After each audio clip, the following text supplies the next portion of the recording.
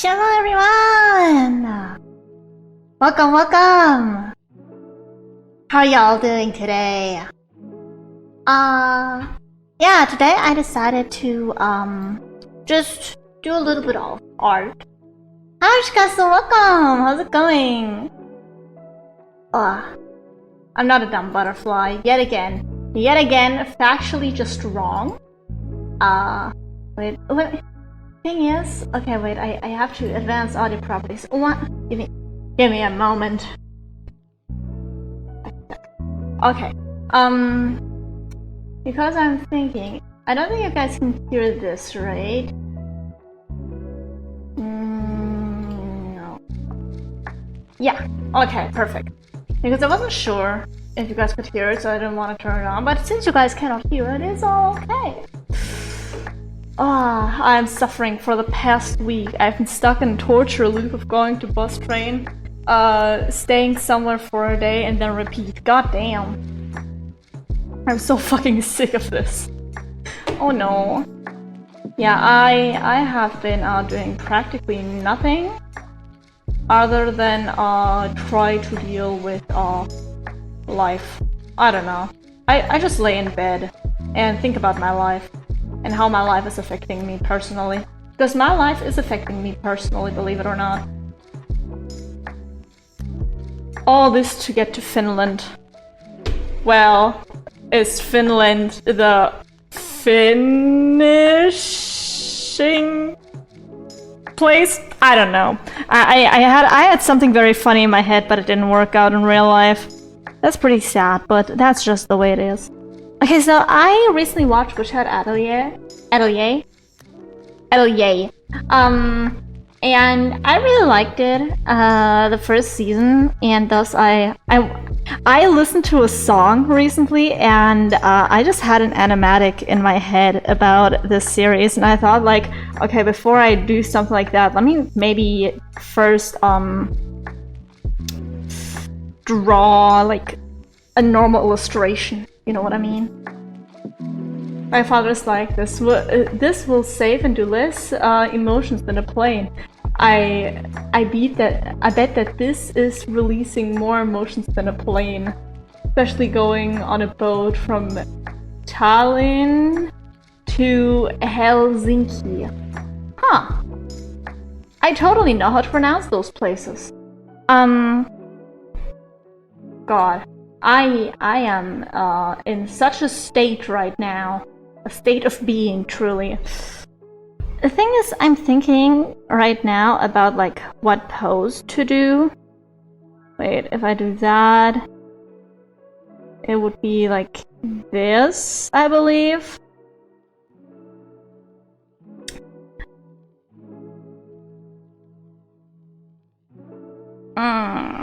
Because I want to draw like the mane for why is your hand pure black? Brother, have you ever looked at my hand? Have you ever looked at my VTuber model's hand? Wait a second, let me show you. Let me show you my VTuber model's hand. There. It is black. It just looks like that. That's just how my hand looks. What can I tell you, dude? I see no hands. There are hands. I just see it. The hand is there. You have to believe me. Wait. How can I prove that I have a hand? Wait. Maybe if I go right here, and then I bring this to right here. There. There, you see the hand? You see the hand? It's behind the skirt. It's there. It's there. It is here. I have a hand. It's just that the hand is a bit dark because yeah. Okay. I am back in my position. Hi Dan! That hand was out of the sun for too long. How are you doing? I'm doing pretty good. How are you doing, Dan? I barely see it. Why are your fingers so slow? Brother, did you look at my whole frame? Did you look at my waist? Did you look at everything? Did you look at my freaking neck? Of course my fingers would be thin as fish sticks, because I myself am thin as a fish stick. Or a breadstick. I don't know. Some kind of stick. Basically, that is what I'm trying to achieve, the stick figure. Like this. Wait. This is peak performance right here. This is what you should try to achieve totally. Man, you could be thinner. Don't you dare say that. Don't you dare. I'm good the way I am. I believe no, I have to gain weight actually. That's the thing. I actually have to gain weight. Not really, you need some meat on your bones. Yeah. I just need to gain weight. Being too thin is unhealthy. Yeah. But I mean, what are you supposed to do about it? You know, when I watched Witch Hat Atelier with my, I'm drawing like the main characters of Witch Hat Atelier, yet again, Atelier. When I watched it with my parents, they were like, okay, those just look like a bunch of dunce hats. You know what I mean? Like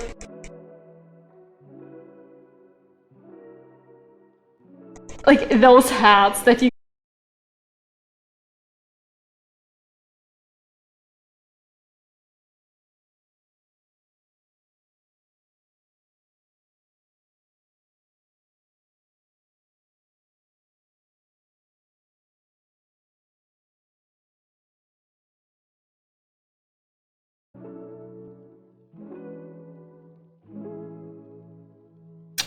Alright, are we back? Yeah, I think so. What do you mean that I messed something up? Sometimes the internet...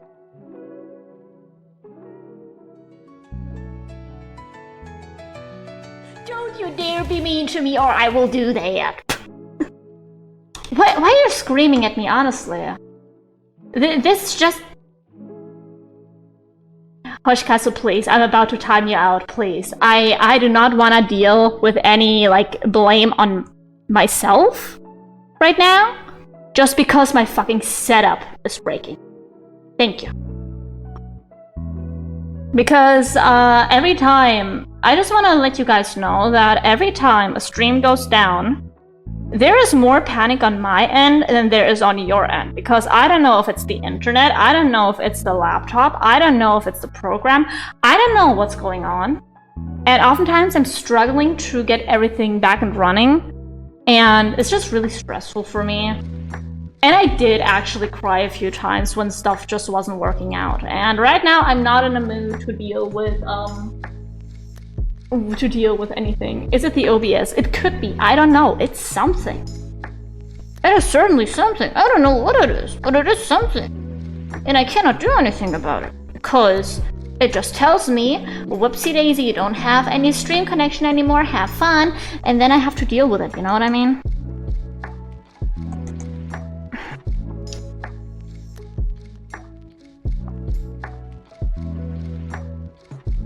Dude. May I make a joke? You may.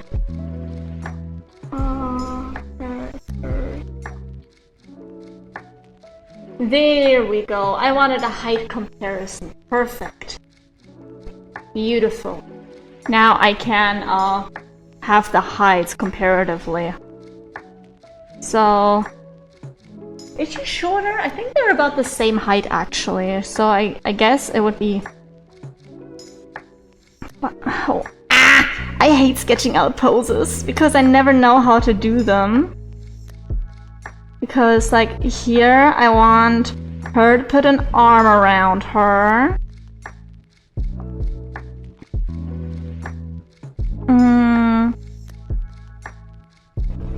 She will be annoyed. She will be smiling. The fall lies with the unknown. We need to kill an omen aboard. The unknown is upon us. Harpoons prepare to fire. Oarsmen, get to oaring. What is an oarsman? Do they just do or what do they do? So she's like trying to get away.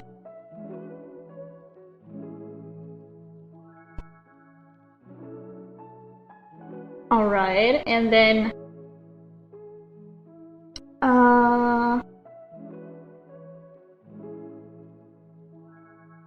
I guess we could put Richie here. She has her normal impassive stare, I guess. And then slightly taller than everyone is... Oh my god, I don't know what... I don't remember what her name is. Wait, they have it here in... Oh god. Oh god, that is katakana. I'm bad at reading it.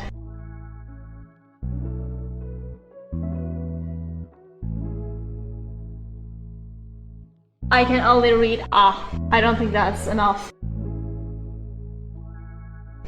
What is her name? Wait a second. Pink hair. What is her name? Where is her name? Okay, wait a second. Ketia. Ketia is her name. I never would have guessed that, honestly. With human strength, that's what an oarsman is. Someone with a lot of strength. Alright. And she's even more smiles. What a beautiful family. That's just the average family photo, isn't it? And now we have the gay dads. 1 and 2. And I'm not kidding, they have a pretty interesting relationship from what I have seen. At least, like, from a lot of the fandom. Alright, I'm gonna do it like that, I believe. Alright, oh, 6 characters is a lot. 6 characters really is a lot. Alright, but let's start with, like, just sketching things out.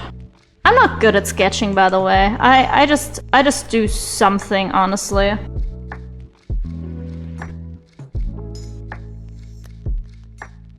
I can make them all baby-faced, though, except for the grown-ass men. The grown-ass men cannot be baby-faced, unfortunately. One of them has a beard as well. I don't know how baby-faced I can make baby girl.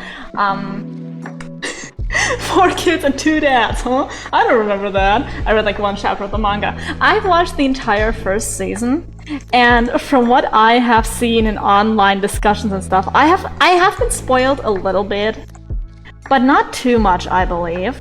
But as I have heard, it's gonna get a lot more depressing as things go on, because the first season was very actually positive, except for like a few story beats.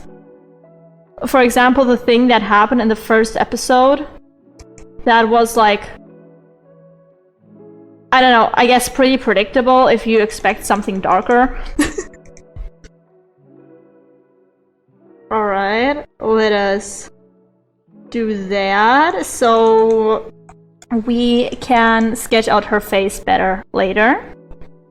So, in Witchout Atelier, there are 4 like 12-year-old girls. I believe they're 12, around 10 to 12-ish, I believe, and 2 grown men living together. And I remember on the website I was watching that on, there were like comments on all of the anime, right? And one person was like, yeah, no, this is a really weird anime. Like, you're telling me grown-ass men live with little girls? And I'm like, dude, have you ever heard of fathers? No spoilers. I'm not spoiling much. I'm just saying like character names and stuff. I'm just saying they're like 4 like little girls and 2 grown-ass men. What can I say? But yeah, I did like the anime. Like, I'm very excited for the darker stuff because I myself am an enjoyer of the darker the darker, what do you call it, aspects of anime and stuff. Personally, I like the concept of Madoka Magica, for example, but I didn't really get into it just because, while everyone is praising it for being super psychological horror, I feel like it doesn't do it enough. I want even more, like, sadness and, I don't know, depression. They're kind of the same. Let's ignore that. Because I feel like the concept from Madoka Magica being like magical girls, but like actually child exploitation by aliens is very interesting. But not just any child, specifically little prepubescent girls. You have to understand. That is the only child exploitation they will do. I believe there have been no magical boys, right? In Madoka Magica. I don't know right now. I mean, there are other examples of older men being with young girls in the same room. Like, example, men could be a teacher. Who's going to get an anime? Would you watch it? Limbus Company is a dystopia. Maybe, I don't know. It depends on the reviews, honestly. You know what I have been watching? ReZero. I have been watching it with my parents, and I gotta say, personally, any ReZero fans, don't get offended, please. I think it fell off after, like, season 1. And the movies were also good. I liked those. Like, I liked the movies and season 1. Season 2 was alright.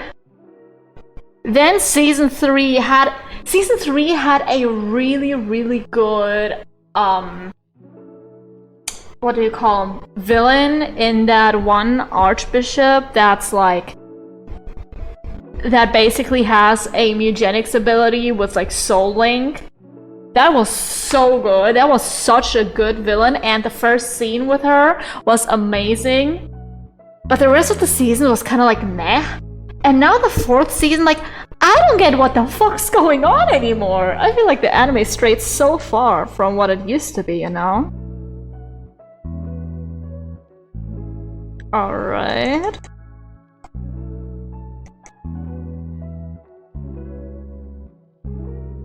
And I'm gonna do like this for her arms. And as long as they don't change the story much, it will be peak. Like, Limbus Company is such a good story in my opinion, will never stop glazing. I mean, the thing with adapting a game into an anime is that, historically games haven't been adapted into anime well. I still remember Danganronpa, right? I don't know if many of you remember Danganronpa. I have watched the full anime. I have played nearly all of the games except for the 3rd one because it was just too long for me. But I've watched it, I've played it, and I gotta say, the anime really didn't do a good job in showing the story at all. Like, it was just too fast-paced. At the same time, like, didn't cut out unnecessary stuff, but kept in like some stuff you don't really need, and they just rushed through the main story. And there were a lot of really weird scenes, especially, I believe it was season 2, where they were in the school. Like, when the characters of the 2nd game were in Hope's Peak Academy. Like, that whole part of the anime was totally originally written. There was nothing in the games that was like that.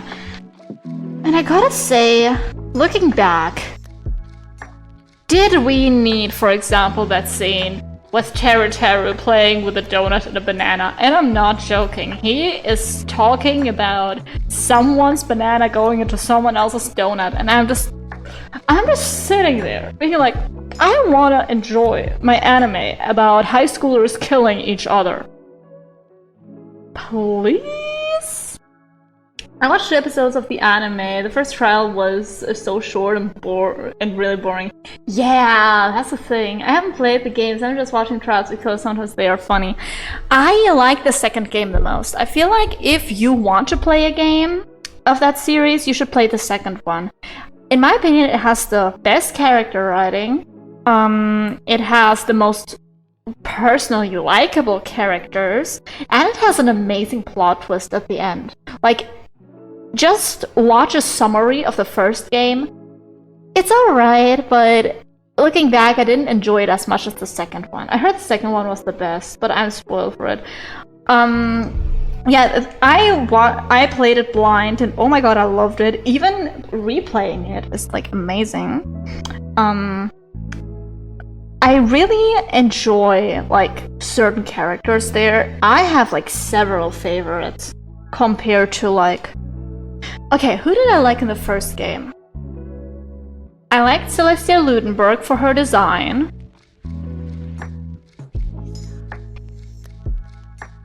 I like Mondo, and I don't remember what the other guy's name is, the hall monitor. I liked their like semi-bromance. Yeah, I think that's all I have to say, unfortunately. Oh no, I liked God. Toko? What's her name, Toko? I believe. The very shy purple-haired girl that with like black to purple hair. That like I don't know, does she have split personality disorder or something like that? Anyways, I liked her, but mainly because of another game, not even the first game. I liked it because of God, Ultra Despair Girls or something it's called. It's like a Danganronpa, but it's like Danganronpa, but if it was a shooter. And like the thing is, Ultra Despair Girls is so good if you just look at the like story of the two main girls. If you ignore everything around them, because that game is full of little children and inappropriate things done to those little children, and I did not enjoy that part. I hated every second of it. The game itself has like the mechanics are fun. What happens to the children on screen is not.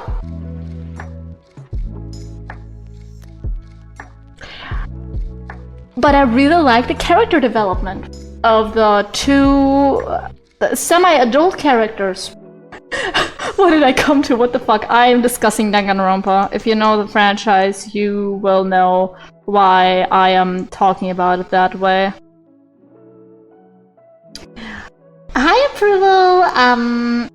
Approval, don't forget D&D in 3.5 hours. D&D, don't be late. D&D approval, D&D approval, D&D approval, D&D. For context, approval usually comes late. Fun fact, have you gathered that from my very, what can I call them? Subtle hints. Oh, you're the D&D guy. Will you be sick? No, today we have a dragon fight. He cannot be sick. I'm not allowing that.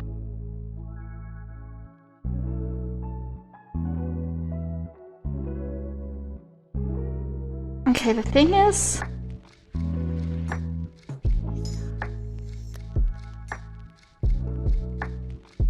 I want it to look like she's being pulled towards the group, but she doesn't want to be inside of the photo, you know what I mean?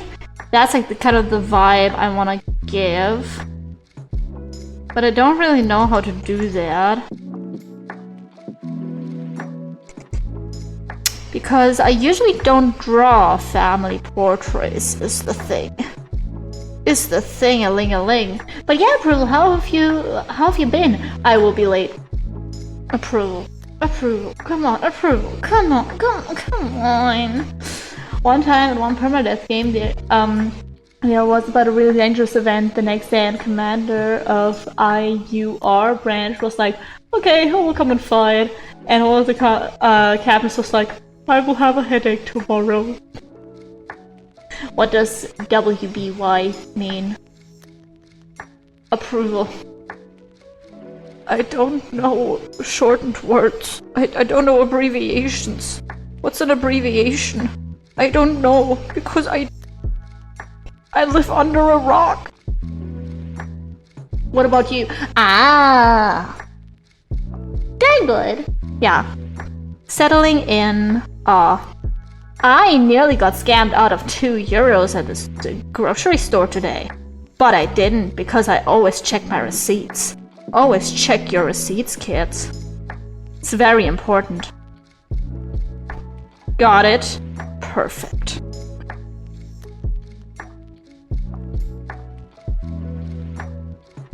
She looks so long. I feel like I made her too long. I feel like... Okay, wait. This is where I put that. So... Huh. Yeah, something is inherently off about this whole thing. Me when something is inherently off about it. What about you,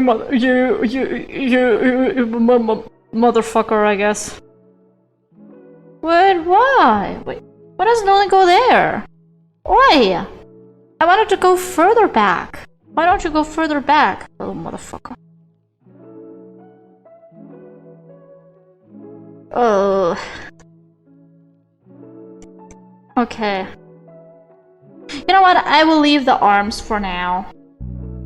I will just draw the rest. I can do this. I mean, I cannot, but I can pretend like I can.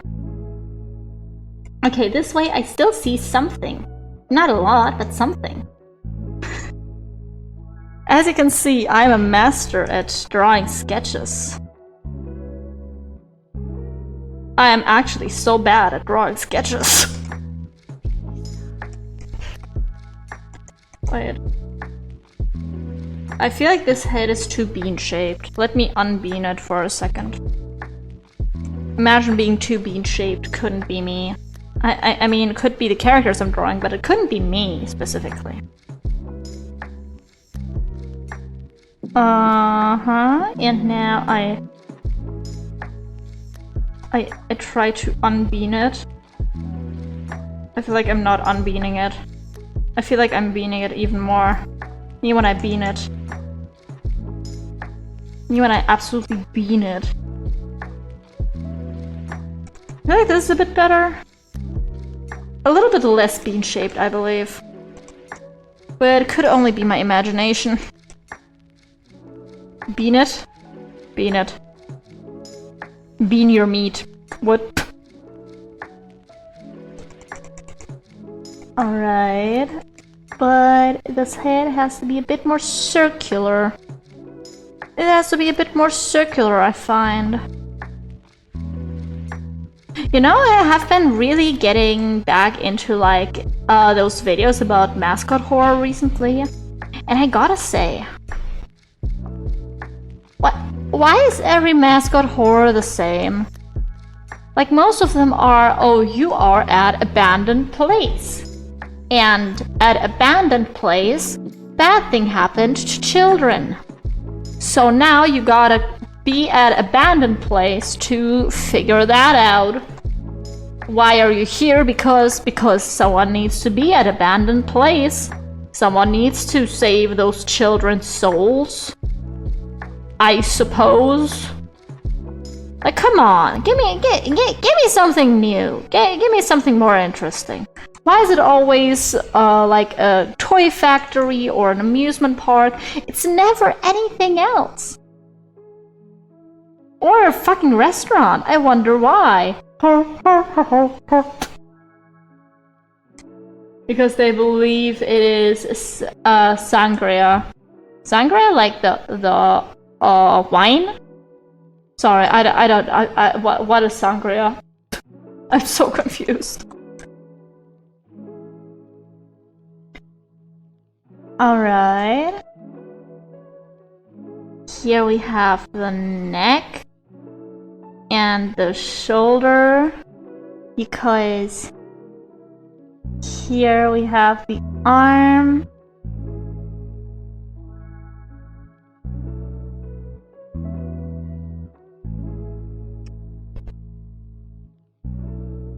And do we put another arm around Richie? I don't know. Are Coco and Richie besties like that?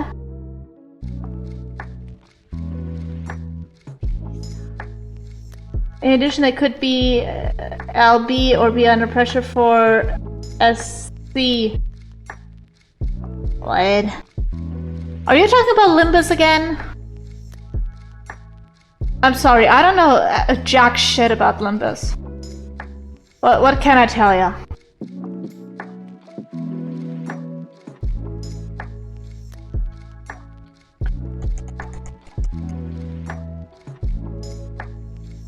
Alright, like that.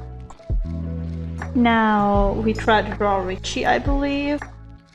At least the heads. I at least want to draw the heads. No, I'm just talking like Ryushu. Who is Ryushu? Huh? Hoshikazu, please. I don't know who that is. Are you talking Limbus? I don't know. LB is Lazy Bobs. Huh? SC stupid CEO.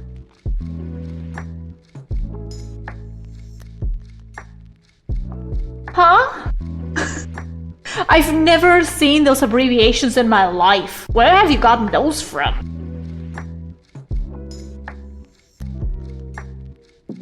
I feel like I feel old now. I'm not understanding slang anymore. Oh no. This is it, folks. It was very nice knowing ya, but I think it's over for me. I made him the fuck up. Okay, then it's not over for me. Thank God. I thought I was a goner there. Because, you know, as soon as you stop understanding the slang of the youth, you are, you are sentenced to execution. Like, immediately. You know what, I'm just gonna... I don't want to draw the face shape again if they have the same face shape. I mean, I feel like Richie and Coco and all of the other girls have approximately the same face shape just because they're little girls. Because in anime, there's only one face shape a little girl can have. Around. I feel like she was shorter though, no? Well, she's not that much shorter. Right? I don't know. How am I supposed to understand heights, man? I think her head is a little smaller though. She's just a little smaller than the rest. Well, not that much smaller, but like, let's put her right here. Yeah, that feels alright. Discord R&B. I don't understand the word you're saying, funny little guy. A funny little creature. I only understand my own words, and those words are, hello, my name is Choco. How are you? And I feel like we can draw her, like, leaning against Richie. With, like, only a slight side profile. Like this, you know?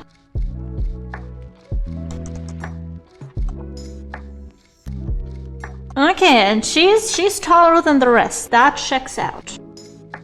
She's a little bit more taller than the rest. I feel like this is good. Okay. Guy, I'm a gal! Everyone is a funny little guy in my stream.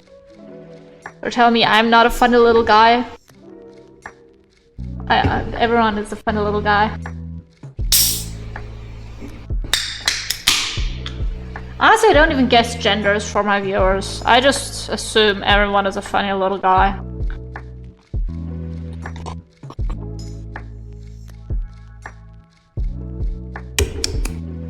Unless I know them really personally. For example, I know my sister You're a DB. I'm a Dragon Ball?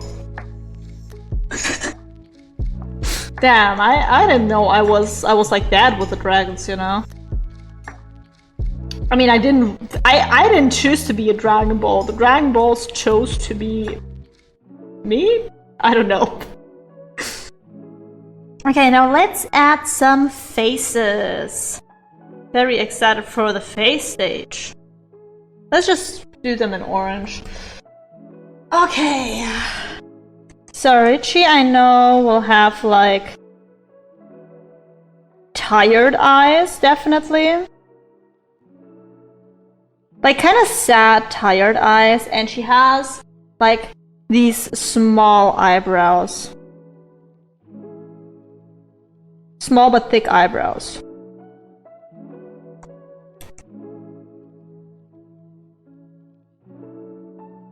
And generally a very like neutral expression. Alright.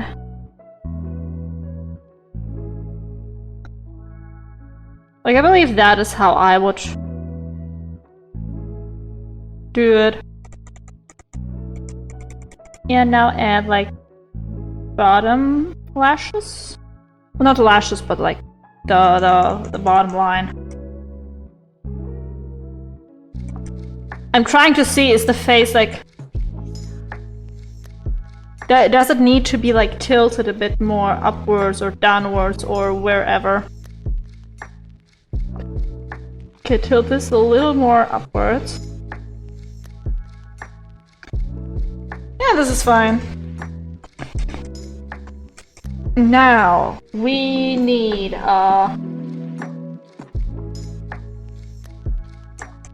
wait, let me put the faces at the top here. Super big smile. From, God, I forgot her name. I forgot her name again. Atelier, I believe. Yeah? I don't know.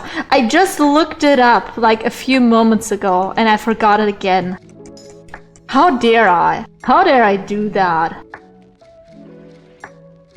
Alright, but she has a really big smile. Just generally. Choco, I am bored. I'm entertainment. I'm not entertained. Should I jangle some keys? Wait. Oh, wait a second. Oh.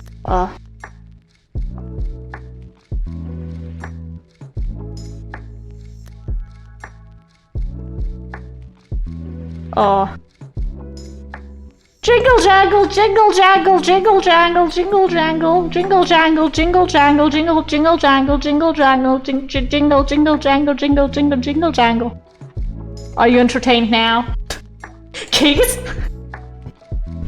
I hope you enjoyed your key time. Fuck, I think it worked.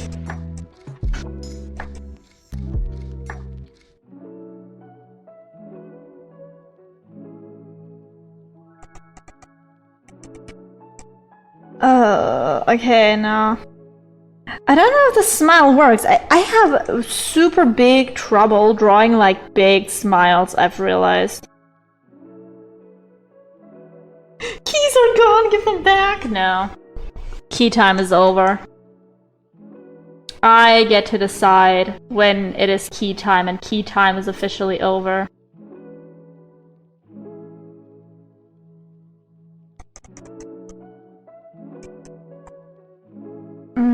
Okay, I need to move the eye down a bit. I think this is good? I don't know. Give the keys back, I want keys back! I'm not gonna make this stream just a whole collection of keys.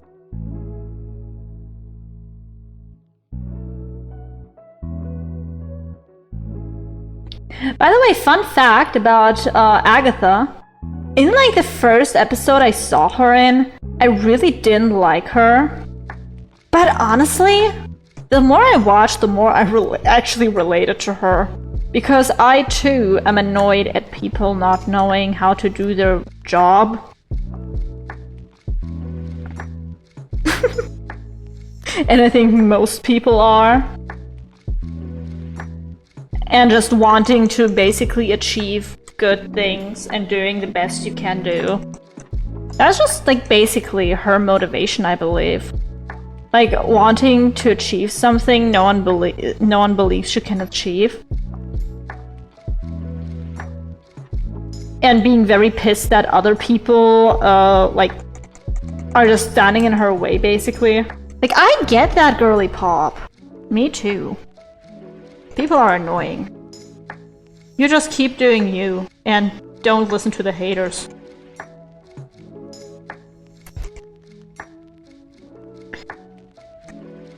Like, just a perpetual scrowl.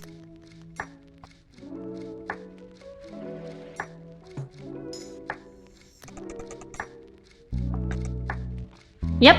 Okay, doing that. Mikasa death stare again. Nah, you cannot Mikasa death stare me.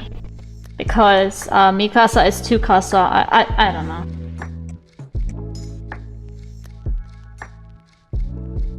And I'm just gonna give Coco a very cute smile.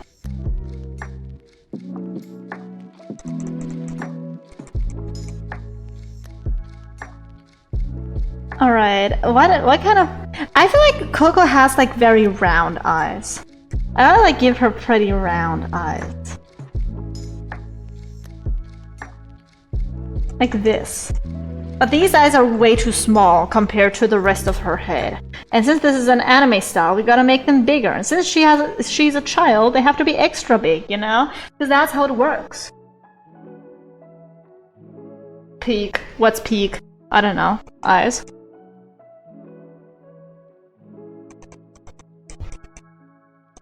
Honestly, you can kinda see who everyone is supposed to be. I believe. Like the four horsemen of a friend group. Angie, normal, emotionless, hyperactive. Shoko, when are you gonna add redeems? When I get to like average 10 to 15 viewers. That's when I'm gonna do redeems. Before that, nope. Because taxes are way too complicated in Germany.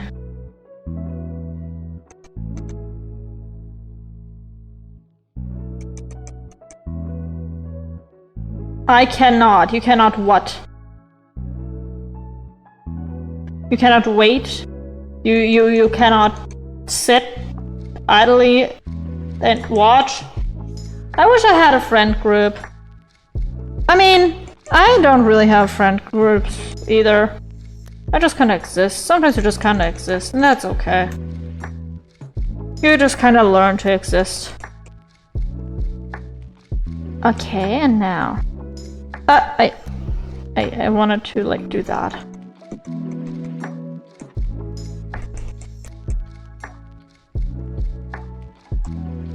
Yeah, like that. We have a few expressions.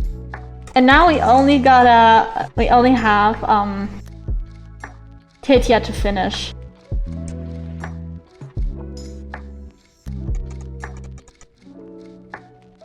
I don't know how to do big smiles. How do you do a big smile?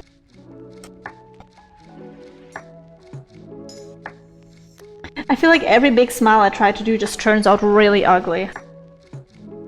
Can you like not claim the money? Like if you don't cash in your cash, you won't have to do taxes.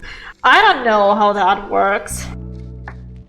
I don't want to risk it because very complicated. I would have to tell my employer that I have a second job, basically.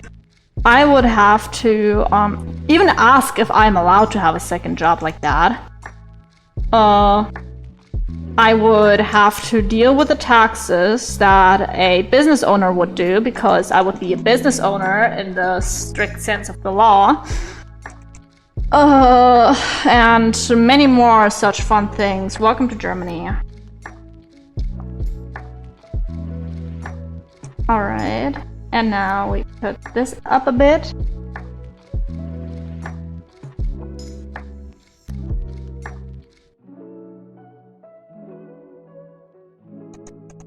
Okay, I feel like this works a bit better.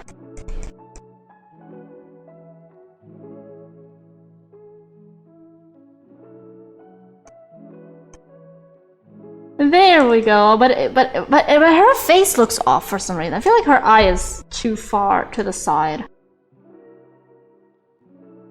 Like, let's do that.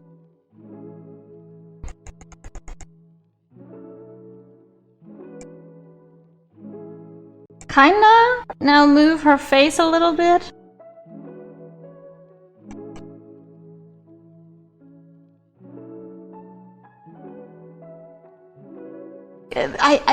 Maybe, kinda-ish? I don't know. I'm so bad at drawing faces, dude. Literally worst artist of ever. Not even of 2026, of ever. Would it really count as a second job? That's so odd. I believe so. No? At least I believe it would count as a second job, because theoretically it is a second job. Because you're getting money from it. It's a business you have.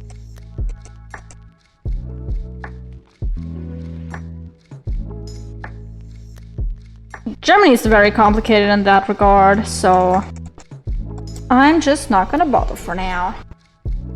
Alright. There we have it. And now, I can draw the hair. Because that is more fun. Okay, which hair do I want to draw first? Here, mini bangs. She has micro bangs, dude. You can see her whole fucking 5 head. That's just how rich she is.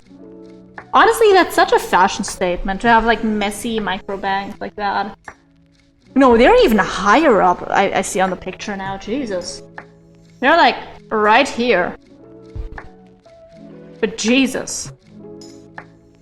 Personally, I could never, but honestly, big mood to her.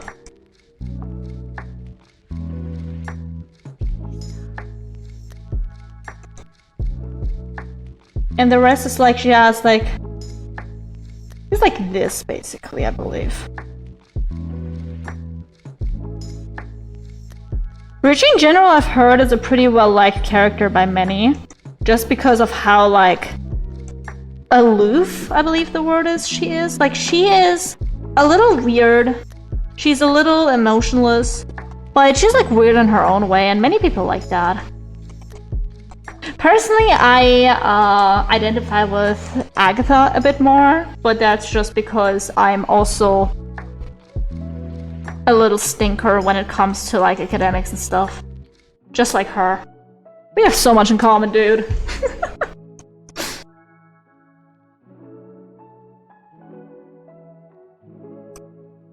Me when I'm a little stinker about academics. There is the minimum amount you have to earn for it to count as a job. I don't know if that's the case at all. Would be so odd there wouldn't be one. I don't know. Like, that's the thing. I don't know with that whole thing. That's why I am putting it off as much as I can, just because I plainly do not know what the fuck is going on there. So I'd rather like not deal with it for now, especially since I'm a very small content creator. And as long as I'm small, I can just use that as an excuse to not do anything. Because I can be like, oh, I wouldn't get that much money anyway, so I don't have to deal with taxes because I'm not getting any money. Yippee! At least we get Atlas streams, win-win. Exactly! I don't know why you guys are complaining. Would you rather watch like, I don't know, 3-minute ads like every hour or something?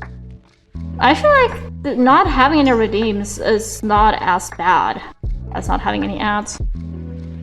Well, like, or as having ads. That's the way. Because I know it kills the vibe for a lot of people if they click on a stream and they immediately have to watch an ad.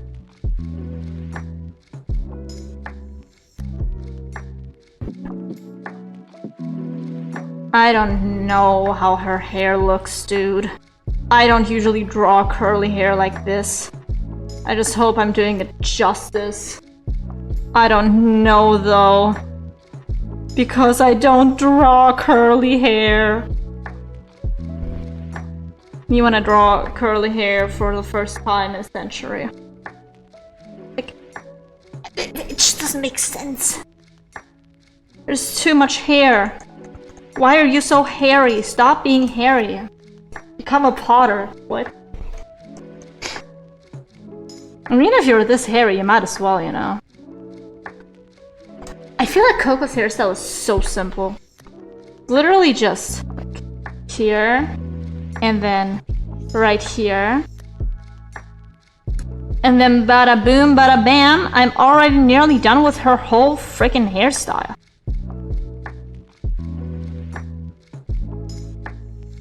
I just add like a few of these.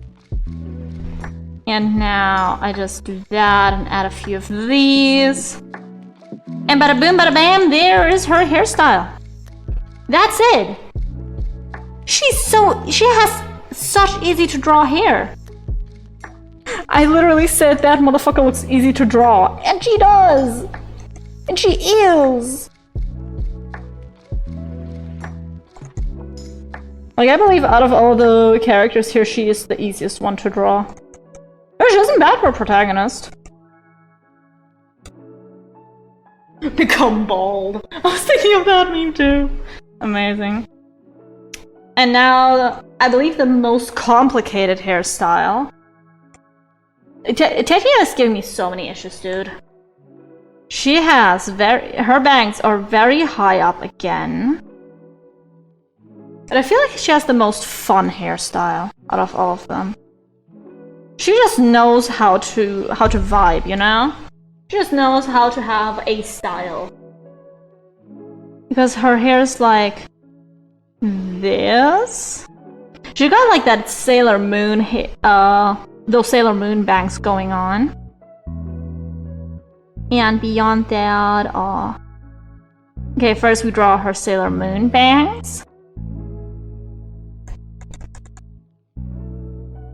Perfect question mark. I don't know.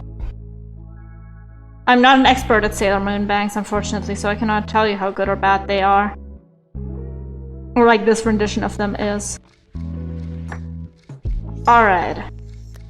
And then she has two little pigtails right here.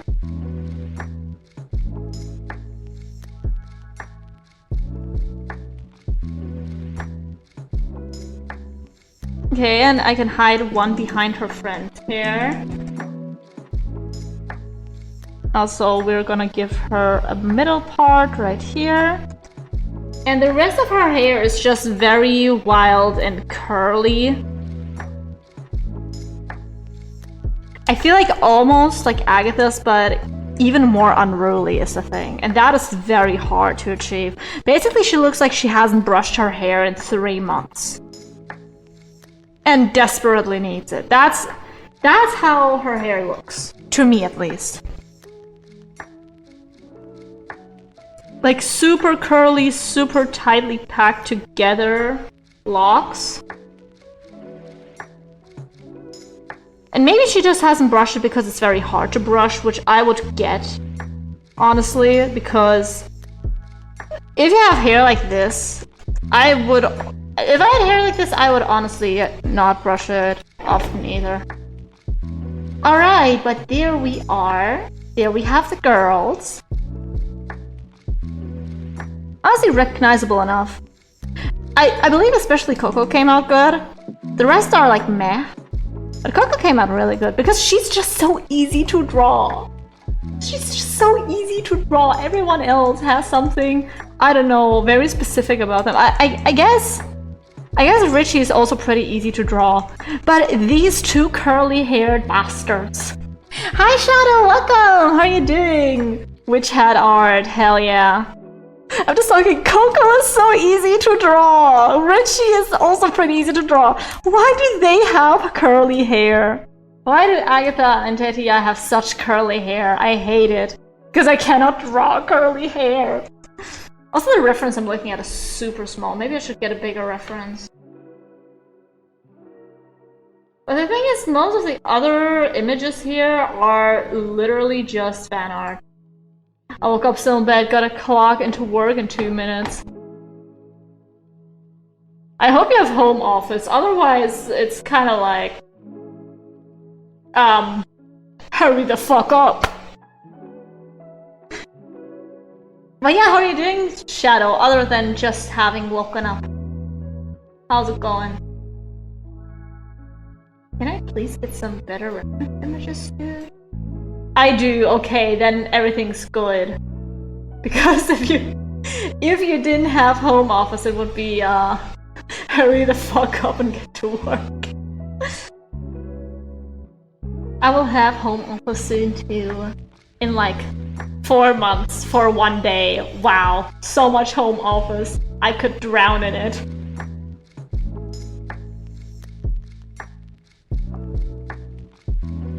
Okay, wait. Now that I'm looking at the anime image...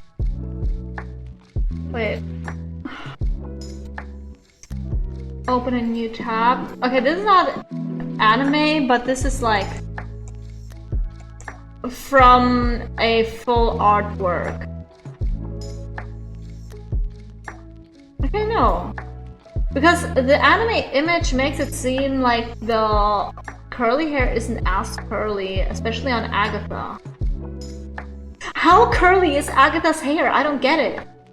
Is it curly or is it just... Okay, wait. I'm gonna take this image as a reference. Oh my god, can I please?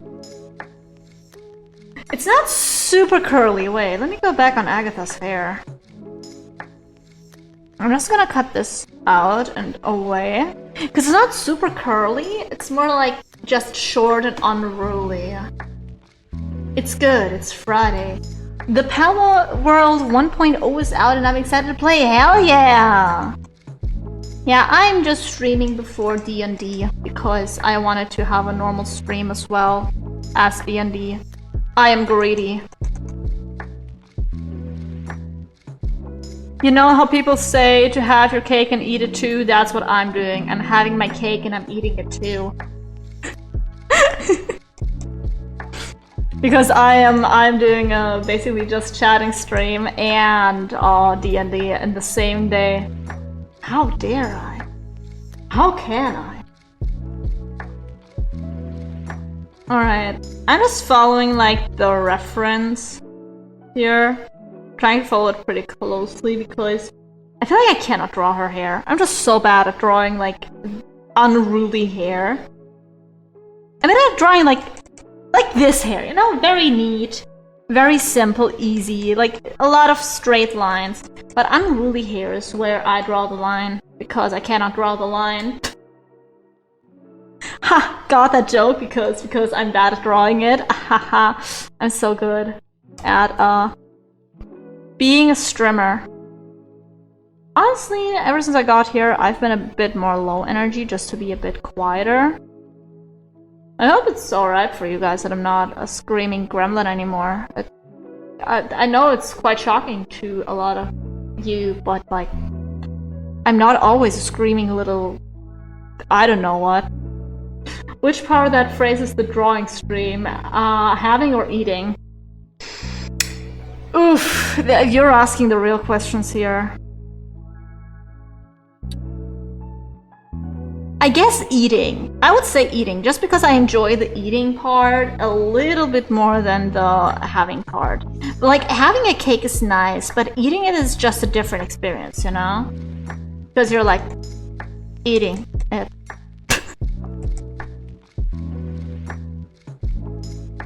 Because while I really enjoy D&D, I feel like streaming D&D is an entirely different beast.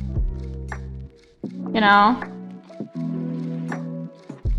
And this is too thick, I have to make it thinner. And by making it thinner, I just push it like that. Also, I have to draw an ear for her. SMH, having to draw ears. Imagine, in this economy, dude. Who even draws ears in this economy? That's an alright ear, I guess.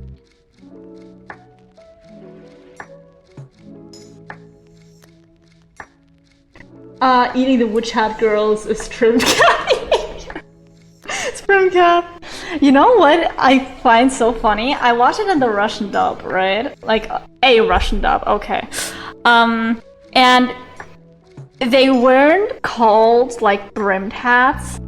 They were called the Hatters. Шляпники. Like literally just the Hatters.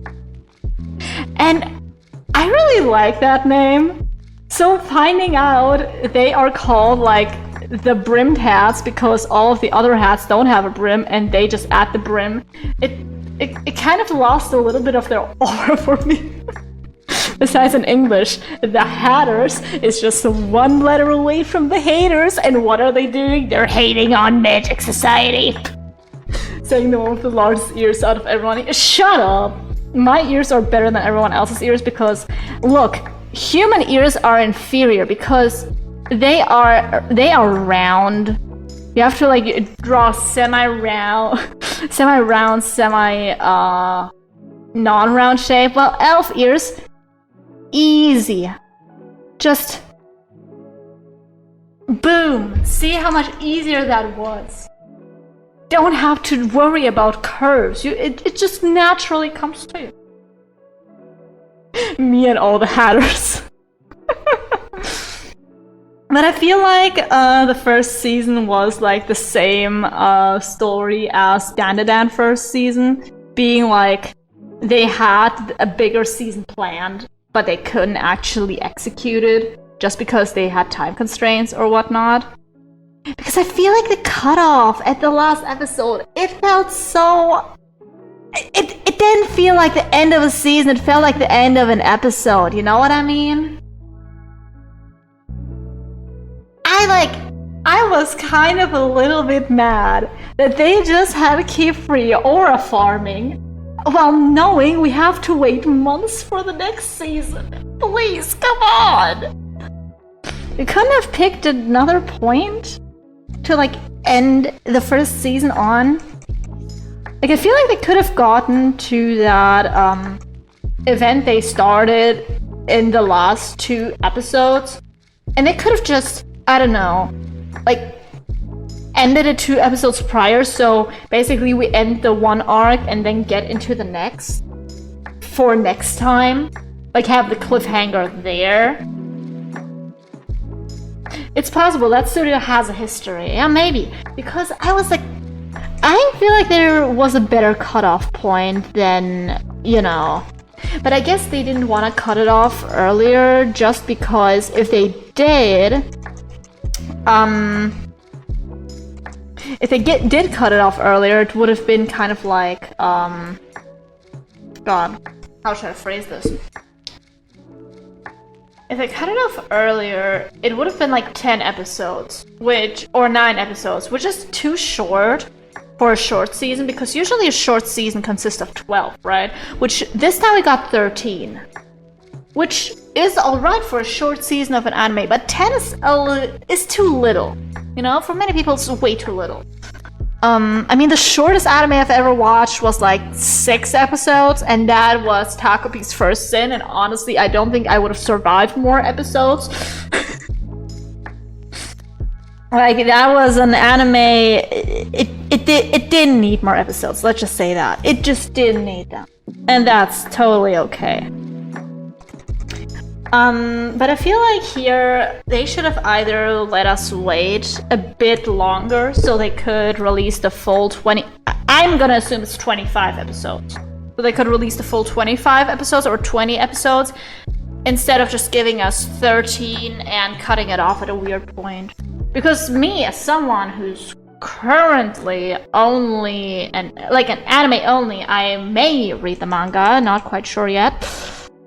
It's just a very weird cutoff point, like I said. Did you watch Zom 100? Unless my wires are crossed, which had was done by that same studio. Zom 100 had so many delays that they had to just release the last 3 episodes of the season. Like 6 months later. Jesus Christ. I didn't watch it. I didn't even hear of it, but damn. That studio has a history then. That's crazy. Now, I only know that the other like biggest delay from another studio that I know was like Dunegons.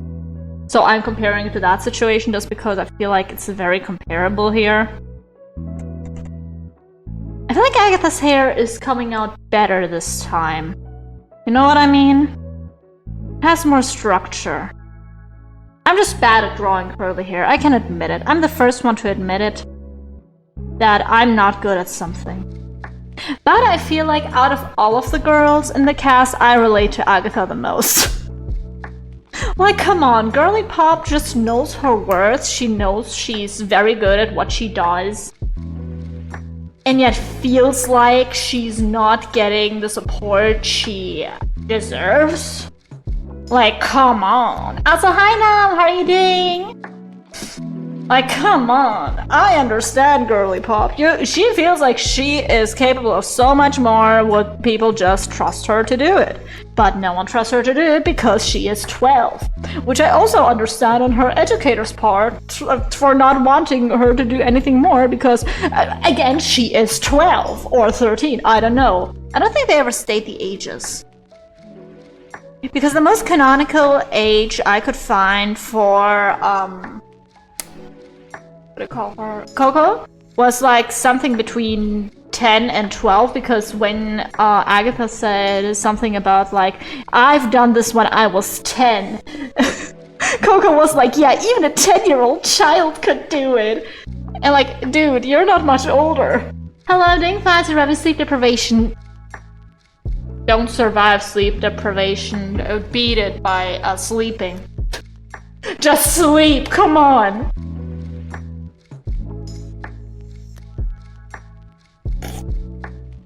Sleep is very important, guys. You gotta understand. You just gotta understand.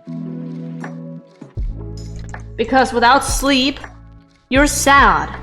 With sleep, you're probably also sad, but now you had a pretty funny dream you can think about all day. Instead of just being sad, you know? That's usually what I do. Oh, I actually did have a pretty interesting dream recently. Wait, let me try to recall it. Oh yeah, I was... Okay, so we were at like something like a convention, right? Something like an anime convention. And, okay, I've had the stream like a day or two ago, so it's not too vivid anymore. Just listen. We were at a convention. And I believe I picked up a box. But it turns out that it was not a box, but a guy that was like ripped apart and formed into a box. And I didn't know that. And so for picking him up, he wanted to rip me apart and turn me into a box. So I was running away from Mr. fucking box guy. Trying not to get ripped apart and turned into a box, and I was like begging him. I was like, please no, I didn't know you were a guy. I thought you were just a box. And like, you were probably in my shoes back in the day. You didn't want to be turned into a box. Why do you want to turn other people into boxes now? And he was like, you know what, you have a good point. I still want to turn you into a box. And so I kept running and running and running. I ran in that dream for like a solid 2 hours. I ran so long.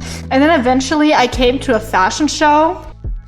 And one guy was like, you look alright, but like not what we're looking for right now. And then I was like, I had an idea. The box that turned himself into a box, it was like a zombie thing. It's not a zombie thing, it's more like people who got turned into boxes are so mad at other people that are not boxes that they want everyone to be boxes because they didn't want to be boxes. Kind of like that kind of situation. And so I turned to like the box guy, which there was 3 of them now. And I was like, okay, if I can get into a fashion show, you will leave me alone, okay? And they were like, alright, bet, Girly Pop. And I was like, alright, I gotta go to another fashion show. So I looked at the convention and I saw that there were 2 other fashion shows I felt like I could like maybe get into. So So I went to the first one. The first one was like, nah, we're not taking you.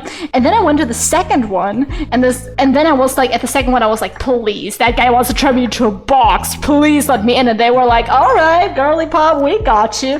And then I turned to the box, and I was like, okay, I'm in a fashion show now. What you gonna do? You're gonna let me go now, huh? And also, you're gonna let my friends go. And then I woke up. So I don't know what they replied. I just know that I just basically stuck it to the box guy by getting into a fucking fashion show. As a model for the runway, by the way. They didn't even really want me. They just did it because I begged, because I was scared shitless for my life, because I didn't want to be a box. Yeah, why did you dream of like a Drukarian Night Lord's victim? I have pretty wild dreams. I also remember that one dream. During that phase of my life, I really wanted to do like a gap year in Japan. But I was too old for most of the programs, so I dreamt that I met a doctor in Japan and he was like, you know, I can make you sick and then they can't do shit about your visa because you have to be like in a hospital. And I was like, ha, bet! And then I had the dream where he was just making me really sick and I was just laying in a hospital. Having a great time, trust me. I have wonderful dreams, as you see. Wonderful, wonderful dreams. Okay, I need another reference now because Tetia's hair. Her hair is so hard. Tetia. Come on. Anyone have a good reference for her hair? Turns out her hair is just really fucking hard to do. Because I'm looking at it right now. Yeah, it's not looking good. It's not looking good. Also, I forgot her eyebrows. That's why her face looked so weird compared to everyone else. I forgot her fucking... Okay, no, wait, I didn't forget her eyebrows. They're just hidden by her hair. Okay, what do I do about that? I believe I put her eyebrows down a little bit so they can be seen at least, maybe. I don't know. I don't know how to do this. Okay. I was right. Honestly, I was pretty spot on with the hair. But I don't like how it looks. But how do I change hair that is just generally pretty weird in its shape? Okay, I feel like I can do these better. Like her pigtails. That I can do better. Also, why are they called pigtails in, like, English? Like, a pig doesn't have those tails. On that topic, what are you drawing? Do you know the anime Witch Hat Atelier? It has been really popular recently, and I just wanted, like, to maybe do an animatic to it, but I thought, like, before I do that, I should probably draw the characters first to see how I vibe with drawing the characters. I feel like Coco is the easiest character to draw, followed by Richie. And like Agatha is like third place out of the main girls, and then Tetia is just hell. Hair jail. I don't think I know it. So it's basically in a magic world following this girl, Coco. She lives like in a little village. And she is the daughter of a seamstress. And basically in that world, magic is considered to be something that can only be done by chosen people. Like, not everyone can do magic, but she, like, really wants to do magic. She's, like, fascinated by magic. She, like, really, really wants to do it, but she's not one of the chosen ones. So she can't do it, you know? But she's been fascinated by magic her whole life. And then a mage, or a wizard, I don't know what they call them in English, basically appears in her village. And she finds out a secret about magic. And she figures out how to do it, but she does a very... I'm not gonna say much more, but in short... she will be able to pursue the path of magic, but at a cost that was way higher than she anticipated. Yeah, I don't want to spoil much because I genuinely really did enjoy the first season.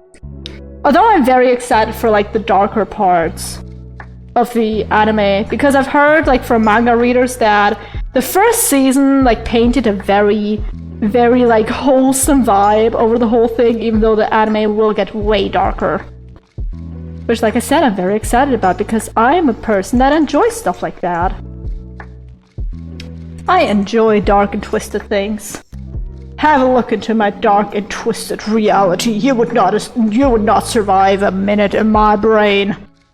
That's how dark and twisted I am. God, I feel like I'm butchering her pigtails again. Yeah, I'm butchering them again. How?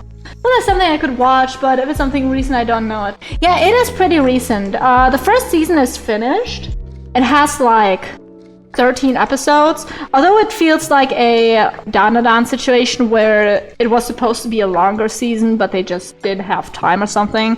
So they just put out a short season that is not really that doesn't have an end to the season. It's basically just I don't even know how to describe it. It doesn't have a satisfying resolution. Like, it feels like the end of an episode, not a season. Like the cliffhanger it has. I'm very excited for the next season then. But I feel like I'll have to rewatch the first season to really get into the vibe of the second season. But yeah, the second season is also already in production. Who would have thunk it? Yeah, I think they just did the same thing, but like, you know, who am I? I am not a member of the council that makes that anime. So I wouldn't know. Okay. Oh god, your hair is so hard to do. Why is your hair like that? Come on, also I need to also draw an ear for you. Imagine having to draw ears. Disgusting. Disgusting. Put that thing away from me.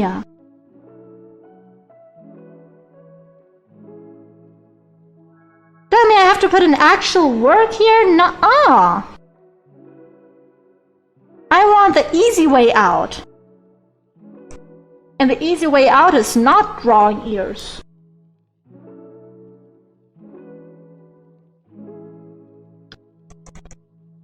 But yeah, I'm very excited for like the darker aspects. I may pick up the manga, like, digitally. I don't like reading stuff like on paper, especially manga, just because I feel like it's very tiring for me. If I have it on a screen, it's way easier for me to read. That's how I read Oshinoko and what do you call it again? Chainsaw Man.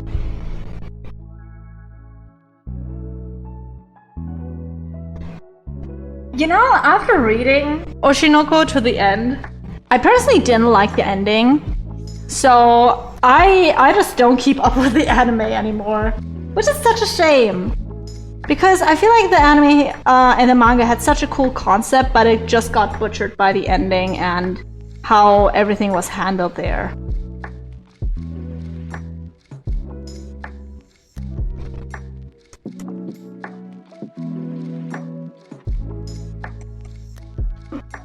Okay, yeah, I don't know, is that her hair? It kinda feels like her hair, kinda doesn't. She just has weird hair. Girly Pop has really weird hair. What can I say? I'm not an avid enjoyer of like very messy hair because I don't know how much hair you're supposed to draw inside of that hair, you know what I mean? Like, is that an appropriate amount of hair to draw inside of the hair to show shape and other hairs being tangled? I don't know. I honestly do not. I prefer straight hair. Or like hair like this is also fine if I have a reference. Because this is actually a very nice hair shape. But yeah, I am more of a like straight hair person. Even though in real life I have like kinda straight and kinda curly hair. It depends. Like, the top is very straight, while the bottom is like more wavy. Like I have big curls there.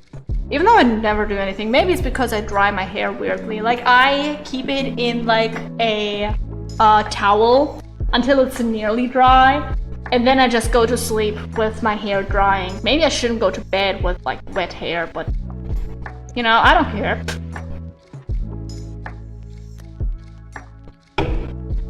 Also, goddamn, what was that voice crack? Okay, and now I get to draw the gay couple. AKA the teachers.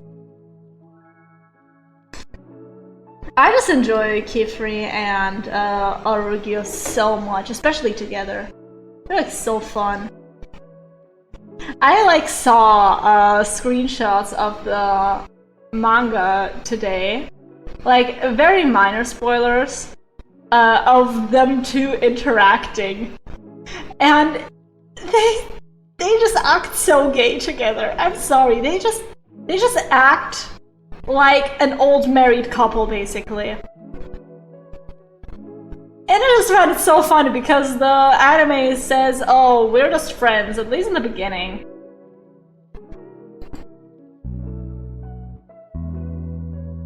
We can take this. Also, another funny thing I noticed is, so, you know like Gojo and Geto from JJK? When I look at Kifri and Olrugio, I always think of those two, like in another universe, another white-haired, blue-eyed guy is best friends with another black-haired, more masculine-looking guy. I'm just saying that because Geto and Olrugio do not look as similar, but Kifri and Gojo look very similar.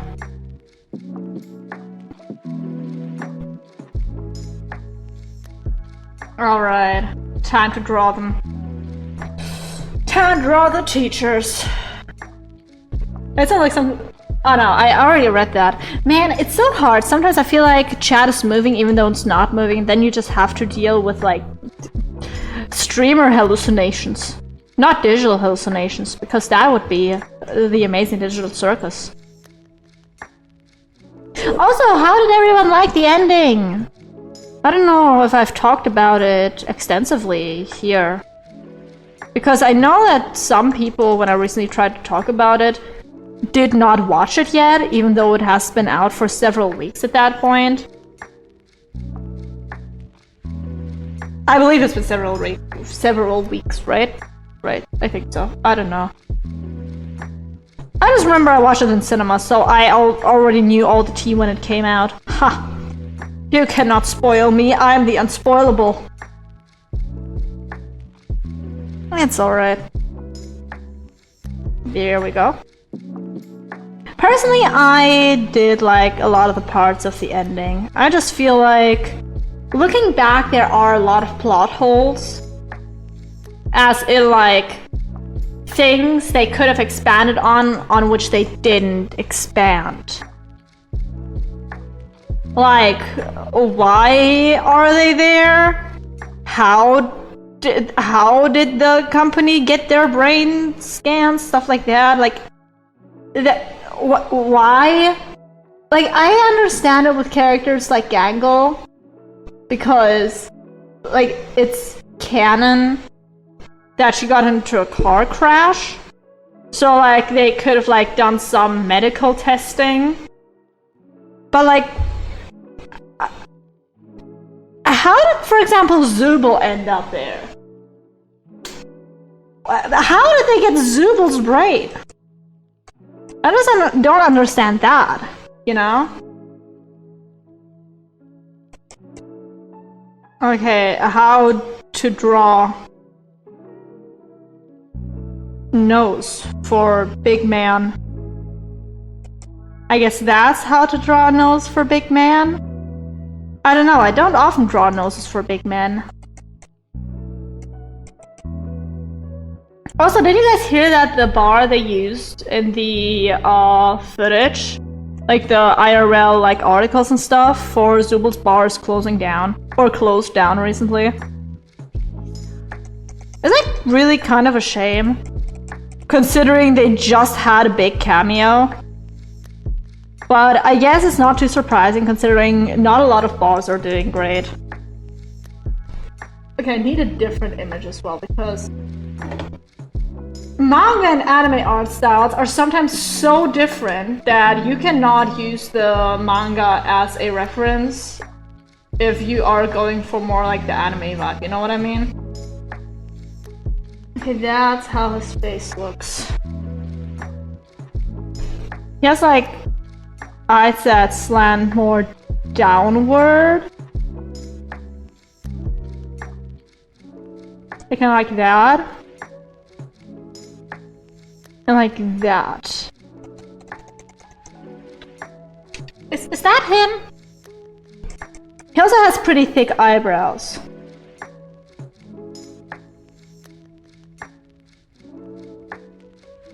Wow, I don't usually draw thicker eyebrows. This is like a game changer. He looks like way different now.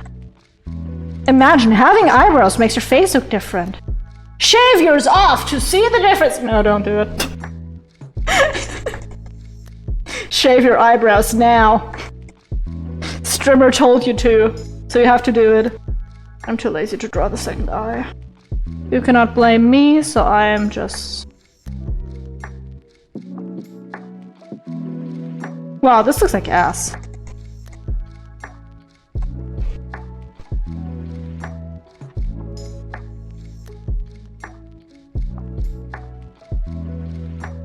There's something uncanny about his face. I think it's because I cannot tell what his expression is supposed to be.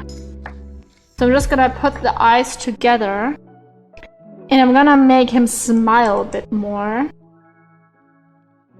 Like this. Put his eyebrows up a little more to like show he is relaxed. I don't know, is that how you relax people? You put their eyebrows up? I feel like it is. Maybe, I don't know. Does he look relaxed to you all? I think he does. Mission accomplished. Oh god. There we go. There we go. This is him. Wow. Like father, like daughter. I'm sorry, their eyes just look really similar in this picture. I guess because they have very similar expressions and because they're being drawn by a person with an art style. Crazy. Imagine being a person with an art style. Couldn't be me, totally trust. Also, I have to draw his fuck-ass glasses now. I still don't understand. How are his glasses and why are his glasses? Like, they have such a weird shape. Like, how are they holding on to his nose? Did he glue them on? Is it just magic? Why are they so small? Look at how small they are! They're tiny! And also, why is one of them black? Like one of the eyeglass thingies. Like, why does he only need half sunglasses? Give me full sunglasses or give me death. As I famously said. Famously, that's like my catchphrase. Right, like kind of like that, I think. I don't know. And this would be like that. Also, why are they so low? Are they like reading glasses? I don't know. Does he read? Is he literate? Fair question. Alright, let's put them like that. And now his hair now. One important part about his hair is that it basically covers one of his eyes. So we're also gonna do that. He's like kind of an emo boy, but that's okay. Everyone has been going through that phase, Keyfree. I remember I saw a video recently where someone called him Queefree or something like that, and I laughed out so loud. Because sure, he's written with a Q, but it's not a queef, dude. It was genuinely a person who just didn't watch the anime and didn't know how he was pronounced. Okay. He has like a thingy here. He has like very fluffy hair. I feel like a wig of his hair would have to be super duper fluffy. I don't think I could ever like manage to make a wig like that. Honestly, I have so much respect for people who make wigs for cosplay because a lot of them just seem to defy gravity. Like, how do you do that? Is that witchcraft? That is like IRL witchcraft. I'm not saying we should burn them at the stake. I'm just saying we should, like, I don't know, have them teach their ways in like witchcraft schools. Being like, hey, that's how you style a very fluffy wig. And then I look at it and I'm like, yeah, that's still witchcraft even if you teach it to me. It's not gonna change the fact, Susan. I don't know. Do you think there are cosplayers with like super, like, Karen-ish names? Like Susan, Karen, and whatnot. It would be so funny. I don't know why. It would be so funny in my head. Like, imagine being a super good cosplayer and just being called Karen, and so everyone makes the joke that you want to see the manager. It may be funny, but it may be annoying. I'm not quite sure which one of those it is yet. Okay, he actually does have a little side hair like that. I wasn't sure if he had a little sideburn like that, but he does. He indeed does. Okay, and over here...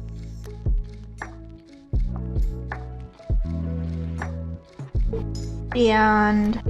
he just has a really spiky to the side hair that just goes to the side a lot. I don't know how you style your hair to look like that. Like, what do you do to your hair in the morning, dude? Do you just take your car and like go like 100 miles an hour and just put your head outside like a dog and just do your hair that way? Is that the secret? So I feel like that may be the secret for his hairstyle. Cause literally just hair go to the side. It's literally just hair go to the side. Come on. There's nothing else going on. Just hair go to the side.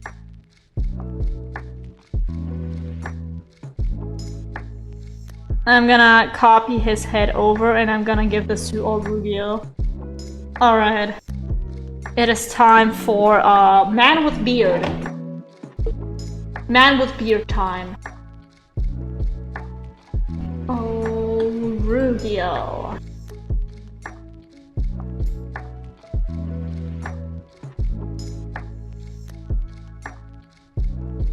Alright, there he is.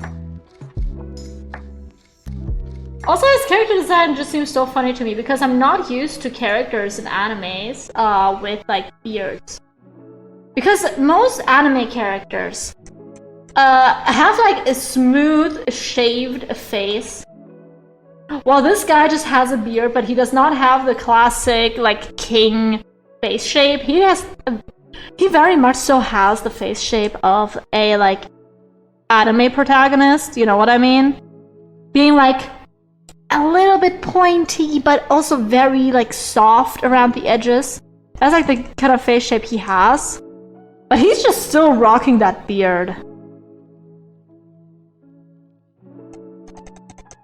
And I feel like the best comparison would be like Coco and Kifri, and then Agatha and Olrugio. At first, I actually thought Olrugio and Agatha were related. I'm not sure if they are. I don't think they are related. I don't think anything suggests that they are related.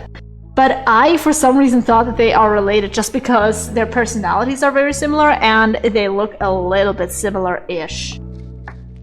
I believe it's because they both have purple eyes and black hair. Might just be me. But I don't see a lot of people with purple eyes and black hair. What can I say? Okay, and now I try to draw his beard and I will fail because I don't know how to draw beards. Because I, famously, don't have a beard. I shave it. What? Fun fact, women can also have beards. And fun fact, men can also lactate. You have everything that's needed for that in your body. The question is, do you have the hormones to, like, achieve your dreams, I guess? If your dream is to, like, lactate or grow a beard. Because with the right hormone imbalances, you can do those things. Women can also lactate if they haven't given birth. Very interesting. I first learned that in Apothecary Diaries when they said that one of Mao Mao's sisters actually started lactating, even though she didn't give birth to Mao Mao. It's like, she just started lactating because her body was like, okay, there's a child and child needs sustenance and we will provide said sustenance to child. Beautiful. Is that a beard? Is that a beard men have? I feel like it's not. I feel like it looks very off. I feel like it's drawn on with a Sharpie. Oh, Ruge may just have to live with that because I'm sorry, a little Rugio, but your face is just not beard shaped. What even is a beard shaped face? I don't know. But it's just not very beard shaped.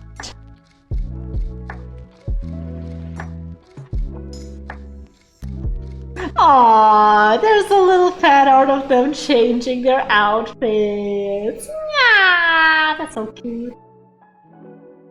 Can I get a close-up of his face, please? I don't see any close-ups of his face. Oh, my mom's calling me. Be right back. Let me just... wait, where's my mic? Where's my mic? Where's my mic? Where's my mic? Where's my mic? I cannot find my mic. There.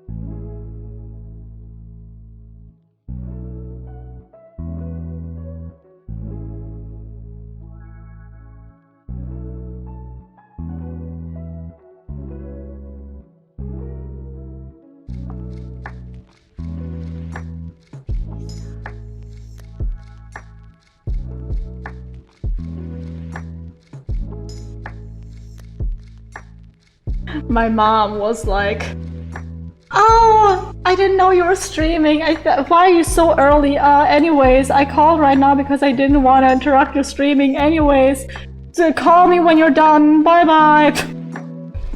So cute. My family has been wanting to talk to me so much more ever since I moved out. It's crazy. It's almost as if they miss me. Which is a crazy concept. I do not think it has anything to do with reality. Oh my god. And tracking broke. What can I say? What canst I say other than tracking broke? And I'm restarting the app. And so I wait and wait and wait. It's okay. I cannot move, but that's just the price you have to pay, baby.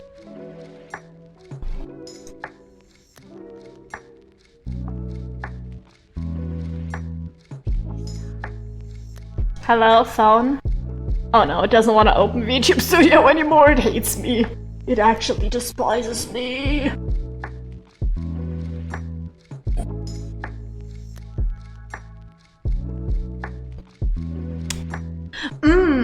But yeah, so I have mentioned earlier in the stream that I've been getting back into like horror, and especially like mascot horror. And I feel like it would be so much more interesting to like I have seen, okay, I gotta say, it's not my idea, it's from a comment I saw under a video, right? But it would be so much more interesting to have like a mascot horror in like a location that still operates and stuff, where you can actually like see stuff being done to people. I feel like it's not really the same-ish, but it's the same, it would be the same horrified vibe I got when I played Nine Souls. For those of you who don't know, Nine Souls is like a Metroidvania-ish game. And basically, in the first 5 minutes, it's very cute. After that, you get a very, very, very, very, very horrifying and traumatic scene, which I still remember, and I will never get out of my head because that was very horrifying. I felt helpless. I felt disgusted. It was the worst. It was a very good scene, though. For like what it was trying to show was a very good scene. I don't want to spoil anything, but basically, have a mascot horror, for example, where the horror is not really the mascot itself. The horror is, for example, you having to go to your 9 to 5, which you are only just now finding out is basically torturing people in doing, like, putting them in zoos or something. Because that's like usually like the whole concept of mascot horrors, right? With like torturing usually children, making them into those mascots, whatnot. That's like usually what happens.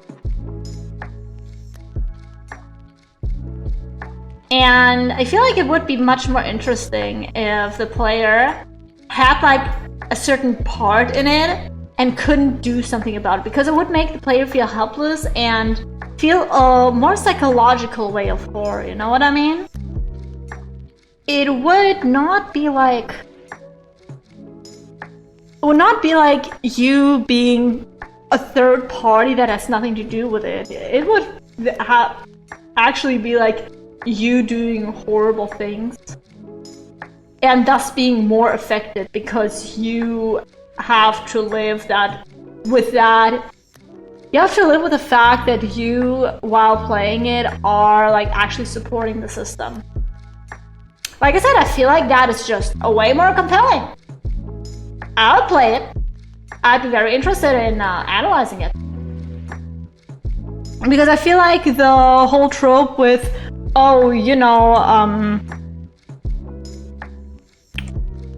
with you being a third party that may have had something to do with it in the past, but not anymore. You're just a good being that just wants to help people, you know? Like, give my main character some flaws, make him a dick, make me want to actually feel like appalled by some of his actions, and yet want to see his story through. Because I feel like so many people are just afraid of making their characters unlikable. You know? For example, in like if we look at like media that tackles unhealthy like lifestyles and personalities, for example, like a lot of narcissism, born from trauma, for example, as we see in, for example, media like BoJack Horseman and Hello Boss. Let's take these as an example, because I feel like they are trying to achieve similar things, having a main character that is supposed to be very unlikable, or having just, in general, characters that are supposed to be very unlikable, but still be somehow at least a little bit relating to the audience, or at least have the audience root for them, even if the character is horrible, and just maybe try to like show that the character, even when trying to get better, may also still make themselves worse. Because I feel like BoJack Horseman does that perfectly. We have a main character who's an absolute piece of shit, and yet I still watched the whole thing, hoping he would change. I still watched all of BoJack Horseman, hoping that maybe at the end, BoJack would actually become a good person. I mean, depends on the definition of good person. I personally don't think he was a good person at the end. I don't think many people would think he's a good person at the end.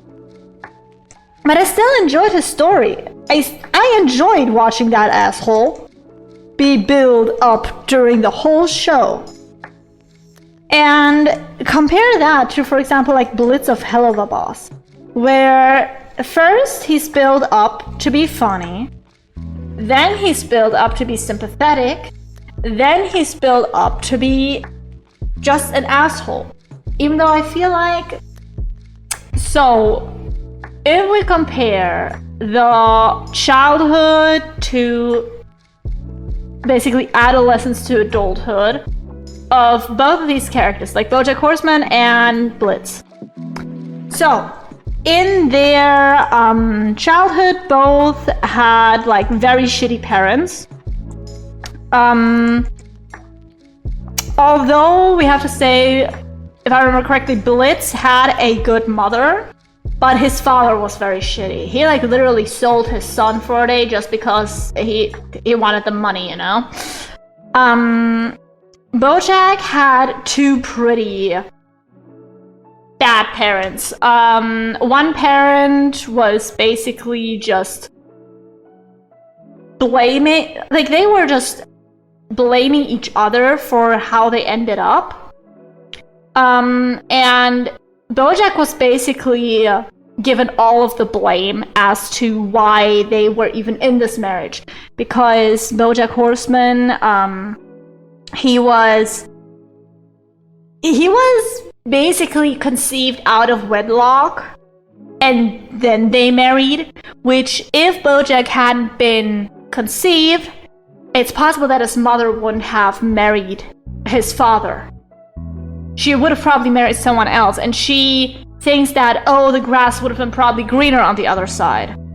And he has been, like, not acknowledged by his parents at all in his childhood, similar to Blitz, who has also only been seen, like, basically as a commodity to the circus. But the way it's built up is very different, because in Hell of a Boss, we get one episode where we see them as children, and that's it. There is no real build-up for, like, what that trauma and that abuse has done to him. While in BoJack Horseman, we get flashbacks every now and again when he is in a situation where he remembers how his childhood was like. And they don't show, like, basically, oh, a bad part, funny, and then good part. They just show the bad, because those are scenes that are supposed to be taken seriously. While in Hell of a Boss, I feel like a lot of the episode was, like, centered on how, like, first of all, cute they were as children, and then how funny they were as children, and oh, look, they knew each other as children, they were childhood besties, stuff like that. I feel like a lot of that episode was played for laughs, even though I feel like if they didn't play a lot of the stuff for laughs, in Hell of a Boss, if they tried to take away some of the swearing and some of the jokes that shouldn't go into certain scenes, if they took that away, I feel like it would have a much better build-up than it does right now. I'm not saying I don't enjoy, like, Hell of a Boss at all. I did enjoy some scenes. I did enjoy some aspects of the show. I just feel like it doesn't take itself seriously enough for wanting to be taken serious. Because when I see scenes where, for example, Blitz is screaming and crying and just showing his emotions, being mad, being frustrated, being upset, being traumatized, whatnot, I don't feel anything for him. Because he's not built up to be a character you take seriously. At the beginning of the show, you don't take him seriously. He's basically just a clown. Which, pretty ironic. He comes from a circus and wanted to escape that life. But basically, you don't take him seriously because he's built up by the story to not be taken seriously. Then, all of a sudden, we get loaded some baggage onto him. Like, we are told his backstory, why he's traumatized, why he has no friends, whatnot. Why he doesn't do good in relationships. I don't know. I don't think they really elaborate that. They just state that he doesn't do good in relationships, that he's had some past exes he didn't part ways with amicably. But they never like set him up as a character that we should take serious before. So it was very confusing, like seeing the character we were supposed to laugh about suddenly be a character we're supposed to, I don't know, feel for. And after that, after they dumped all that emotional baggage onto us, they expect us to hate that character for hurting another character, Stolas, which Stolas, I feel like, is coddled by the script way too much. I feel like Stolas, when I saw him in the beginning, I felt like he was a great character setup. A man who was trapped basically in a marriage he at least didn't enjoy. His wife back then seemed to care about him literally cheating on her, because maybe it was an arrangement that, of course, wasn't like favorable for both of them, but it was like tolerable at least, you know? And him actually like cheating would break the whole thing. So that's what I thought in the beginning, right? But then suddenly his cheating is justified because his wife is suddenly the biggest bitch on, not I want to say on planet Earth, but honestly in hell. She's the biggest bitch in hell suddenly. And suddenly she's also the dumbest bitch in hell. She's the dumbest and the meanest bitch in hell. I feel like there was no setup for that. And they try to take a character who could have had such complexity, like emotional complexity, character complexity, with like the morality of cheating and following like your love and whatnot, and just following your dreams and whatnot, compared to what is like expected or what you've built up in life beforehand. Like have him at least be partially an asshole and have him be criticized for it. Instead, the script takes all of that nuance his character had with like, oh, maybe he's wrong for breaking his family apart. Maybe he's wrong for sidelining his daughter. Maybe he's wrong for, like I said, just basically breaking the marriage. And they're saying, no, he was solely a victim and anyone who criticizes him is bad. For example, they tried to play up his daughter, Via, as basically just being hysterical in like the finale of season 2, when she told him, well, was it the finale of season 2? I believe so. Where she told him basically, you know, you chose him over me, over family, over everything. You told me you'd be there for me. I am your child. And yet you sideline me for basically your side bitch. Which I feel like is a very fair criticism of Stolas, because yeah, it like literally an episode prior, he was ready to die for Blitz. He was ready to leave his daughter behind. And no one can tell me he was not ready to die for Blitz. He literally put his head on the chopping block and was like, all right, I'm ready. If my baby boy gets to live, then I'm gonna do it. He was ready to die for Blitz. And yet, like, he doesn't get criticized for it. He doesn't get criticized for breaking the promise to his daughter.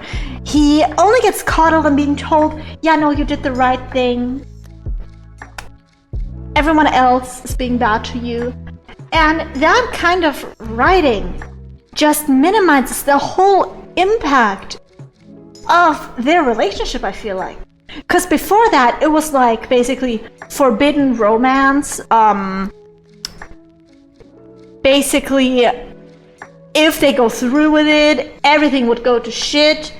And a lot of people would suffer from it, which, okay, they are, but it's mostly just them suffering and crying while being criticized, while that criticism being framed as being wrongly.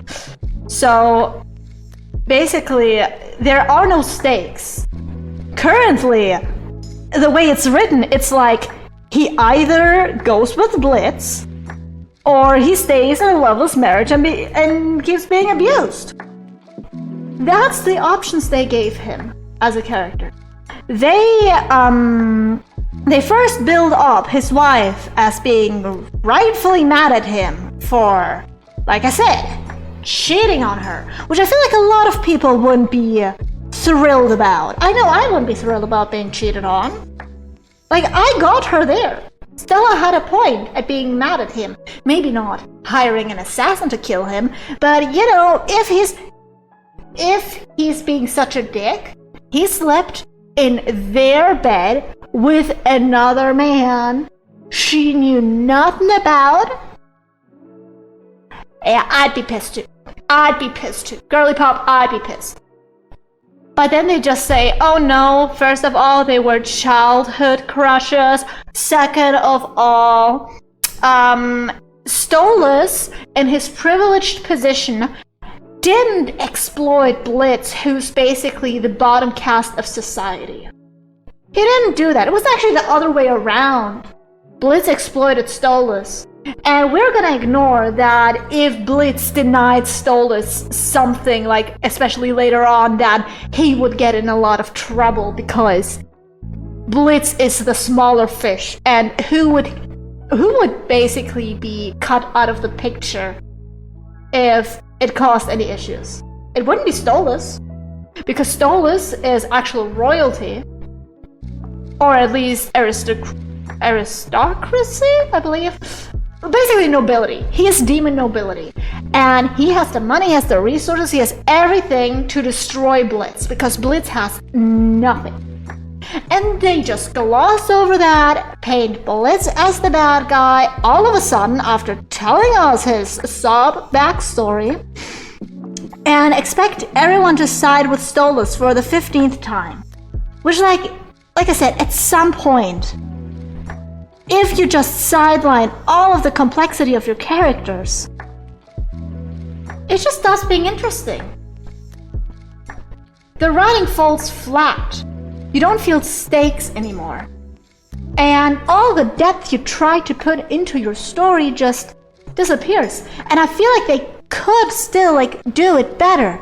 Just show that they're not perfect characters. But no, they try to basically have a strong, powerful demon with a lot of resources and whatnot, and then they also want to have him be the weak and, I don't know, exploited one in the relationship. Even though, like I said, the power imbalance is the other way around. And we're just gonna paint Blitz as the asshole, even though he basically just had a very big, he had a lot of feelings against Stolas, just because he was basically the oppressor of his kind. Let's be honest. Stolas had a lot of imp workers. He was talking down to Blitz, especially in the beginning, constantly. And then they expect us to feel a lot of sympathy for a man who not only made his choices, but also a man who kind of pushed another party into something they didn't really want to do and kept pushing them. You know? Just had his fantasy that Blitz liked him. But that wasn't actually true. And the love song that came at the end of season... Yeah, at the end of season 2, I feel like the first time I watched it, because I was more into Hell of a Boss back then, I was like, oh, this is epic. But looking back on it, it just feels so, I don't know, out of turn. Just because this whole series has turned into a rom-com, of basically two assholes being justified constantly by the script. Which I feel like you can have assholes, and you can have assholes be happy, but don't try to always justify their behavior. Let your characters have flaws, because if your characters are well written and have an interesting backstory, then even if they have flaws, people will watch that. There's a lot of assholes in fiction that people excuse just because they are interesting. I do that constantly. If I see an asshole and he interests me, I don't just say, oh no, I cannot watch or support or whatnot because he's an asshole. No, I say, that's an interesting asshole. I wonder what else I can make him do. You know what I mean? Because it's fiction. Of course you should treat fiction with maturity, like especially like scenes that deserve it. And the BoJack Horseman does it all the time. They play some scenes for laughs, but some are super serious and they hit hard. For example, God, what example can I use? There's a lot of them.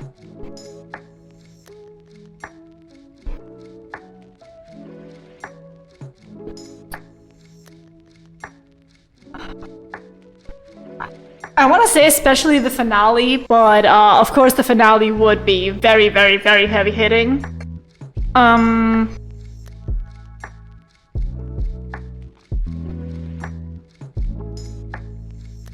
Let's take like a scene, the scene where BoJack meets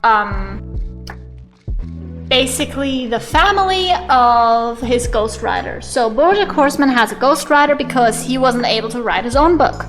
And he meets her family, and BoJack was like, oh, I always wanted brothers. And when they get there, they play it for laughs that her family is very uneducated, that they have a black sheep in the family, which isn't her because one of her brothers is a literal walking black sheep. That's pretty funny. But they play that for laughs. But as soon as they get to a scene where Diane, BoJack's ghostwriter, gets berated and it gets shown that they are a very abusive family. Like, they had basically catfished her for months and then hired a homeless man to go to prom with her as a prank. She didn't have any friends, she didn't trust her family, and that's what they did to her as well. She was a pretty lonely person, and that's what happened, you know? And that was a very heavy-hitting scene. And they could have just solely focused on Diane there, but they also showed that BoJack, the asshole that he is wanting to fit in, also laughed at that. They didn't shy away from making BoJack an asshole, but he's also an asshole you sometimes feel for. For example, during his childhood, or when his mother calls him and tells him, you know, despite how hard you're working on yourself, you will never get rid of what happened to you. You were born broken, and you will always stay broken. You will never get out of that hole you are in, basically. That really makes you feel for that guy. But then you get scenes where he's the biggest dick on earth.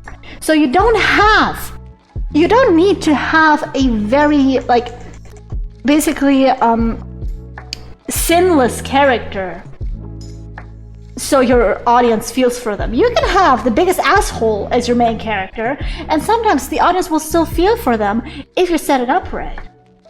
And that's my biggest critique of shows like Has-Been Hotel or like Helluva Boss.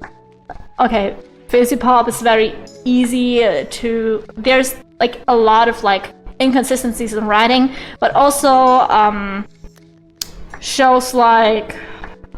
I don't know, I don't watch a lot of shows. What show didn't I like that was badly written?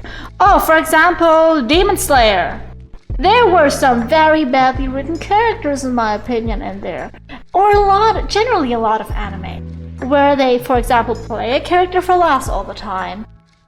suddenly very traumatic backstory which comes out of nowhere, or suddenly the character is actually painted as the asshole. Basically, like, where the narrative tries to tell you how to feel about a character instead of letting you just decide for yourself.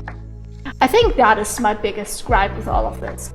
When the narrative tells you how you're supposed to feel about a character. For example, why I don't like Mitsuri, because the narrative tells me that I should like her, that she's a very sweet and likable lady that a lot of people love, but she's very insecure, and actually a lot of people hated her. Everyone hated her because she's strong and she eats a lot of food, which the a lot of food part I could get because food is fucking expensive, but like the part where they just say she's super strong, she doesn't have any muscles, she doesn't have any fat. I feel like even if people don't like her, for example, eating a lot of food, her being super strong shouldn't be the biggest issue, because as long as you don't give her any visual like characteristics that would be seen as undesirable, or if they had introduced her and shown that people don't like her, I would have understood her backstory way better than after they've shown us literally like the entire season how people blush and love her and whatnot, and she was actually surprised when someone didn't want to talk to her and didn't like her. She was offended because everyone else wants to. She's basically painted as perfect Mary Sue.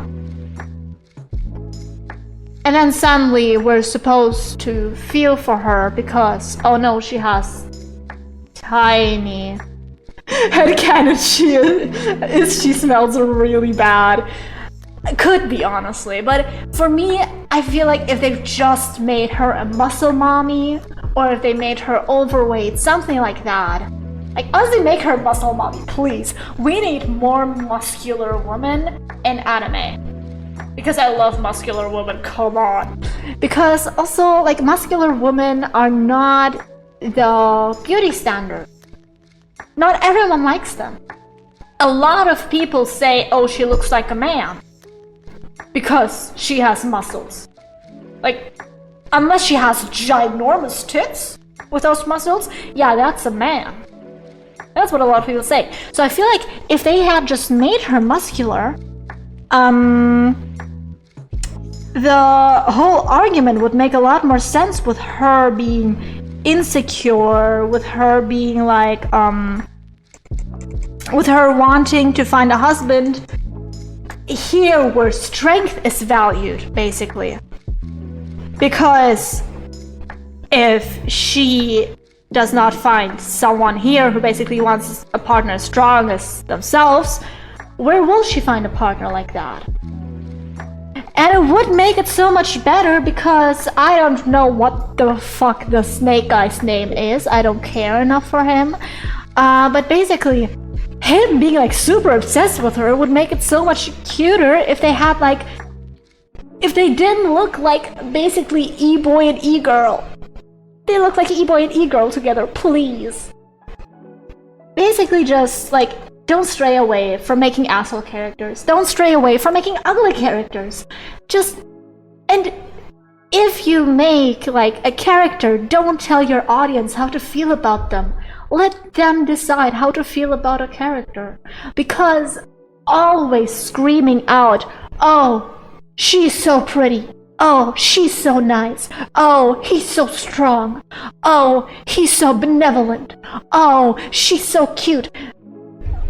Bitch, let me see. Don't tell me how to feel about someone. Let me see how strong they are. Let me see how pretty they are. Let me see how hot they are. Because, for example, Gojo is very, very attractive. I don't hear anime girls screaming, he's so hot every 2 seconds. Yet in every isekai anime, if there's a girl, oh, she's so cute. Or if there's the protagonist, oh, he's so strong and kind. Let actions speak louder than words.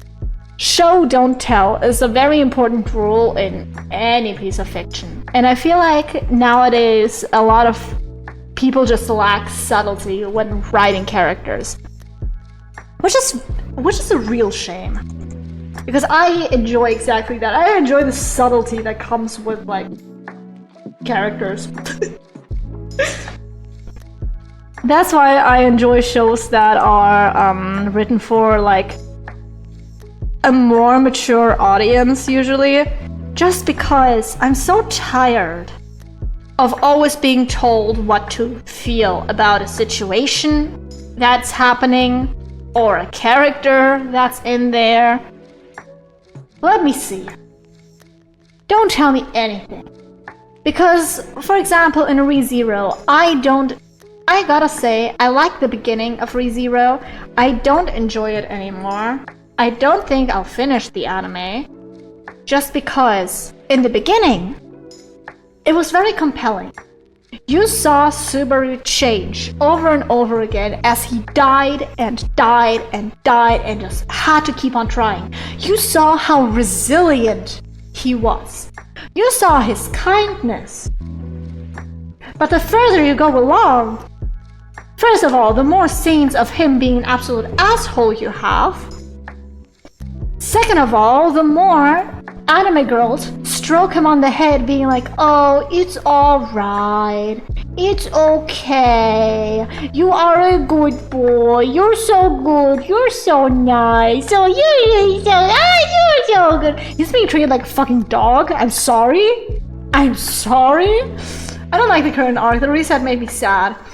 Honestly, I don't like the current arc just for the fact that I don't see where it makes any sense currently. Because you're telling me all of those 3 seasons I watched are suddenly rendered null for the protagonist? You're telling me Season 1 Subaru is back? Season 1 Subaru was fine in Season 1. Season 4 Subaru should not be Season 1 Subaru, please. I don't get what's going on. And I feel like I just don't enjoy a lot of the, like, newer characters that are not there to stay. For example, in Season 3, I didn't enjoy the singer girl. I don't even remember her name because I didn't care for her. But she got so much screen time. She was so annoying in my opinion. And she was just there. Like, I would have much rather focused on that blonde rival Emilia has because she had some aura. She had a lot of aura. We could have focused more on her and her story. I love the focus on the villains. Although I feel like there were a bit too many villains in that arc. Like, you gave me Mrs. I'm inside of bandages aura farming for love. She was amazing. I'm sorry, that first scene with her, with Subaru's first death in that season, was amazing. I felt fear. That was actually genuinely good writing with introducing her and having like the slow change of his personality be shown, not told. He wasn't like, oh my god. After that, he wasn't like, oh my god, my personality has changed. That must be one of her abilities. Oh no! No, we saw as people were actively cheering for a little boy to die and being happy about it. You know? That was the most horrifying part. You didn't need to be told they were brainwashed. You saw that. I fucking loved that scene. I fucking loved that whole villain. But honestly, I didn't like the singer girl. She didn't add anything to the arc, really. I feel like she was just there to be there. And after that, we didn't hear anything about her after the arc, you know? And in the new arc, I feel like the same thing is gonna happen with this librarian girl or whatever she is. I don't even remember her name. Just because, like, she is there, she's loud and trying desperately to fit into the group and being kinda annoying. They could have left her out, just kept that one assassin girl as the new character for the season. As a new character for the group, because I feel like she would be there to stay, theoretically. and not the librarian girl.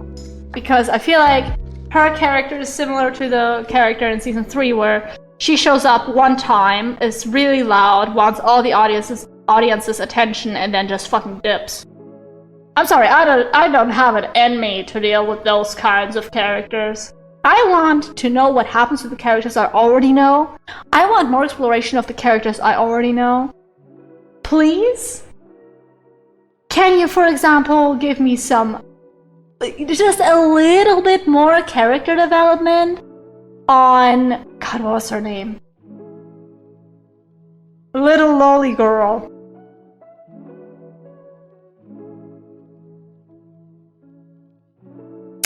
Byako, she's called by Subaru. Beatrice. There we go. I would love to see some more character development in Beatrice beyond. Oh, now I'm out of the library. Now that I'm out of the library, you know, I can I don't know, hold your hand. I'm basically a glorified gun at this point because I hold your hand, you hold my hand, you hold me in your hand basically, and I do magic for you because you fucked up your magic. I'm your gun now. Have fun. Her name should just be Gun at this point, honestly. I feel like they could do more character development for her. I know they've done a lot for her in season 2 already, but I feel like they just dropped her after season 2. They just dropped her because now she's just sitting there, she's just holding his hand and being quiet and not doing anything basically. That's what I feel like. She's just become a tool for the narrative. And that hurts me to see because I genuinely enjoyed her when she had her really good moments. I genuinely enjoyed Beatrice a lot. Or for example, show me a little bit more how Ram feels. I think her name is Ram. I don't know how to pronounce her in English. How she feels about her suddenly having a sister she doesn't know about. Like, they tease it a little bit, but they could go more in depth with that. Like, I just feel like they sidelined the main characters to shove in some side chicks that will just get forgotten about in like less than a season. You know what I mean? That's what's annoying me the most. Like, I know I will not see them again. I know they're just here for a season. But why do you have them here? Why? I just don't get it. That's annoying me to no end.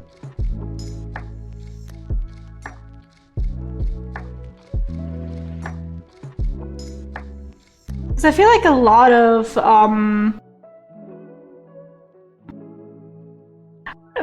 a lot of shows try to sideline their main characters as soon as they like really build up the main cast. Because I think, I don't know, people will get bored of the characters, which I still remember. Best like example of this is Stranger Things. Because Stranger Things like build up their whole franchise on the, what were they called? Mind Flayers, right? And in the finale, they cancelled a whole fucking section with Mind Flayers. No, not Mind Flayers, Demogorgons, sorry. They cancelled a whole fucking section with Demogorgons because they thought their audience was tired of them. Excuse me? You build up your whole franchise around them. You do all of your marketing with them. You think people watch it despite being tired of them? No, they watch it because they want to see more of those. At least I wanted to watch it because I wanted to see more of them. And I feel like a lot of like writers just don't understand that their audience watches the things for a reason. They don't just watch it because, I don't know, they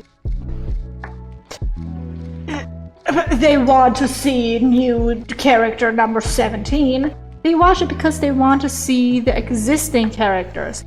Also, big issue with Stranger Things there. They just build up a way too big a cast.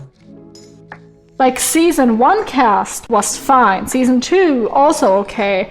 But they had like I feel like 17 characters or something at the end of season 5, which you cannot give screen time to every character at that point. You have to pick and choose, and especially in that kind of show, you could have killed off a lot of them.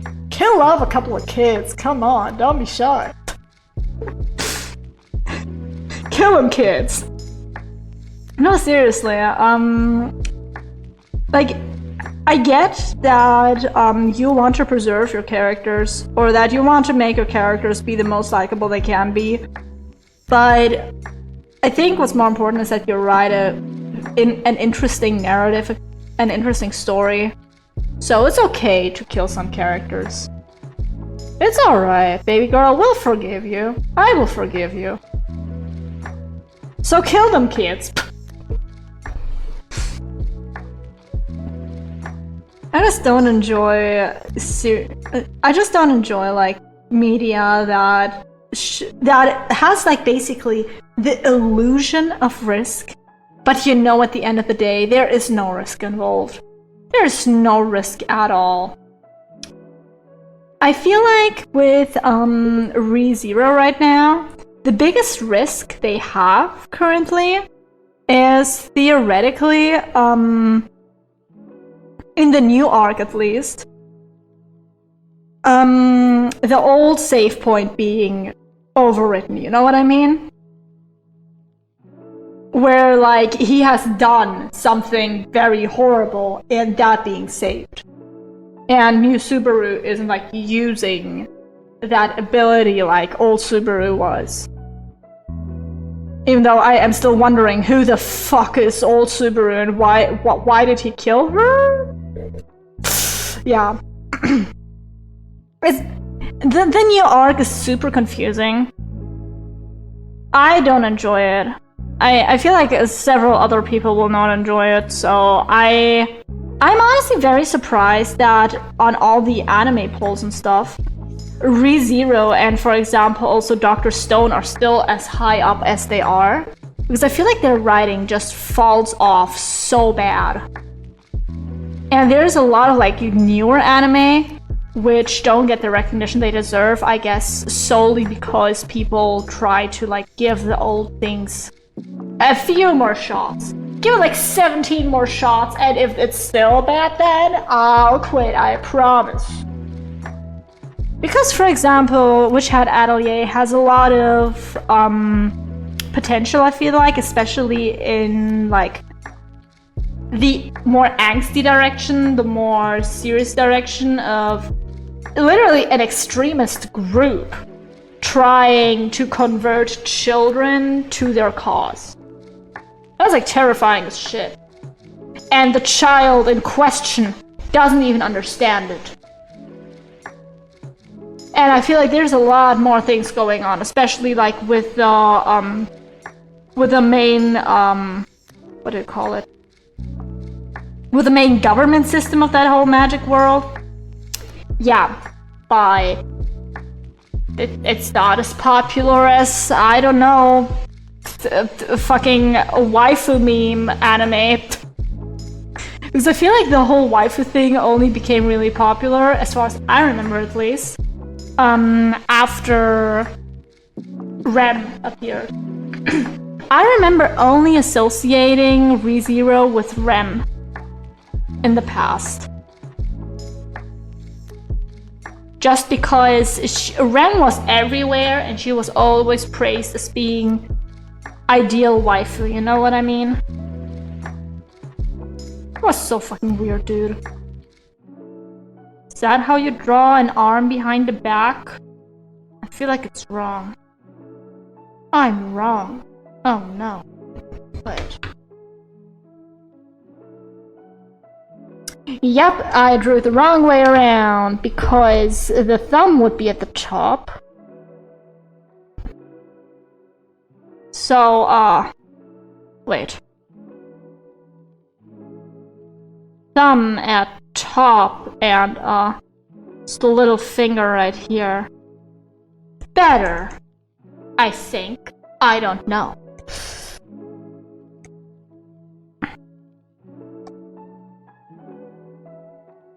Can you tell which character I like the most? I wonder. Me drawing Agatha first because I like her the most. But nah, I just have a lot of issues with like anime writing. And just general writing in shows. Not just anime. I feel like the Amazing Digital Circus, it's really a mouthful for me, honestly. Because I have an issue pronouncing digital. Digital. Because digit is so hard to pronounce for me for some reason. The Amazing Digital Circus really had a lot of super good writing, especially in its earlier episodes. Now I'm gonna say that while I really enjoyed like the finale, I know that it really falls flat for some people just because they see the earlier episodes as a like basically reference for what was to be expected of especially a finale, you know? I want to hear you sing the Digimon opening. No. No Digi. I'm just gonna say Digimon. They're gonna be digging a lot. If Pokemon were used for slavery and digging tunnels, do you think they would be called Digimon? A very specific question, huh?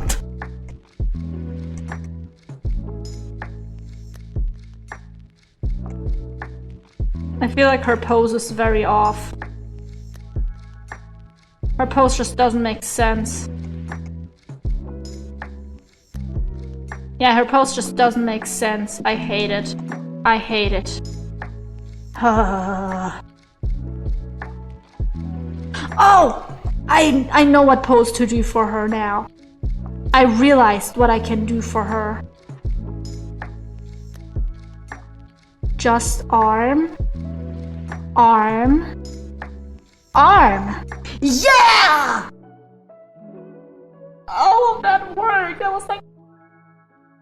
I was sitting at this for so long, and I just realized crossed arms would be the best pose. I need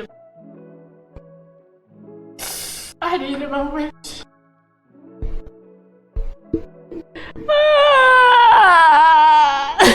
Okay, I'm good again. Have you watched Ascendance of a Bookworm? I have watched, like, I believe the first-ish season of that with my parents, but I dropped it because my parents didn't like it. My parents absolutely despised it at some point.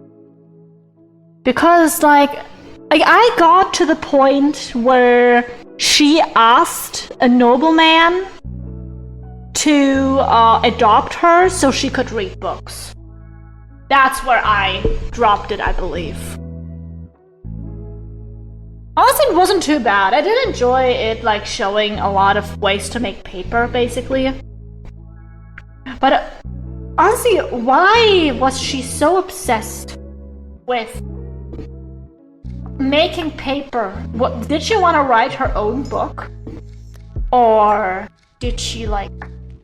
Didn't she want to read books? Like, that's what bookworms do. They read books. They don't write books, right? Or was she a writer? I don't remember.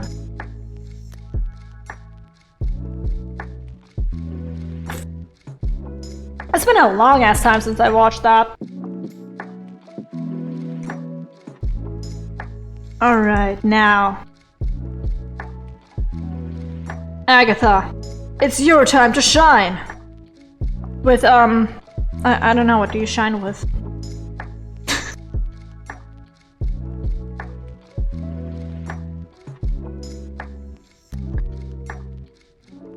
You know, I find it so funny. I recently saw a post, like, okay, I saw it today. From a person being like, Your sketches really say a lot about your art level.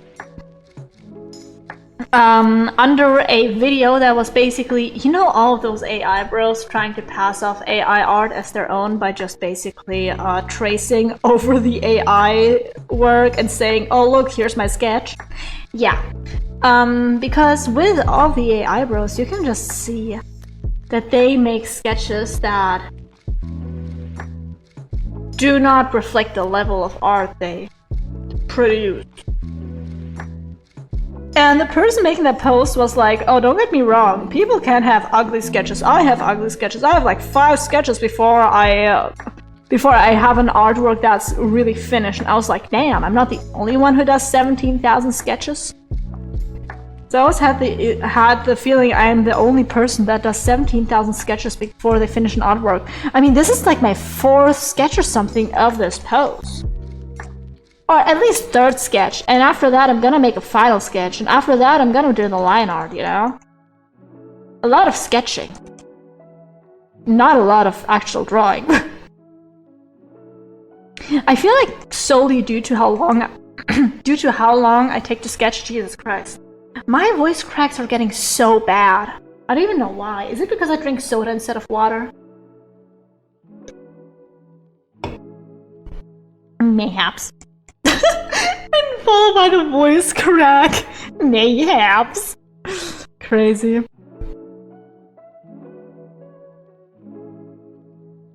Okay, yeah. But yeah, where was I going with this? Oh yeah, because I always do like so many sketches before I finish something. I believe that's the reason why I don't enjoy rendering things to full. Just because I use up all of my energy on the sketching phase. Like, by the time I get to the rendering, I'm just tired of the drawing.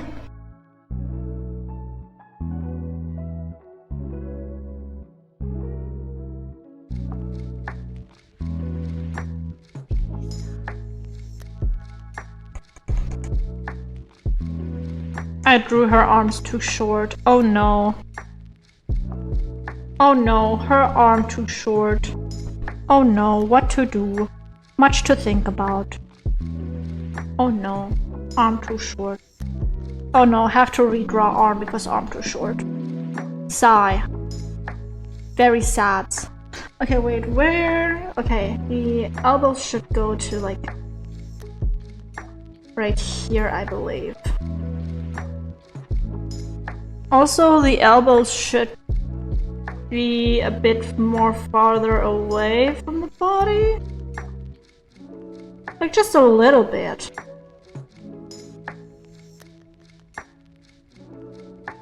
Alright. She wants to read, but if she couldn't, she'd need to make the book first.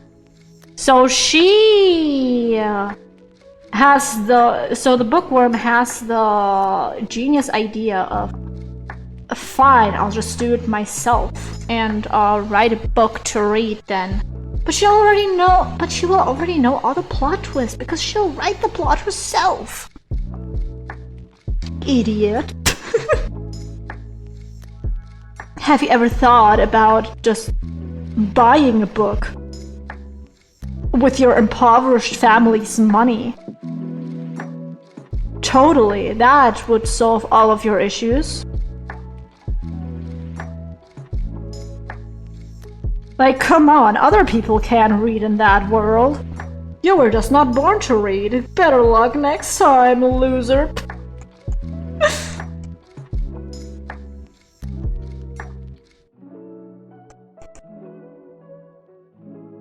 feel like her arms were too short again.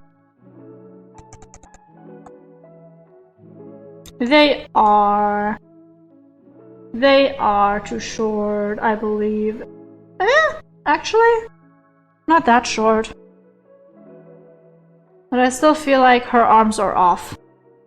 Okay, maybe let me get her arms on a separate layer from the body. Cut. And now I can move them around freely.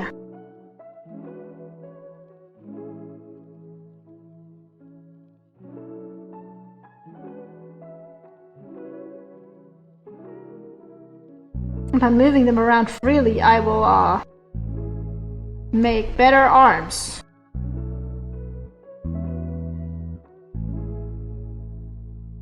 Oh yeah, I can move her shoulders up a bit more, so she'll look angrier at the whole wide world.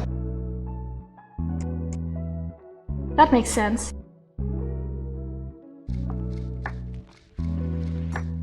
Alright, do that. Do that, and now move her shoulders up. Because making someone seem angry at the whole wide world seems like the best course of action. I still feel like her arms are off. Something is bothering me. Something just looks deeply wrong with her body. Agatha, what's wrong with your body? Come on, girly pop. Okay, wait. Like that. Wait. Here. Her arms are too short. How do I make her arms longer? I just make her arms bigger. And then a free transform, I make her shoulders narrower.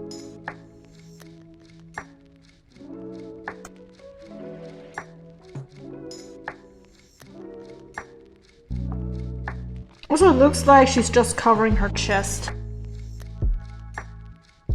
Yeah, no, these arms don't work for me.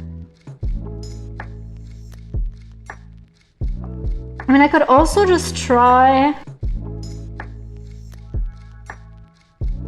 to make a sassy pose like this.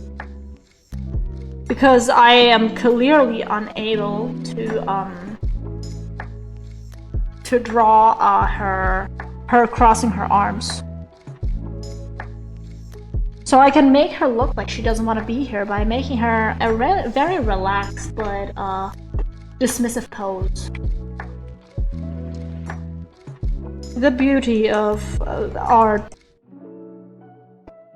and basically wanting to make certain art but being unable to do certain art because you are just not talented enough.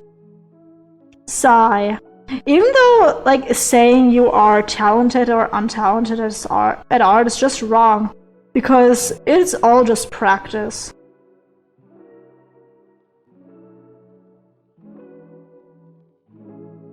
Like, look at how quick I drew that hand, which is not entirely bad. I mean, I will now change it, because I don't like how it looks looking back.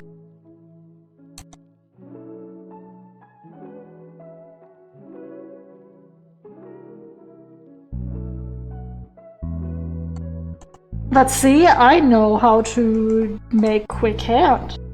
Also, this looks like crap again. But it has nothing to do with my ability to draw the hand. It has to do with my ability to pose the hand.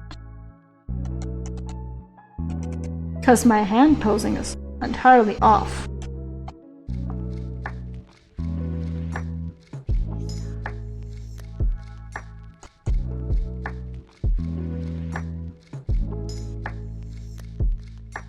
Yeah, no, this doesn't work. Why didn't that erase it? Curious.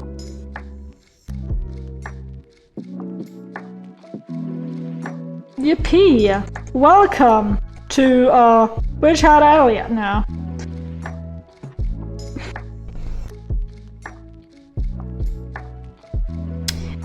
I believe they were skirts, right? Wait, where is an image of them together? Oh. Witch Hat Elliot. Images. I believe they wore skirts. Yeah, they wore skirts. No, she wears pants?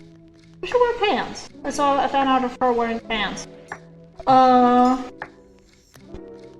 Characters. No, she doesn't wear pants. She also has a skirt. They all have skirt. They have a dress. Yeah, I think I'll just hide it behind her dress.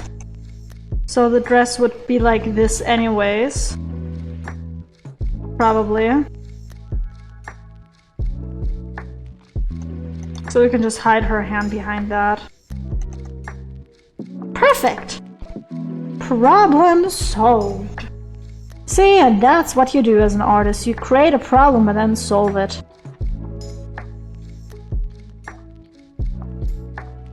The beauty of understanding or not understanding how things work and finding a workaround so you do understand how things work again.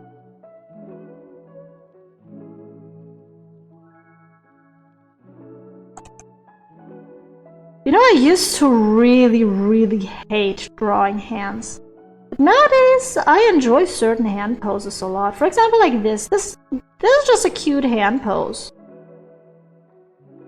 I mean, that thumb is atrocious. That thumb is honestly an insult to human life as a whole. That one's better, but it's too high up.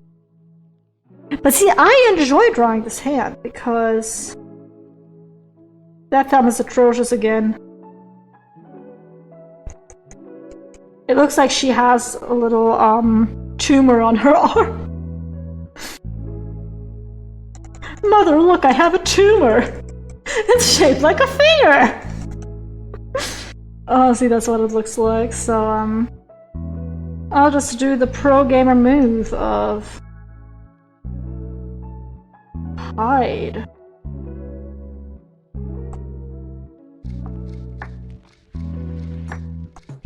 And then I'll do the pro gamer move of actually changing the position of the arm a little bit.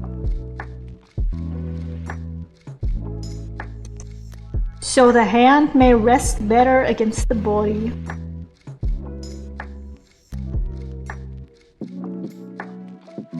Okay, like this, and then I rotate it again. Ah! Please, please, work properly. Then I rotate the hand. I do a hand rotation. Just a little bit, just like that. And now I can do this. And no one would have known. See, I know how to hand. That's a solid hand. It's not a good hand, but it's a solid hand.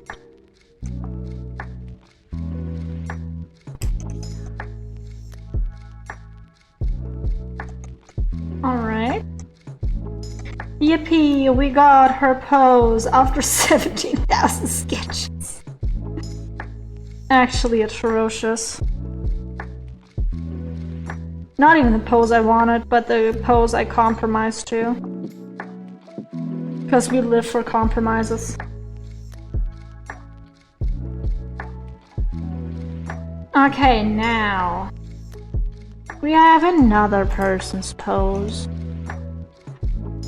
Come on, my sweet summer child. It's time to draw. You very cutely putting your arms around your friends. I think you're gonna look very cute, Coco. Don't worry about it. I'm very normal. I'm just talking to my art already. I feel very sane, very normal, very you know, just mentally sound. That's how I feel like. What's that? You're telling me I'm not? Well, fuck you, Coco. I'm doing great. I think this room that's really big with barely any furniture and white walls and a white ceiling that I cannot reach no matter how far I try. I think that really helps my sanity, you know?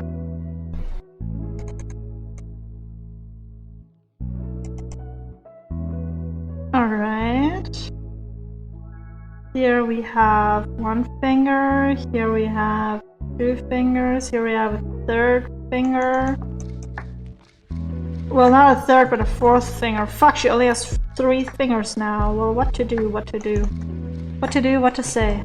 That is a very bad hand. I have to redraw that hand, and I have to apologize to everyone I've ever met for, basically bastardizing the concept of hands to such a degree that even the mere image of a hand, would be frightened and appalled by the depiction. I'm so normal. I have very normal commentary to offer to especially art. I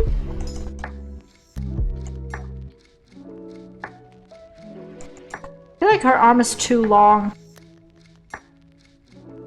Shorten your arm a bit, Coco.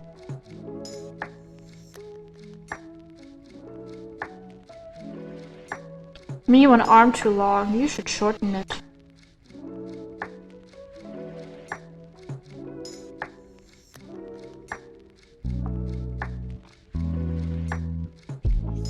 Okay.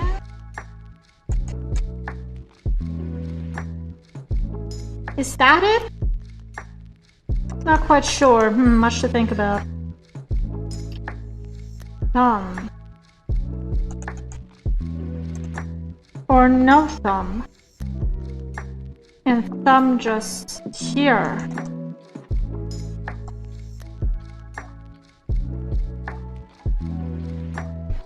Or we could also finger 1, finger 2, rest of fingers curled up to make peace sign. That is cute.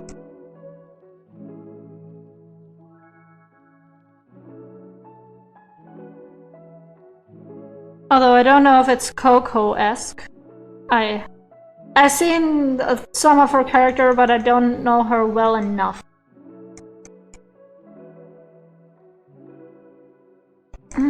Wait.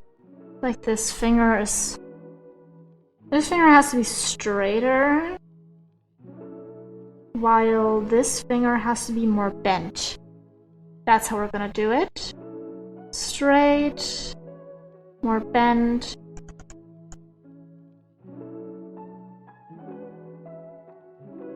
Or, wait, huh? Wait, no. That's not how peace signs work. Oh god, I don't know how to draw. No, some people don't know how to read. Well, I don't know how to draw. I'm illiterate.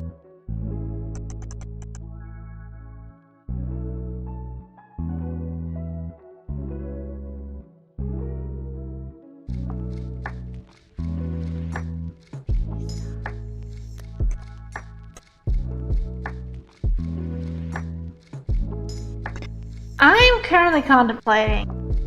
You know what I could do? I don't know if Coco would do this. I know Tetia would probably do this. Give some like these bunny ears, you know? Because I'm contemplating doing that. Because I think it would be really funny. But I don't know if Coco would do this because I think Coco is like trying to be friends with Agatha. Yeah, you know what? I can do whatever the fuck I want. Because I feel like this would be really funny though.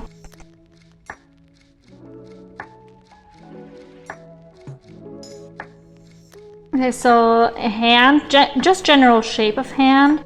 General shape of arm, general shape of arm, general shape of arm. Okay, so that way I know where the arm goes.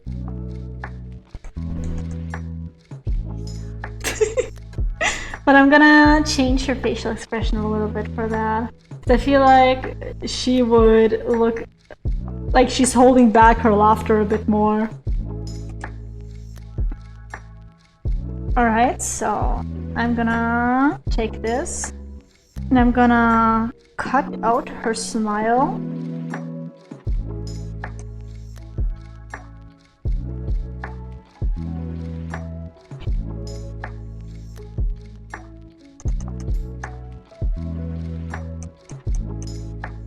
I should also cut out her eyebrows.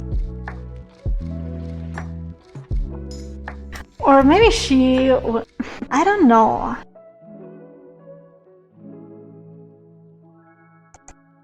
Nah, now she just looks weird.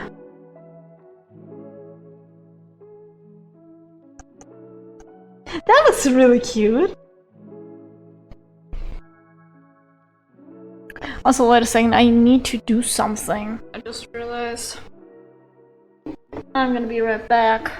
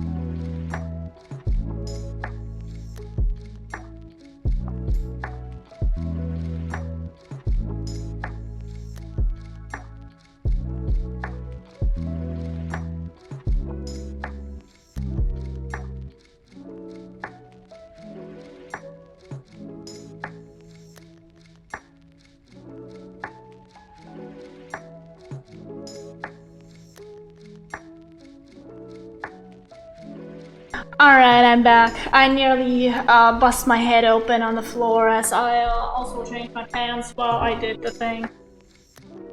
Because it's too hot in those pants. She too hot in them pants.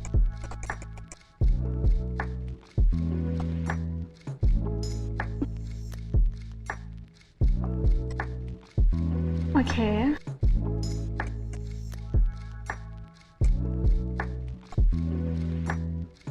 I feel like I can change some expressions a little bit.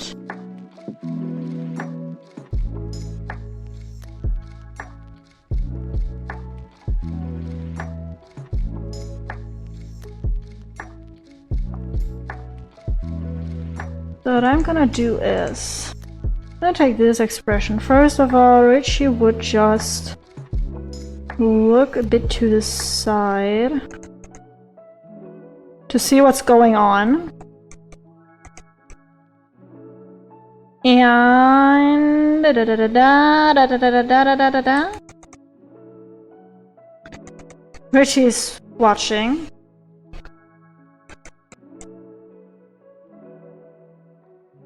Should she have a questioning look about her?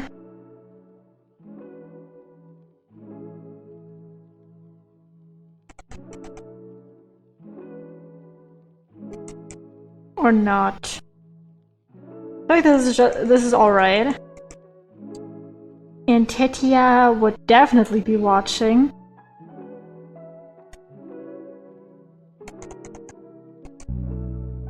But I feel like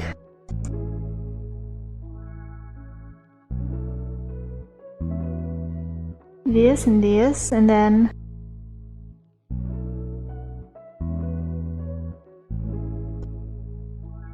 we can also give her just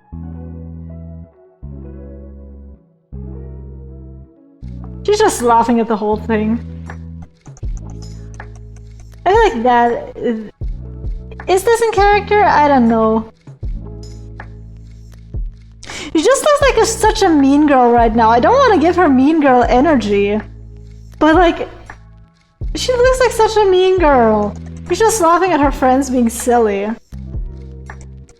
Yeah, let me close both of her eyes, maybe. Maybe that will work better.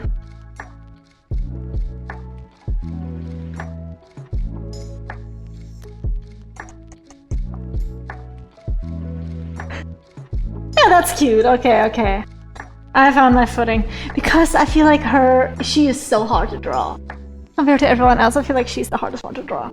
Probably because I don't usually draw characters like her.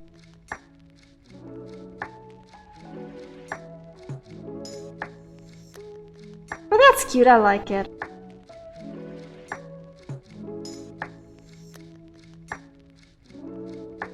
Damn, that was her hair before I read it. She looks so weird with it. That hair is much better. Me when I actually use references for hair. She's never done that before. Alright. Now finally, Coco, we get to your body. Which would be like right here. Right here. Okay, wait. We have to kind of make everything else appear to like really shape your body. As for example, this needs to be thinner. So needs this. So does this. And then around here. And not really in line with Agatha's. Maybe a little lower. You always have to see where you put the crotch. Just because it basically decides how long your torso is gonna be compared to the legs. I feel like she would be standing on her tiptoes for this. To just be able to put her arm around especially Agatha. Because Agatha is around the same height as Coco. While Richie is a little shorter than her, so that would be alright. But Agatha is a little taller. So I feel like she would be like on her tiptoes.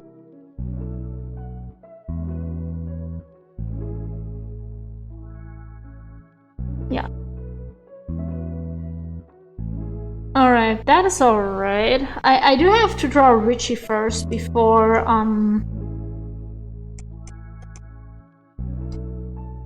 I do have to draw Richie first before drawing anything around her, so let me just do that real quick. Alright, Richie, do your worst. And with your worst, I mean like just stand there calmly like you always do. I don't know, I feel like Richie just doesn't show a lot of personality, so I feel like it's very hard to draw her, because I feel like it just comes across as very apathetic. You know what I mean? Even when you don't try to draw it that way. Because she just doesn't have a lot of body language or a lot of facial expression. Like most of the time. Sometimes she does. And I really do enjoy the times she does. I really liked the... God, which episode was it? 9th, 10th, 11th? Where they started the exam. Where she, like, basically... God, what do you call it? Where she crashed the fuck out, basically. Being like, I don't want to do this shit. Well, that was pretty nice. Be some more personality in her.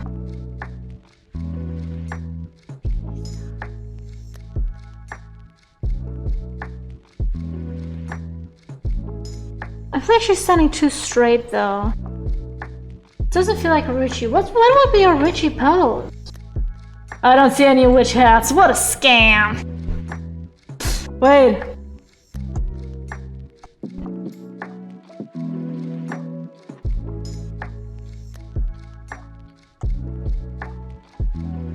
Boom! You have the hats! Now I want to do them in their non-mage outfits, so they don't have hats. I'm sorry. I'm sorry, they're boring. Oh shit! Hi Vals, how are you doing though? How's it going? Welcome, welcome.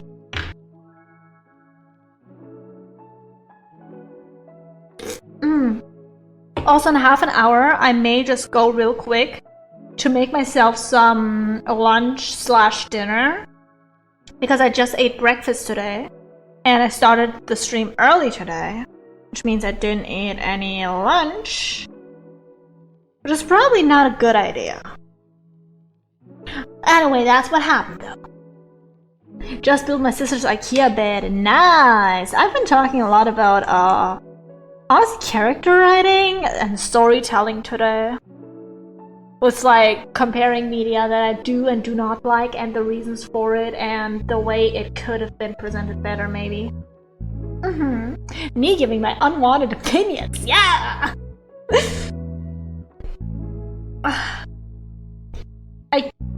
Wait, was it a complicated IKEA bed? Or was it like one of those, oh, here's step 3, where we have a frame, and here's step 4, where we have everything else? You know what I mean? Or, was it like a simple one? Because I know a lot of people crash the fuck out because of IKEA things.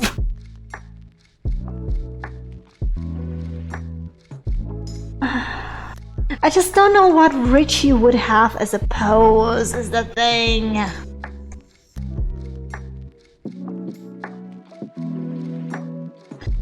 Because I feel like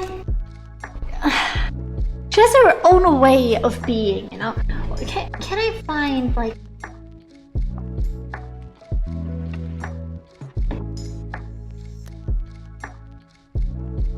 Maybe that, yeah. Maybe that. You're so right. You're so right, one image that I've looked up. Because there she was like...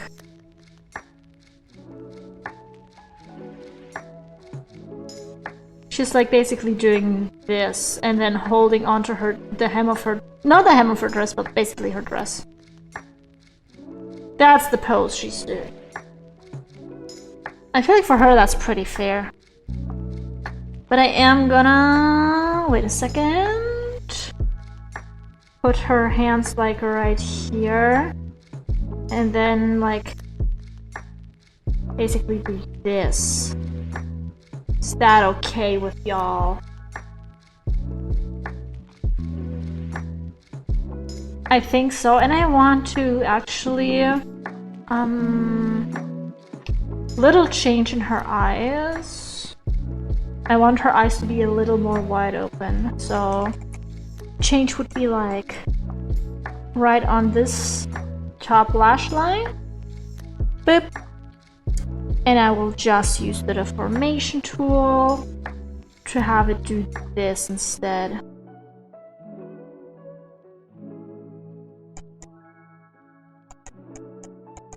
So like that. I feel like that's good. Wasn't that complicated, but one of the drawings was wrong. God damn it. IKEA, come on. I believe... God, which IKEA was it? Was it IKEA Spain? They, this year for Pride Month, actually gave the Bleu High an instruction manual on how, on basically like, the Bleu High accepting everyone, I guess. I believe, if I remember correctly.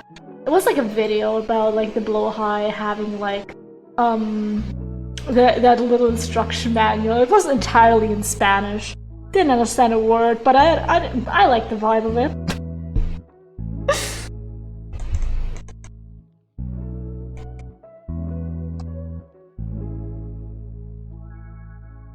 Wait, you know, I feel like...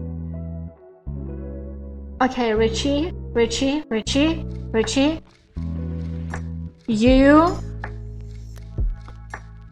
are gonna do the ultimate move that every introverted person does.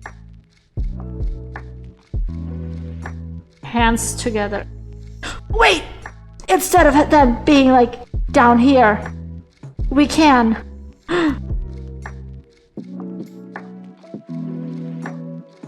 Hands together right here.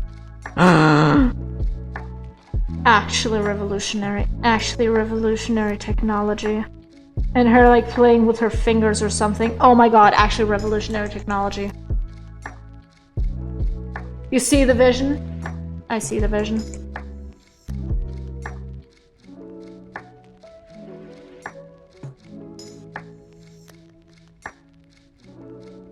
Alright, and next... God. Could be Titia, and she... is gonna... put another... She's gonna put a hand on her friend's shoulder, I believe. Because these two are besties in my mind. They're just like... I get it, I smell what you're shitting toy. Insane phrasing on that one. Insane phrasing. But I feel like these two are like besties. Like you got the introvert and extrovert energy. And I feel like here we have like, not really besties, but like basically doesn't want to be part of the group, wants to include everyone in the group. That's what we have. So basically these three are pretty easy friends, like these two are besties. She is like an extension, like she's here because she's here, and she's here because she's here. But I feel like it's like mutual. They are together, but Coco is only there if Tatia is there. And then Agatha doesn't want to be where Coco is, but ends up being included by the friend group anyway. Who's the smug one? You mean... Wait, you mean this one? This is Agatha. He's my favorite one. Or do you mean this one? This is Coco. This is the protagonist. Why is she so smug? Look at her pose. What is she doing? Nah, I was contemplating should I do that with Coco or no, but I decided to do it because it's cute. But yeah, it's actually not looking too bad currently.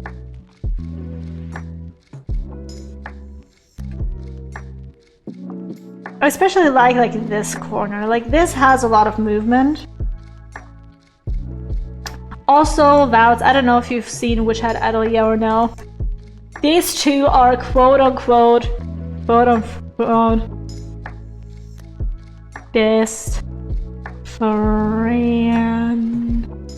They're like quote-unquote best friends. Not yet roommates, and they were roommates. I mean, come on, they live in the same house and have 4 quote-unquote students that are definitely not adopted daughters, trust. Oh, so this guy is like, okay, so this guy would be like Kifri would be like the, he would be like the kind but kind of silly father. While Orugio is like the cold father who pretends he doesn't care, but he really cares. I mean, he made little heating stones for all of the girls and his friendo. Which one of the two is the bottom? Oh, that's a good question. I could see it either way. Although I feel like Kifri gives a little bit more bottom energy. Just because he's a lot gentler with everyone, you know? Orugio, he's like very rough on the outside. Which doesn't mean I do think he would enjoy being at the bottom a little bit. I'm allowed to talk about these grown men that way. Quiet, everyone! Socrates is speaking! But honestly, in the manga, okay, today I saw a screenshot. I don't know how accurate it is, but I've heard that this guy later on quotes a love poem when talking about this guy. So you cannot tell me they're just friends. You cannot tell me they're just roommates. They have something going on. And honestly, the way Orugyo acts, yeah, he's a girl dad. He's a girl dad. He looks like he'll secretly be, he'll be the secret evil guy. May the Choco be with you. Hi, Nam! How's it going? Which one? This guy or this guy? Because currently, if I were to guess, the left one, yeah, if I were to guess, Kifri would be more evil. Because he's done something evil in the anime already. Preach, girly pop! But the funny thing is, if you look at their color palettes, right? He has, I believe, blue eyes and white hair. He has black hair. So basically, knock off Gojo and knock off Ghetto. I'm telling you. Yeah, secret evil twink energy. Those are the chill nice guys with the glasses. The hashtag ace in effect. I mean, he is built. Currently, he's built up to be on one hand nice, on the other hand not nice. It's like very questionable whether he's nice or not. I think he could be nice. He could also be very evil. It depends. In this anime, it honestly depends on one factor and one factor alone. Is the hat you wear? Oh wait. Is the hat you wear like this? Wait, like this? Or like this? That's the one thing that decides if you're evil or not. Because these guys are good and these guys are evil. Uh-huh. Because a piece of fabric tells you about if you're good or evil. But honestly, the brim hats, how they're called, like the ones with like these hats, they have so much more drip. They have so much more drip. What if they don't wear hats? Then they're off duty. It's actually like stated that if they wear the hats, wearing the hats is the only thing making them recognizable as mages. Otherwise, they look just like normal people. I made a wizard hat with a brim. Well, then you're one of the brim hats. You're evil now. Now, but they gave Coco, like the green one here, such aura with her brim hat. Like when they actually had it in the show, because she had like a very flowy dress as well. She looked like a very pretty witch. Like, I actually loved her outfit. And a lot of the brim hats have, for example, like stuff dangling from here. So it looks like extra cool. Like, I would join the brim hats for the drip, motherfucker. Like, what is this? A dunce hat? Dunce. Boom, see? That's the difference. That's the difference. You know, you gotta know the difference between the drip and the boring. When full wizard to a fantasy festival, did you have a really long big stick? Val, you need a very long big stick if you're a wizard. And a couple of bottles of fireball. Because then you can shout, I cast fireball, and take a shot. They need a staff then. Nah, because in this universe, actually, they don't cast magic with staffs. Don't just tell me about my long big stick as if it's so inappropriate. I didn't have a staff. Oh, come on, did I at least have fireballs? Turn around and have an ice cream cone.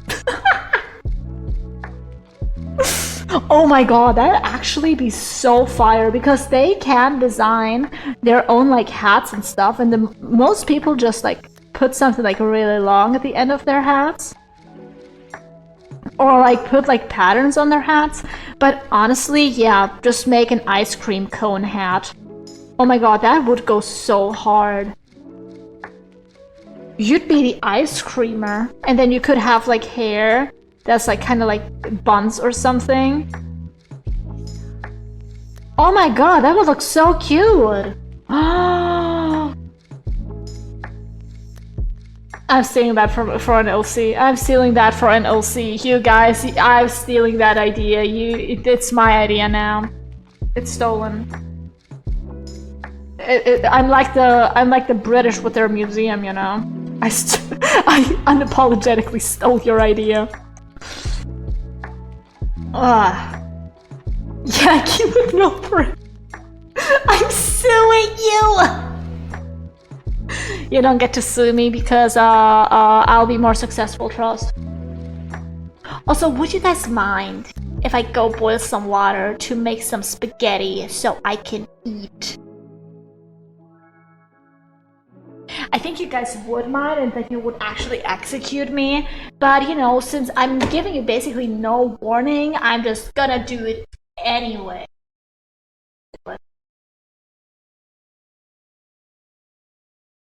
Where'd the art go? Oh, because I changed screens. I was like, where did it go? The fucking changed screens. For a second I thought you guys couldn't see anything this whole time. How dare you? I'm already gone. You cannot execute me if I'm running away.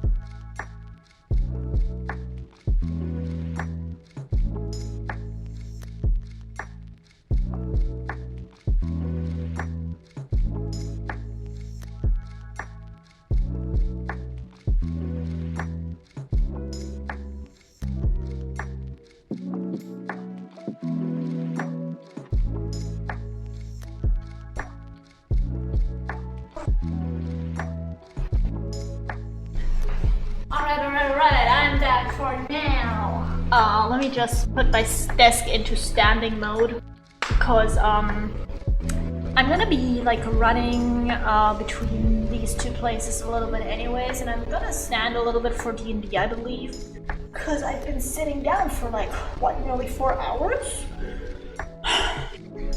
Well, now my desk is in a standing mode, so now I can do even more shenanigans. Yeah, I'm just waiting for my noodles to not noodles, for my water to boil, and then I can put in the noodles, and then I can strain the noodles, and after strain the noodles I'm gonna put in the sauce. I made chicken carne recently, like 2 days ago, and it's so good because I make mine fresh. I don't use any pre-packages. You can just see me like doing little moves as I'm standing because I love moving so much when I'm standing. When I'm sitting, it's a bit hard because I have like a little thing behind me, you know? I hope I didn't overwhelm you with my information. Because I'm just like a deactivated animatronic just staring to the void. How dare you guys? How actually dare you guys? Absolutely disgusting. You guys are so evil. Anyways, I can actually draw a little bit. Just an itty bitty tiny bit. She likes to move. I do like to move it. I like moving it. And by it, I mean my body. Okay, let me real quick check if the water is boiled.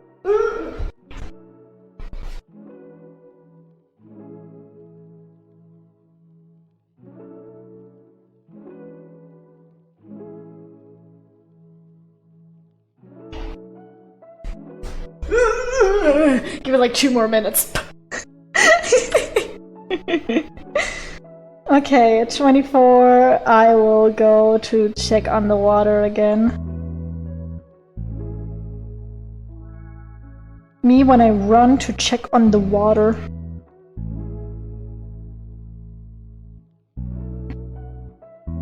Okay, like that. Choco with the weird noises. I'm just running back and forth. What do you expect me to do? To be quiet, to be normal? No, I don't conform to society. Society has to conform to me. Exactly. Just be yourself, be as weird as you want to be, but don't disturb other people doing that, because I specifically am trying to be quieter now, just because I have a roommate now, and I don't want to disturb him too much. So be as weird as you want to be, but don't actually don't be like disturbing other people. But other than that, do whatever the fuck you want, as long as it doesn't hurt anyone. That's always my motto. As long as you don't hurt anyone, including yourself, do whatever the fuck you want to do. Who's gonna stop you? No one. So yeah, her crotch would be a little bit higher because she's taller than everyone. Teddy is like the tallest in the group. Don't steal food from the fridge unless it's past expiration. No, actually, my roommate and I have been sharing a little bit of food just because on my first day she treated me to some instant ramen, then I treated her to my chicken carne, then she treated me to some homemade tacos. You know, just a little back and forth. Like, we share things a little bit together. Don't hurt other people unless they like it. Exactly.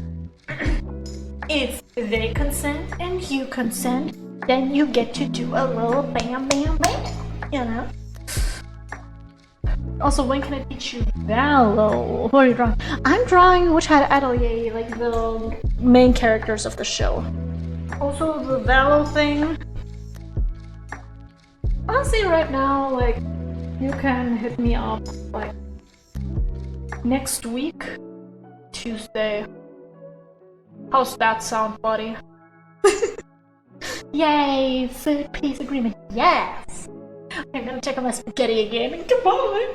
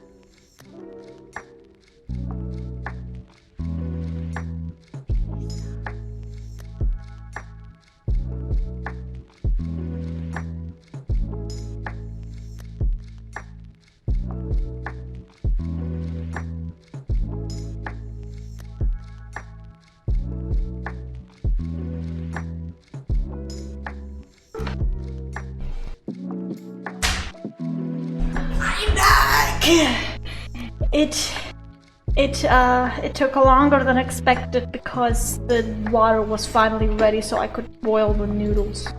Also, I burned my finger. My finger hurt. La la la la la la. Yeah, now I have to wait a few minutes for the noodles to boil, and after that I can strain them and I'm gonna have some food. And then during D&D, when everyone else is quiet, I can just eat some food. Because that's what you do.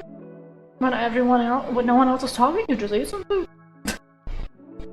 God, yeah, I did burn my finger a little bit. Man, that sucks. Tuesday next week, bet.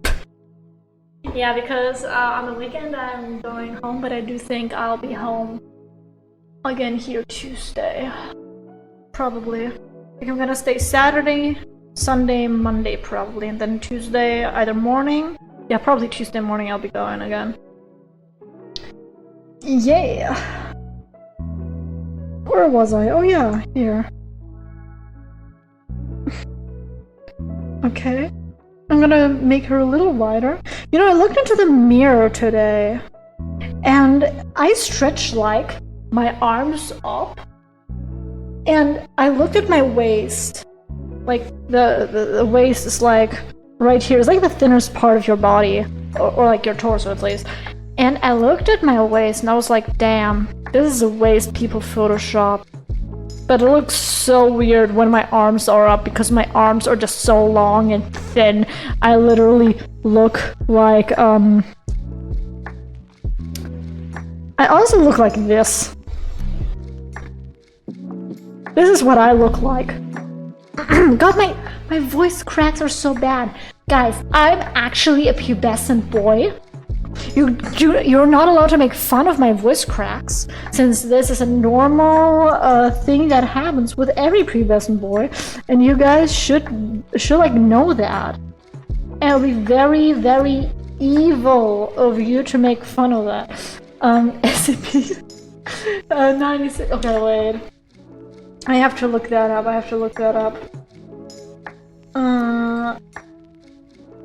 SCP. I believe I know who that is. Is that the screaming guy? Yeah, it's the screaming guy. The guy you're not allowed to look at. Honestly, sometimes I do feel like him. He is so me for real, for real. Hashtag he is me and I am him. Okay, in 2 minutes I'll be going to check on my noodles again. But hashtag he is me and I am him. We are it together. Boom. I think I'm gonna take my like ramen bowl because I made a lot of noodles. Choco's secretly bald.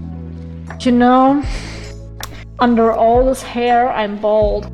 And you know what? I know what you are doing, pervert. I bet under all of your clothes you are naked. Disgusting. How dare you do that? Absolutely disgusting. How dare you be naked under all of your clothing? Ugh. And personally, me, under my clothing, I just don't exist. I am the clothing and the clothing is me. Fool, I'm not wearing clothes. Or am I? Doesn't matter, you're naked either way!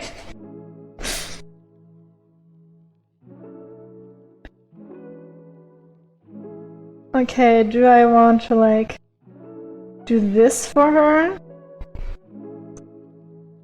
Or like I feel like doing like this for her. Or maybe not that, but like this would be like very cute. Like her basically like laughing about the situation going on like right here. Because I think that's cute. Okay, anyways, I am going to go check on my noodles now. Goodbye!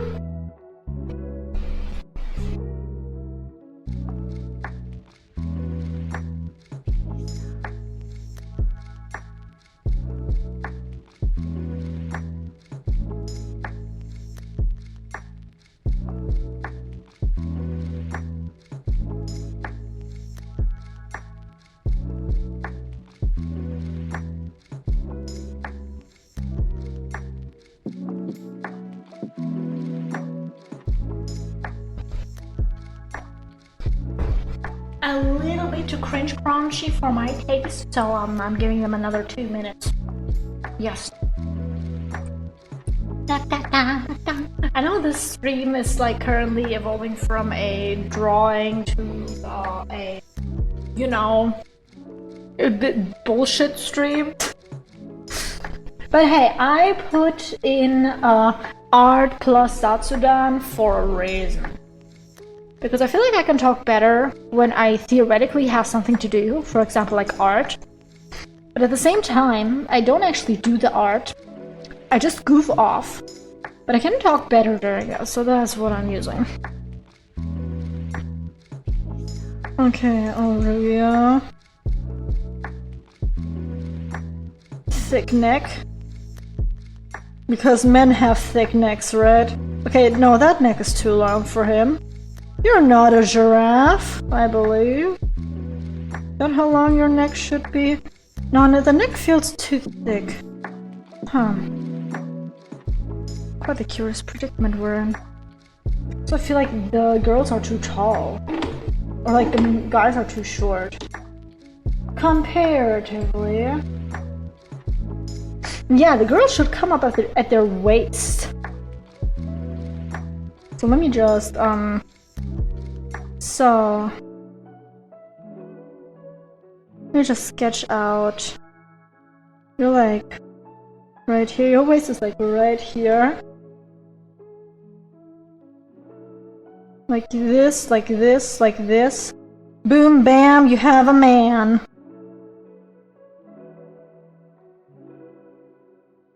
Now that, and here's your groin. And boom, right? No, you should be longer. You have to be a long guy.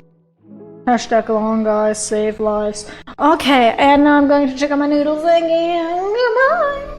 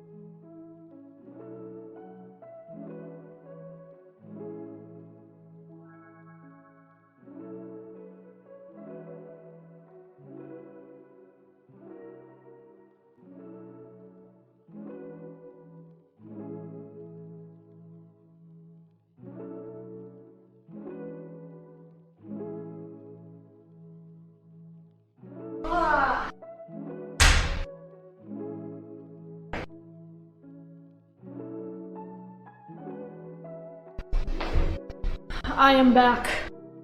And officially. Really, it looks like your avatar lost its soul. Well, it'd be like that, but I officially have food now. It is here, it is sitting before me. It's wonderful. You know what? I think it would be fine to maybe join the call now for the D&D. Let me see if anyone's on call there. No, no one's on call. God damn it.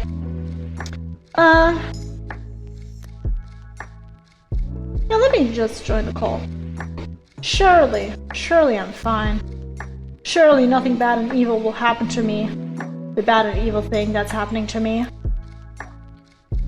Also, I just want to check. Okay, yeah, I am Zath. Okay. You spelled dungeons wrong in the stream title, by the way. Unwatchable. Absolutely unwatchable streamer. Absolutely cannot handle this. Dungeons and Dragons. There we go. How could you? I trusted you! Yeah, that's how it feels like, doesn't it? You just trust the streamer and they just do that kind of crap. How dare they betray you this way? You are unsure, but you're sure the answer lies somewhere deep within them.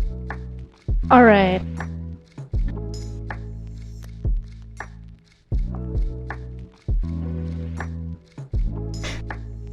Baby girl, you busy? I did that because funnily enough, that's where Ulrugio's ass will be in my head. Okay, Ulrugio. His neck, like his face just tells me that I should do this kind of neck, but his beard tells me that I should do this kind of neck. Oh, actually this works. Kinda, maybe? No, it doesn't.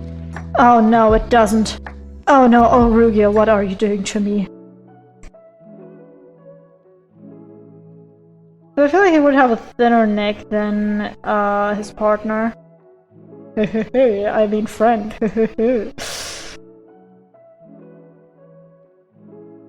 Okay, but he is gonna have crossed arms. Cause he ain't wanna deal with he ain't wanna be dealing with them little kids. Them little shits. Why he looks so sassy? Why his arms so short? It's okay, Ulrugio, I forgive you.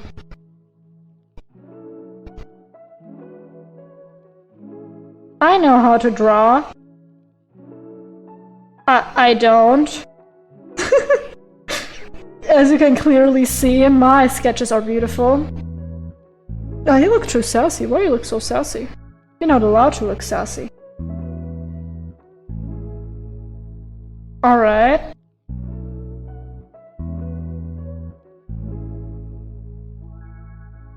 One arm around the shoulder.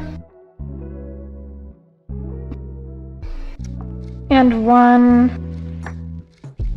on Agatha's, I know the guy on the left is secretly grabbing the guy on the right. I know, like, I was thinking, should I, like, put the arm around him, or should I just leave it? You know what? It's in the sketch now. It's okay. Ignore that children are present. Anyways, the children have to be moved down, actually. The children are like this height.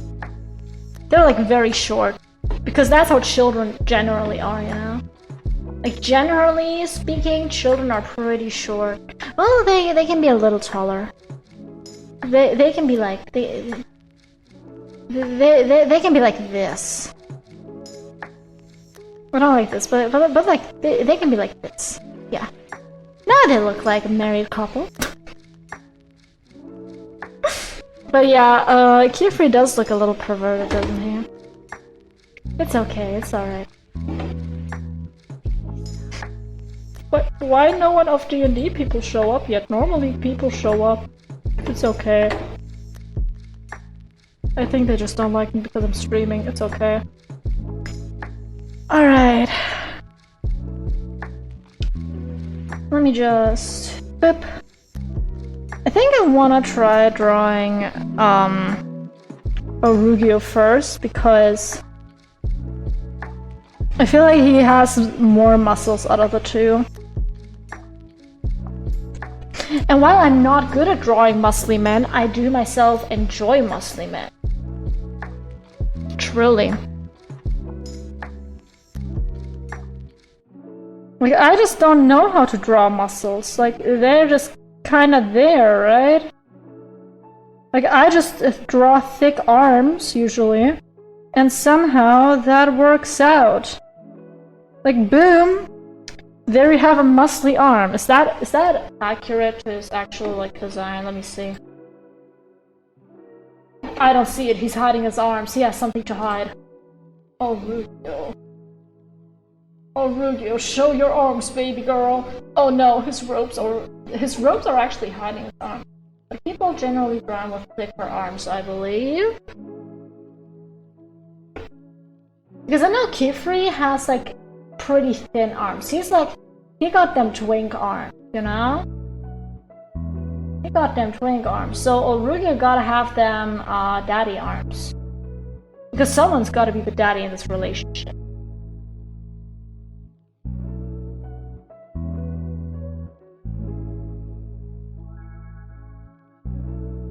I mean, they look moderate.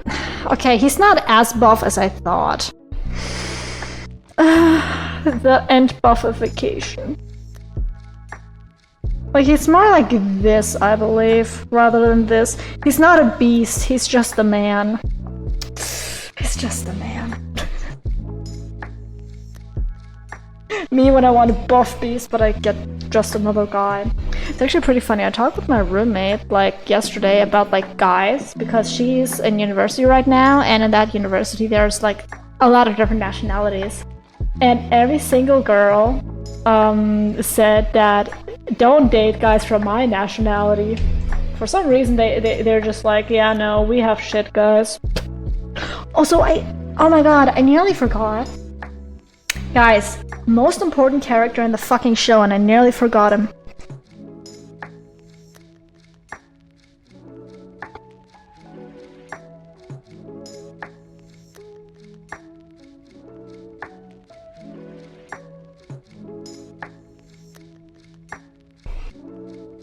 Give me a moment. Full concentration. Wait, no, this looks sad. Like this. Like this.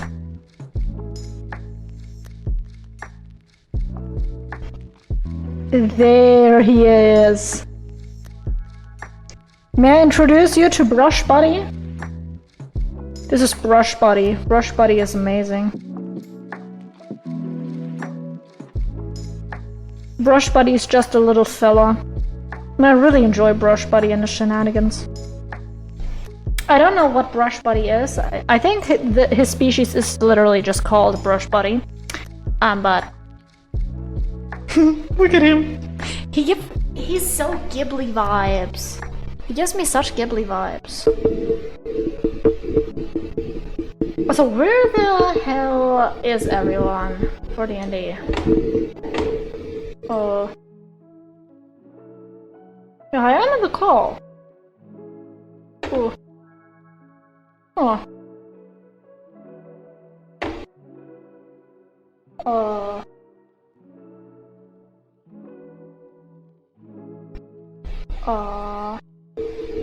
Will we... everyone awake today? Like, usually Necro is in the call like 20 minutes earlier, but none of them look online. Which is a little bit concerning, because if they oversleep, my whole plan is like... But yeah, Brush Buddy is amazing. He is really so Ghibli. I think it's the eyes and a very simple shape. But still. God, my voice cracks don't stop. I wonder, is it because I have a weak voice? Do I have to strengthen my voice? Do I have to bring my voice to the gym? Maybe. Mayhaps.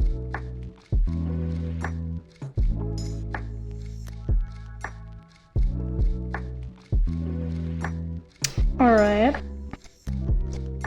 Hi! Yeah, I was wondering if you guys were awake or not, because usually you're here pretty early. Oh, that's alright, don't worry about it.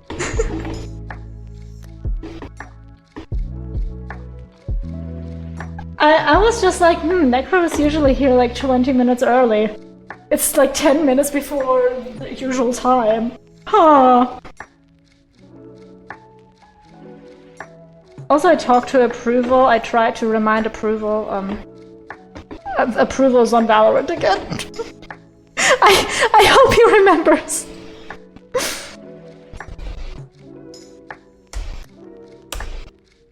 Hopefully.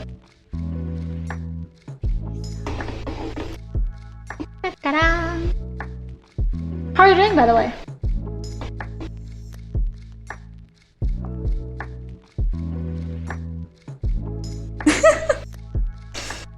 So you guys will die.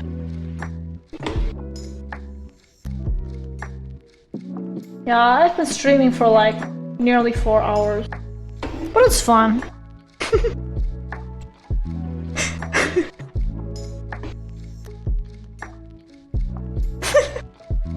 Yeah, because I was like, I don't want to be up too late streaming, so I decided to just do an early stream instead of going in the other direction and being late.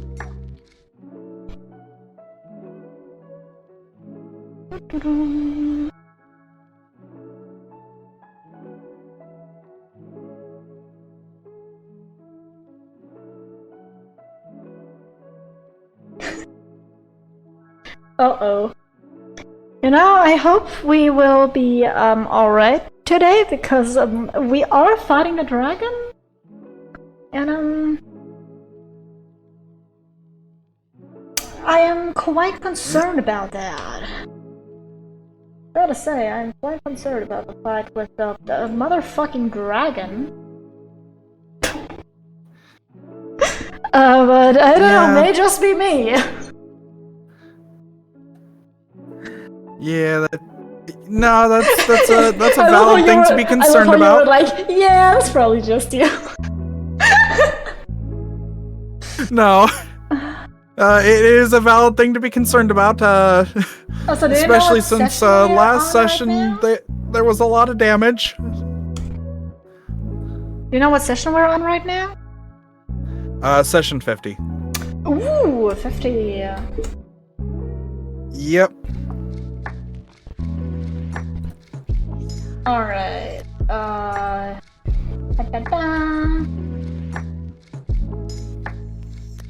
So everyone, we're gonna play Dungeons and Dragons in a few minutes, but feel free to stay in chat.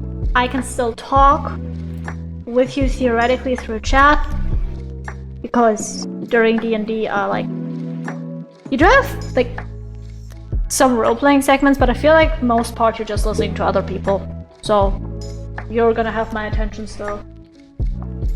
At least some parts.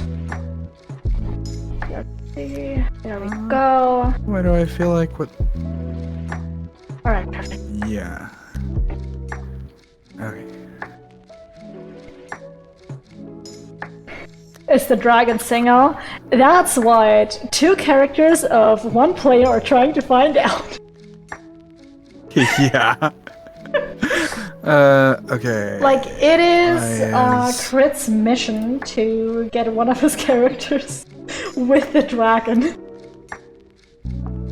And we're currently trying to Pokemon the dragon, because we kind of have a thing that's like kind of like a Pokeball, so we're kind of contemplating Pokemoning the dragon, but we don't know how well that would work.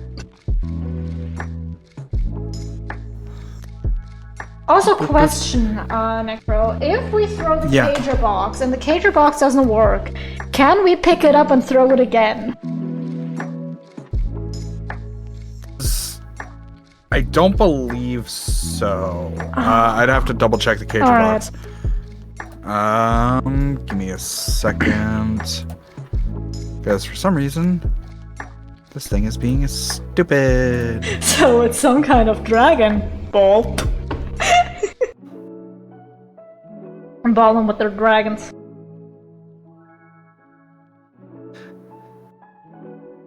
Oh no, I don't want less. I want more. Damn it.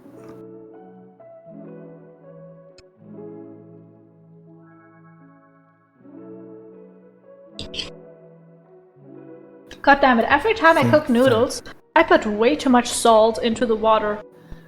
I don't know why, my noodles are always so salty.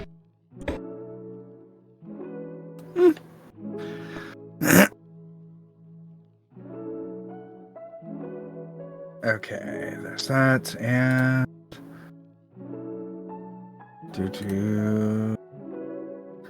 Okay, there's that. How long has he been in Valo, supposedly? I mean, he was in my chat like half an hour ago. And I did remind him that we have D&D today, so he cannot use the excuse that he forgot. Yeah.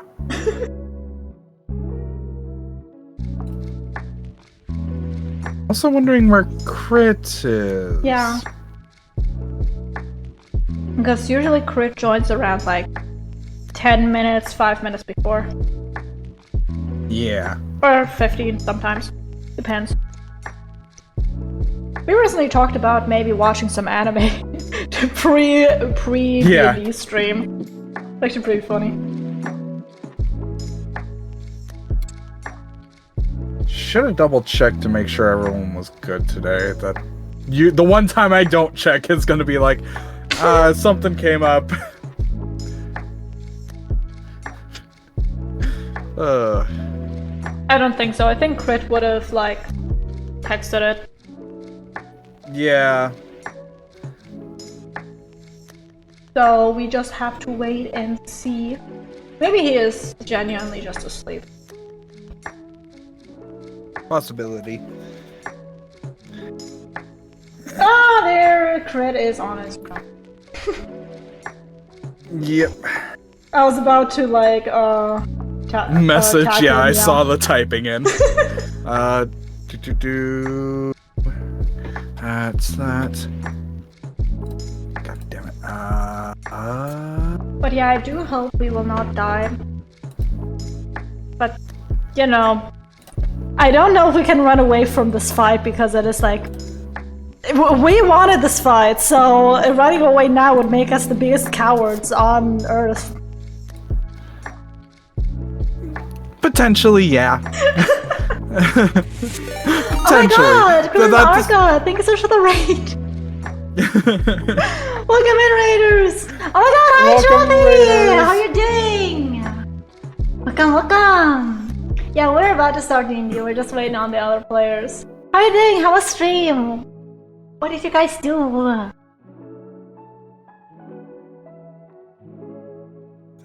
Chompy bought me here.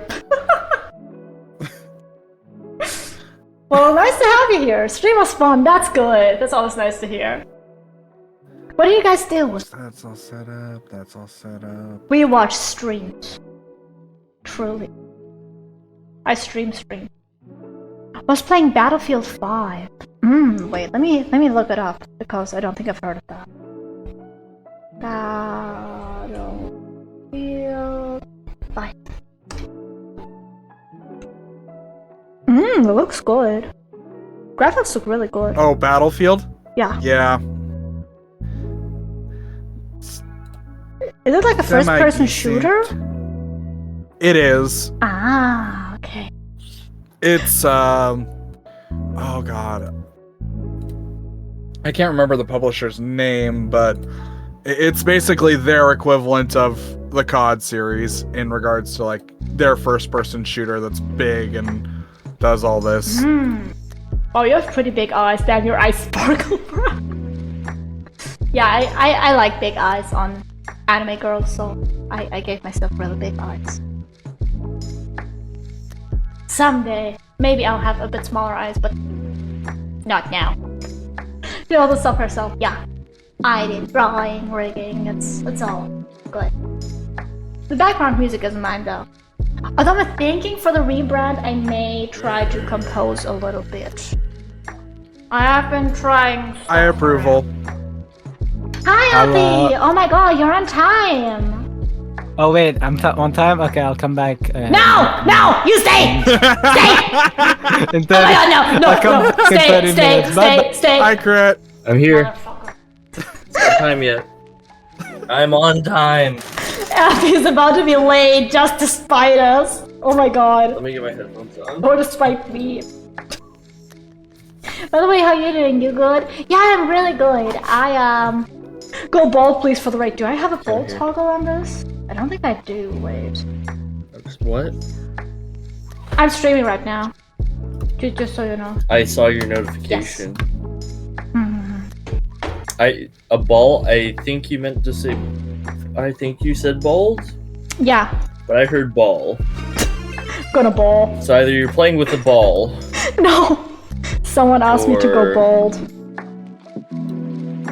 Although I don't think I have a. Oh no, I do have. Wait.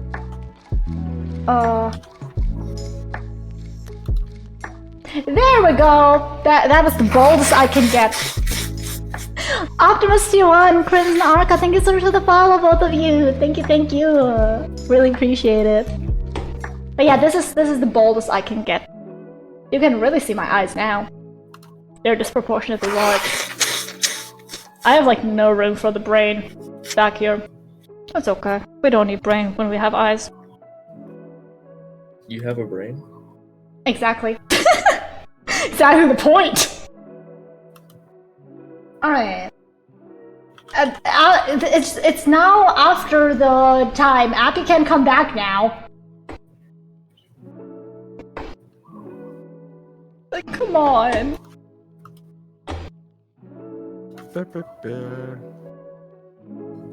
We need clean skin on the head. I don't have clean skin on the head. I have to pull my hair back. That's some age. That's some age.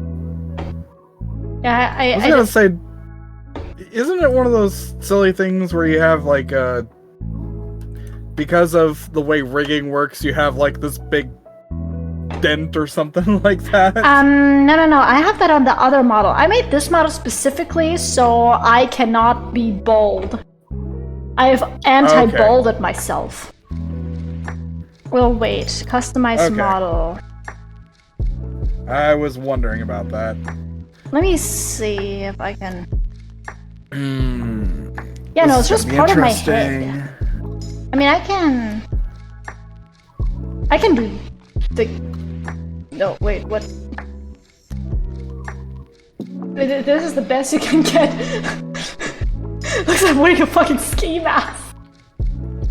Oh, like a white one. Oh my god, you can see my mouth meshes now. Oh no. Yeah. So man, this looks awkward.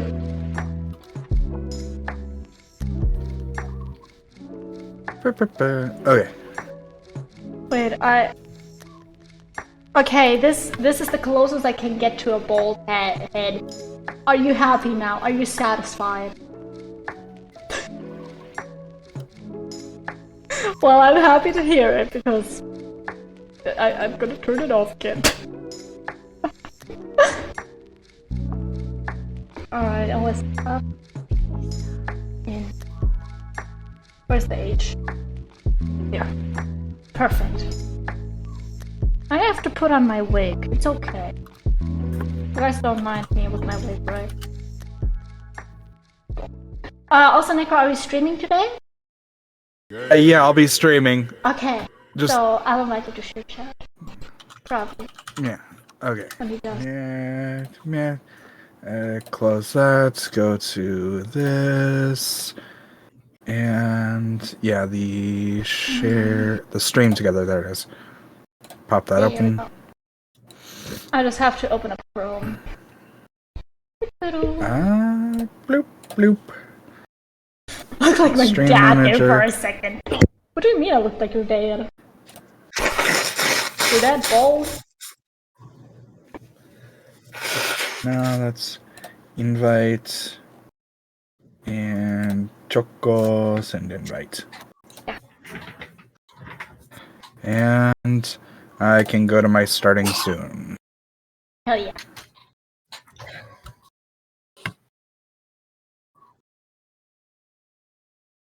It's all good. And that's all set up. Yeah, he's bold like that. He be bald. Start a game of tic-tac-toe. Not again, dude. Not again. The tic-tac-toe on your head. Like, come on. We've only recently had tic-tac-toe. You guys have no other games to play?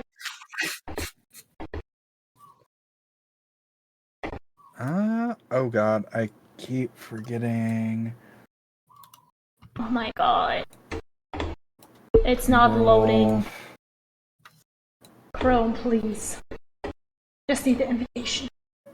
Fine, I'll find something else. Now they're gonna play snakes and ladders or something.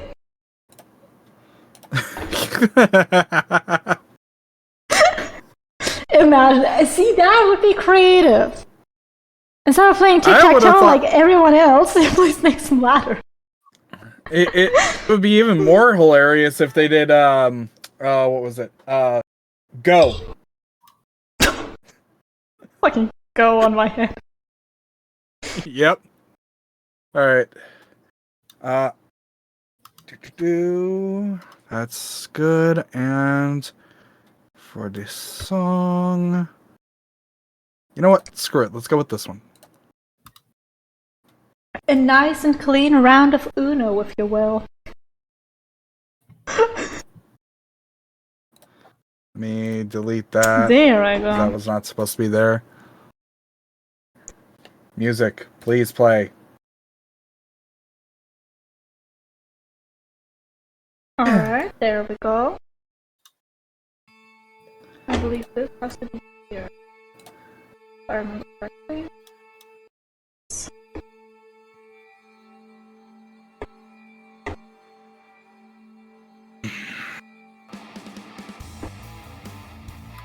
Yeah, now we have a little dragon fight, you know? Because that's normal. Yeah. We're gonna continue where we left off, pretty much.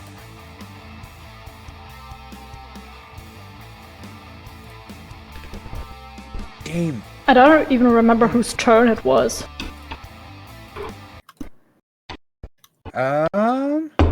Do... All I know is I have yet to do anything of note. That is true, you were just afraid the whole time, weren't you? We ended it with, I think, Gresh having finished their turn. So it should be Appy's turn. Yeah, because the other option just doesn't exist, please.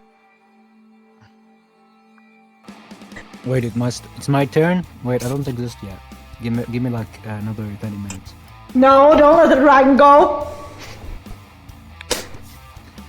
Just take your turn, man, please. Please. Please. Oh, that would be why that was like that. Right, we're doing chess. Absolutely awful. Oh boy. Alright. That's that.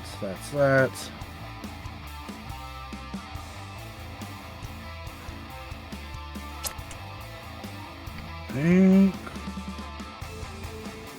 think I'm good. Yeah, I'm good to go.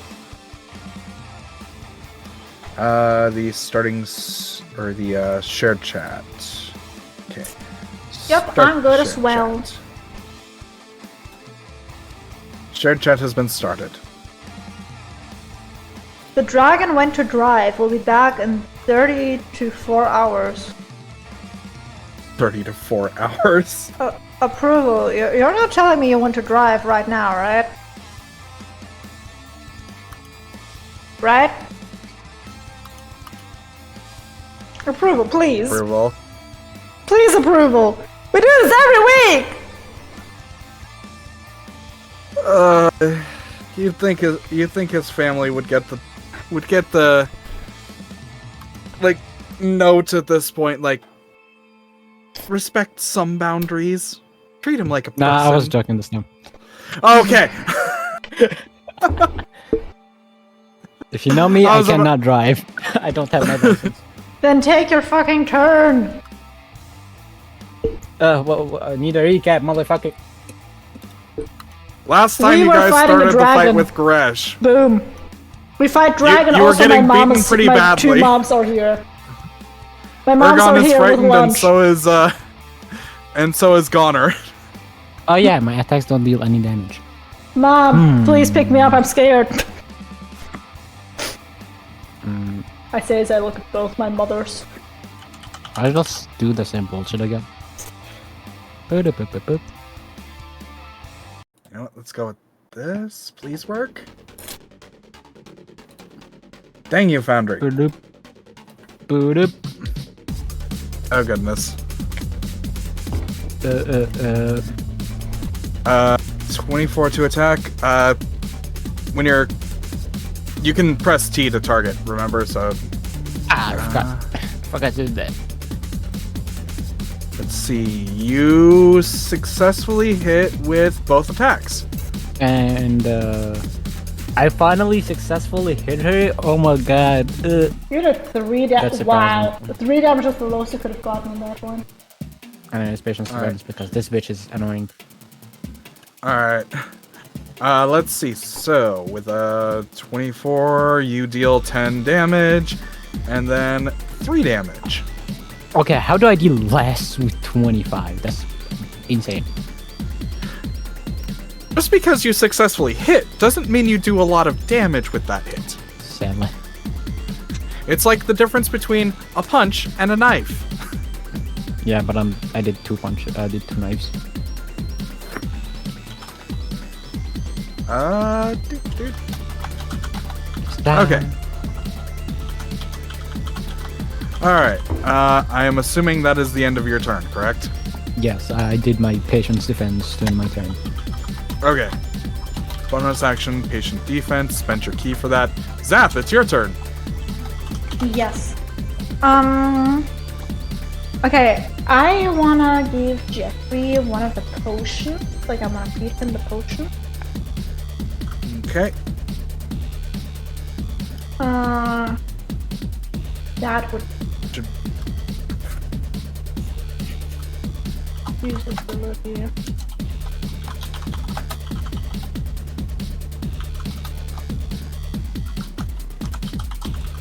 Alright. You use a greater healing potion on Jeffrey. Yes. So, as you pop open the cork and just, like, start feeding it to Jeffrey, he just laps it up like, no.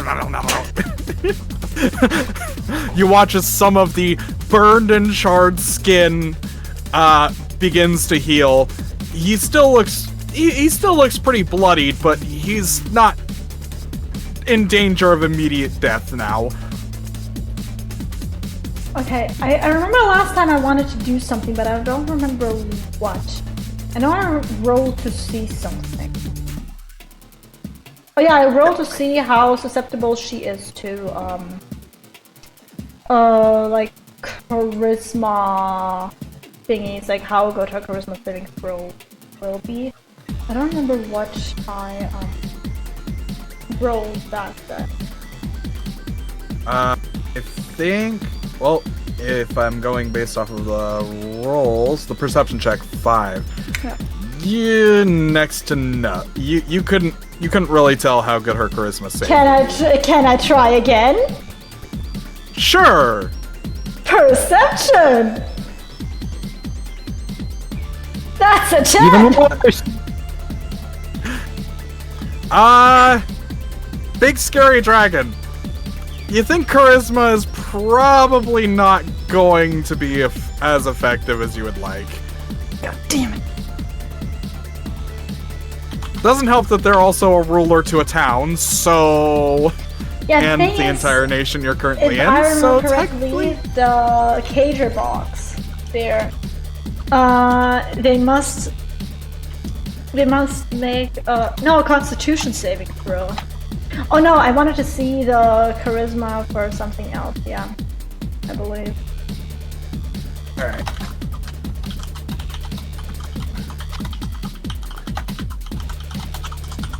All right. Action. I'm guessing bonus action for the magnifying glass Yep. to check the stat, and then yeah. Are you gonna move or anything? Wait. Let me get the ruler out. Can I go onto these stairs right here? Or what is that? Again. Those stairs would be the ones that you use to, I believe, ascend up into the arena. So I can go onto the stairs, right? Let me just check something real quick. Huh. No, fuck you. You don't get to take the steps. You take one step, you die. I mean, yeah, you can technically go onto them. It'd take you a long time if you want to completely go down or like go down the stairs. I mean, I would like to Considering- at least get away from the dragon a little bit. Okay, that's fair. Can I go Yeah, like... go right ahead. Yeah? Okay. Yep. I'm just gonna move right I'll here. say that gives you half cover, Yippee! which will increase AC and a few other things. Yay! Ergon, your turn. Is it fine?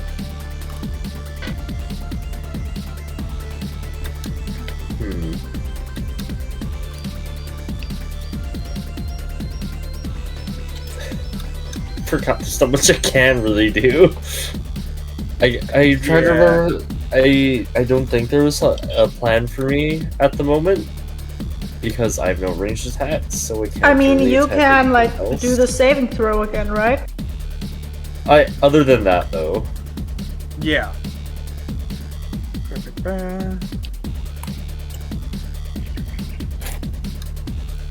why did I... Okay, that can go there. I'm just gonna try get to cover for now, so I'm out of line of sight. Alright. Actually, You go... yeah, could I just stand here? Because then that way... No, he wouldn't have line of sight.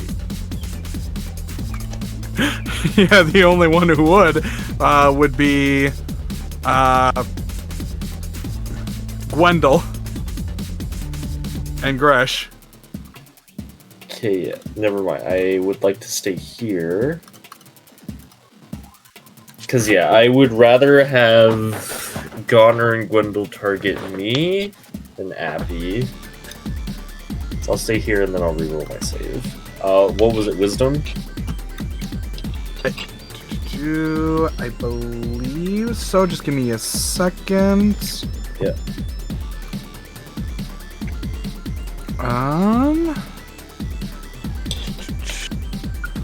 Was the frightful presence? Yes, it's a wisdom saving throw. DC 15. And you have advantage. 20! Okay, yeah, Yeah, 20. And confirming crit. What are you confirming with me? Okay. It's the thing we do whenever someone rolls a nat 20, remember? Yeah, I know I'm joking, but you said confirming crit. I'm confirming you exist, motherfucker. I'm here, I'm still here. He exists? When? Alright, you are no longer frightened. Hell yeah. Alright, and I'm assuming that is the end of the turn, so it is going to be Goner!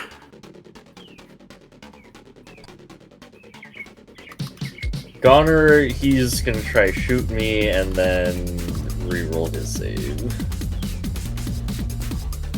Does he still have the help action from Gwendol? Yes, he does. Fuck, what's my AC again? 22, you miss, bitch! Or I deflect both of them, because I'm better.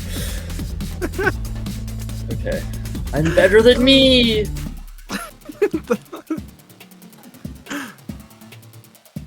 Okay, 12. So, Goner's still frightened. It's just time for Gwendol. It's Gwendolyn time. Alright. Gwendol, All right. you are currently still under the effects of that spell, which is making you happy. I'm just gonna keep helping Goner, being like, come on, buddy, you got this! There's nothing to be afraid of! It's not like it's a giant, scary lizard lady that could eat you. It's your boss. You love her, right? She's your, what do you call her? I don't even remember. Like, something about, princess My or queen? bratty type. Yeah. My queen? Exactly, she's your queen, so there's no reason to be afraid. Come on, snap out of it, buddy. I'm Gwendolyn, I'm super happy.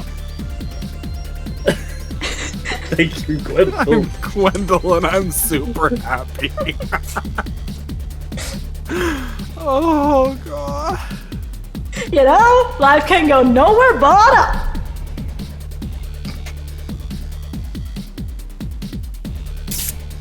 Yeah, that's all I'm gonna do. Alright, so I'm assuming that's the help action for... Yes. Yeah, okay.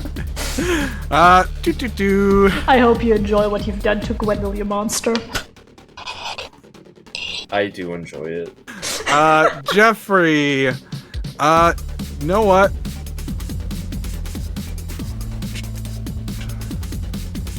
Wait,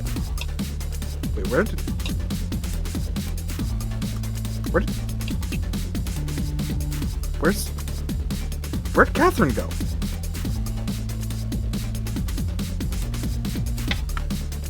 She got deleted from the board for some reason. What? What? No, I see Jeffrey. Yeah, no, Catherine, aka your Catherine. mother. Catherine. Mom. Oh. She just went to buy some milk. Don't worry about it. If I remember correctly, she was right here. Yeah, she just Okay. she just went on a smoke break. Don't worry about it. You know, that's what moms do. Famously. Leave the children in a giant fire-breathing lizard battle and smoke.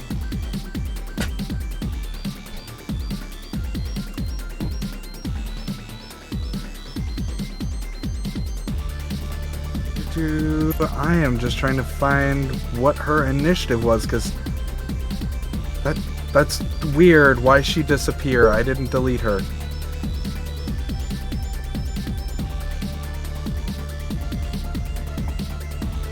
Okay.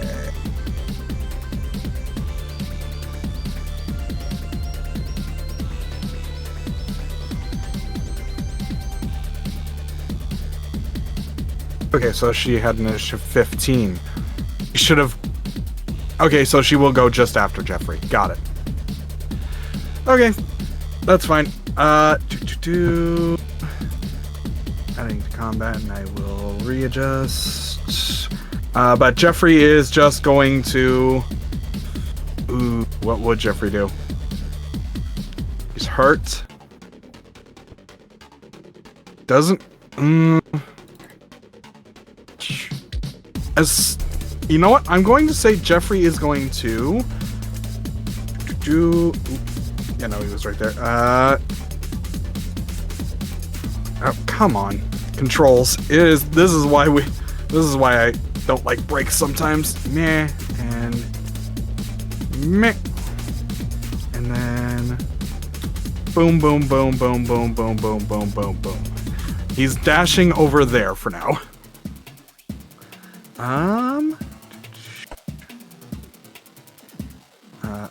Combatants, initiative value 15. Oh, for the love of it. And update. Okay. And yeah, he's going to currently just hide behind that pillar. Seems like Jeffrey's got some kind of idea of what to do next. Next up is Catherine. Okay, that is good. I don't think we need Beacon of Hope no more. She then will turn around, and she is going to try something very interesting. She's going to end concentration on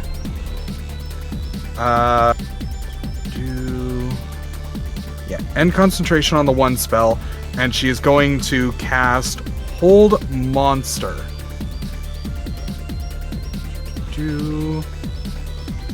My mom has been a Pokemon trainer, I knew it. She is going to cast Hold Monster on Gresh. Do Wisdom saving throw for Gresh. Gresh succeeds. Okay. Then nothing happens. Can't get them all.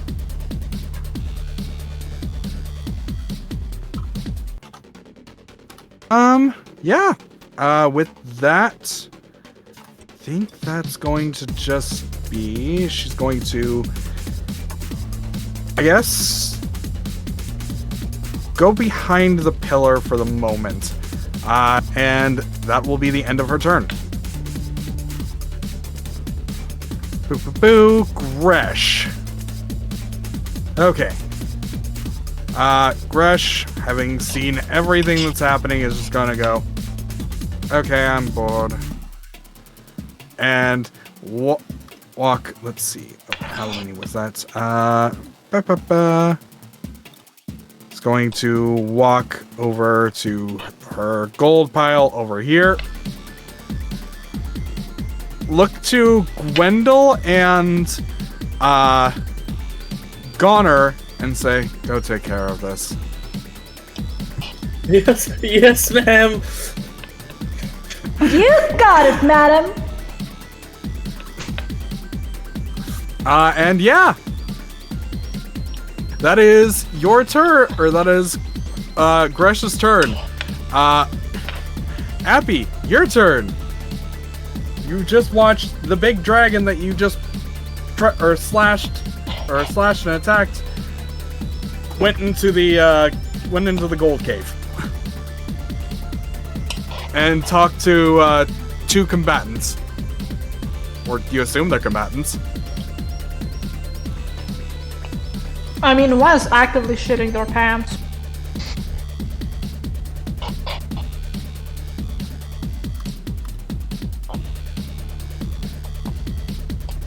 Happy? Appy, I think you're muted.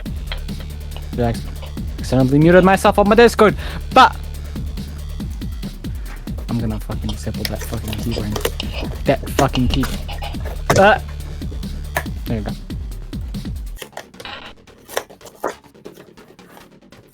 Okay. So what are you doing? I saw you move, but I don't know exactly what your plan is. I was like 30. I was like over here. I was saying I'm not close enough to actually go near them. So I'm just gonna get closer. Okay. Around here so I don't get fucking hit with a fire attack next round. I mean, she said she's bored. I don't think she wants to, you know. But if you try to poke the sleeping bear, then she might. We're supposed to be fighting her, so. You can probably get a free hit in.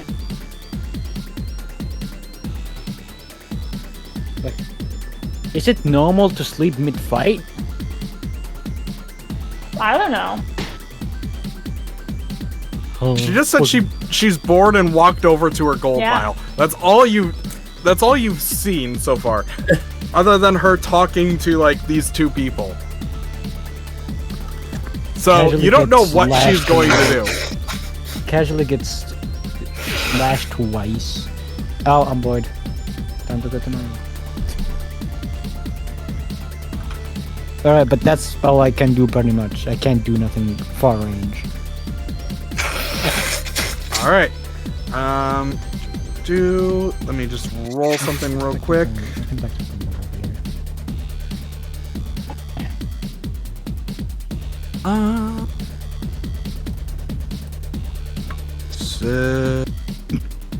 Yeah, okay.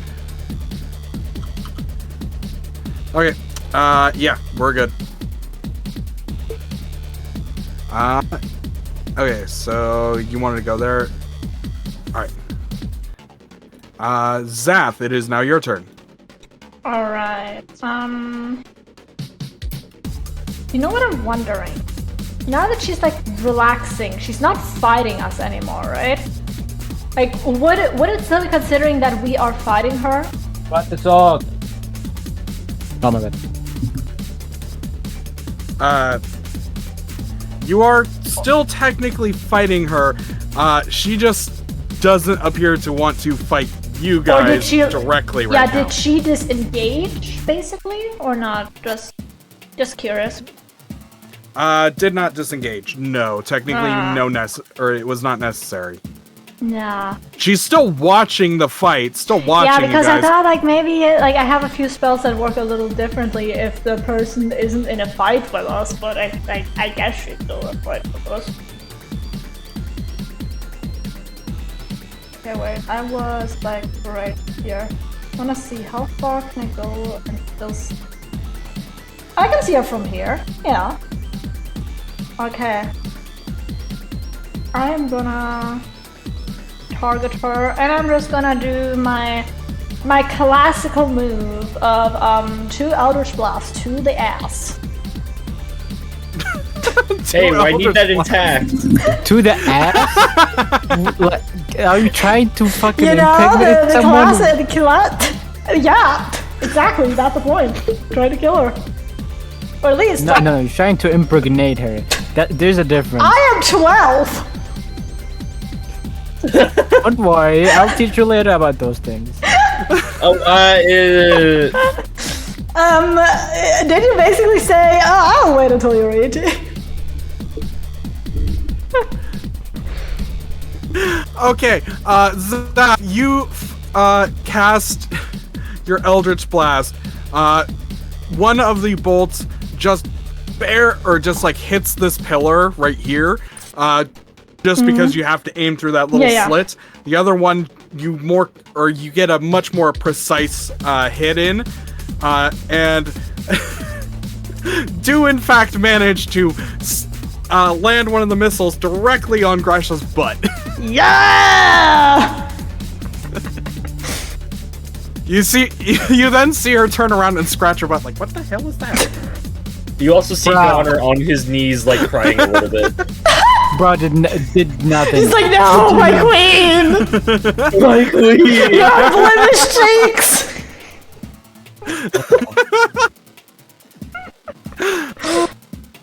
Your 2 full moons!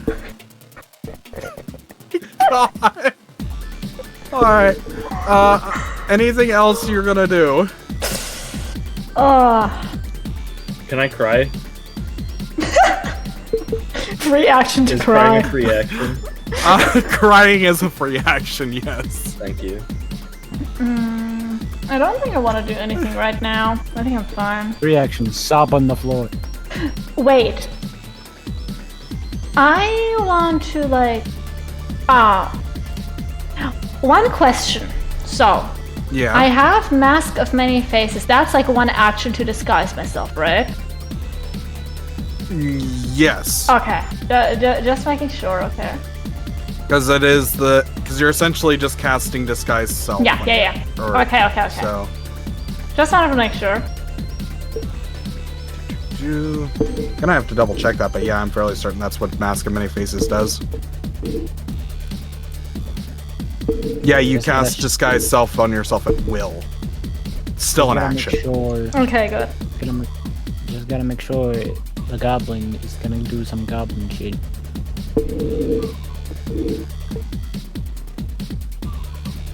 Then yeah, I'm done. Alright. Ergon, your turn. Alright, with my reawakened will. Fuck, I can't move very far. Here. Dash. Okay, that's my turn. Got her. My queen, they're getting closer!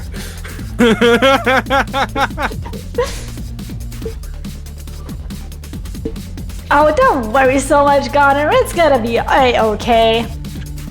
They're Yeah. advancing! By the way, Oh, yeah, Advancing it's when... you're not Yep. allowed to get closer to Gresh with the frightened thing, but you're not technically getting closer anymore. You can now approach, or you can now approach the opponents. Right, which is why I'm running at them. Or as Ergon, or are you talking about Goddard? As Goner. Goner, yeah. Because currently Gresh is somewhat behind you and to the side, so you can technically go forward. Realistically, though, I think Goner would. Okay, let me. Goner's intelligent enough to know to maybe use range attacks against the melee guy Chuck running at him instead of running at the melee guy. Fair enough. Fair enough. I just figured I'd give you the option. Both of these ranged attacks miss. Both you have hitting the shields. Yeah. Boom, boom. The arrows deflect off of the shield as Goner tries to use his crossbow to take out Ergon. As this, relative to him, small knight, because fuck, Goner would be massive. Goner would be a massive boy. As this knight runs at him. And... okay. Still frightened. Yeah, still frightened. Gwendol, I can handle them here. It is okay, I know you're trying to help me, but attack them! Attack them for our queen! Should I attack them or should I restrain one of them? Because I just thought like Gwendol is pretty strong, right? He can probably. That would be a grapple check. I think you should try tackle Ergon. Okay.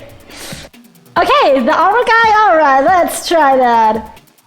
I wanna like go in and go behind him, to like hold him still for Goner. And how do you grapple? Like, what is that?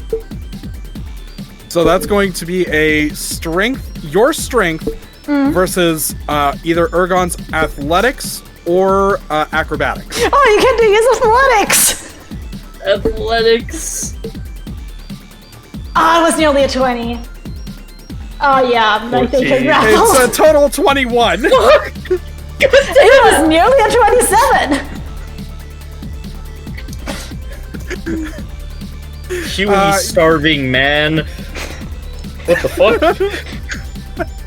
Yeah, so Ergon, you see this this kind of like stick of a man who looks absolutely like non-consequential run up right past you and then slip on by and try to hold you. You try to break out of this and are shocked at the amount of strength this little thing is outputting. Gwendol is just smiling How at much does him. it have? Gwendol's like smiling at him, but his eyes are empty. The smile doesn't reach his eyes as he just stares at Gwendol. and, Gwendol has the bug-like eyes for a minute, and he is Oh my God. got, and his arms have kind of turned into like a little twigs, like literally like the ant legs. and he's still Fuck. smiling.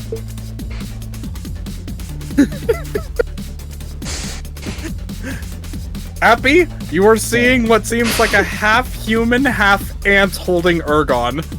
What the fuck? Why am I here? Just to suffer. Why am I here? What? Huh?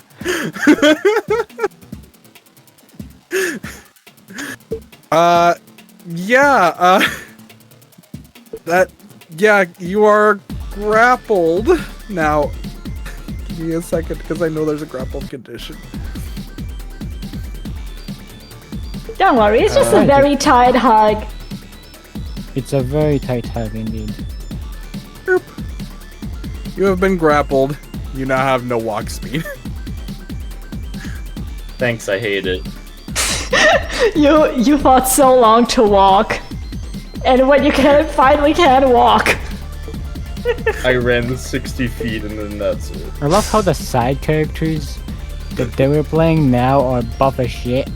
I mean, They really are. I mean, you have to understand, Wendell is now partially ant, and an ant can lift up to like 100 times its like 100 body times weight. its weight. Yeah, I know science. So, and he's a A grown little bit of man. entomology. I'm just saying, there's a reason he's so strong. The only thing that Jeffrey. was like debuffing him was, or nerfing him was his like crippling depression, but that was taken care of. Wink wonk you tell me the brainwashing. only thing that kept a fucking hunk. Can we give him back depression? Like what the fuck? Could we do an investigation check Like, for can I do an Appy so he investigation? can find the source of Gwendol's depression? So he Can I just remind him of his ex? The Is that source of possible? Windows depression suppression. Hey DM, can I? Hey DM, can I do an investigation check to find the source of my depression? You will have. You would have to. God, that's going to. Can I do an Gonna have insight to be check? that's. It's the magnifying glass thing that I've been trying to keep implemented but haven't really been utilizing. We'll do that as a bonus action on your turn or an action. It's an insight check. It's supposed to be. That would still be an action. Anyway, Okay. Jeffrey. Bop. Bop, bop. Jeffrey runs over here, sees Ergon being restrained, and is going to target No, Wendell! Watch out! Wendell with 2 bite attacks. No, Wendell! Watch out! First one missing. Second one hitting for 19. Oh, As Gwendol gets bit while holding Ergon. oh wow, that really hurt you, holding stupid it little dog. Stupid mutt. Oh, I forgot. There's advantage because of pack tactics. Is it? Oh yeah, that is pack tactic. Fortunate. Yeah, I wouldn't know. Does he get a... Nope, okay. Wow! Release me, you ant thing! Well, Alright, if you didn't yeah, challenge Jeffrey- my boss, I'm here for the you wouldn't be dragon. here. Too bad. Someone else is already here for her. Alright, What? Who?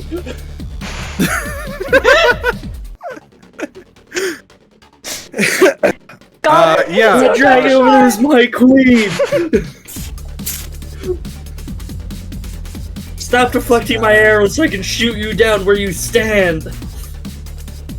Currently has that on. Let's see. Ba-ba-ba. Okay. Sees Ergon being held. See. We're gonna do Eldritch Blast.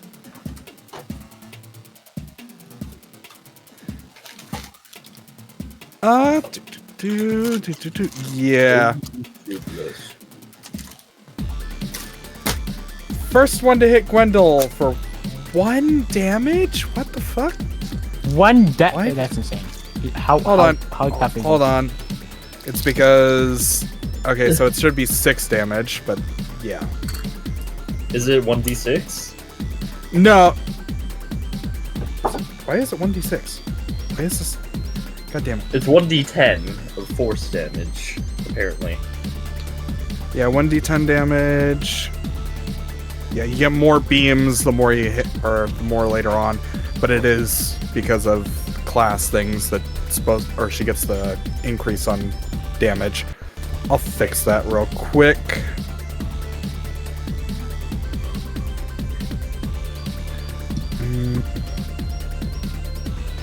Plus at mod. Boom. Okay. Okay, that should fix it. And one more at Gwendol for... Oof! Jesus! Gwendol taking... let's see, 9 damage plus 7. Oof. Minus 7.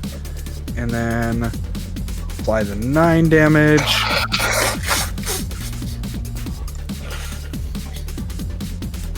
Alright, and then she can see Goner as well, so she will be firing, or so she also has 2 more blasts. First one, 13 damage, and last one misses. So, out from the side, you hear boom, boom, boom, and then ping, as 3 eldritch blasts just smack into Gwendol and Goner. And oh, wait a minute. Goner has to make a Constitution save or concentration. Yep. 1 concentration check failed. Oh no, Gwendol's depressed.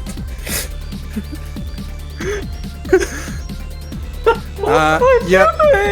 How many days has it been of repressed depression Gwendol is gonna have? Does Gwendol remember being not depressed? Gwendol will... oh god, let's see. I'm just double checking the spells, like, information real quick.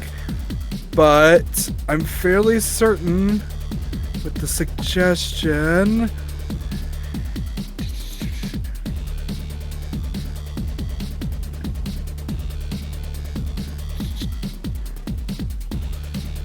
Gwendol, use antidepressants. Didn't you just want to make him depressed? Like a moment ago? Well, yeah, I was making a Pokemon joke. Yeah, so he will remember he will know that the spell was cast on him, and he will know that he was not depressed. He will remember everything. So I guess you get to interpret how he reacts to that, Joko. Yeah, okay. So here's the plan.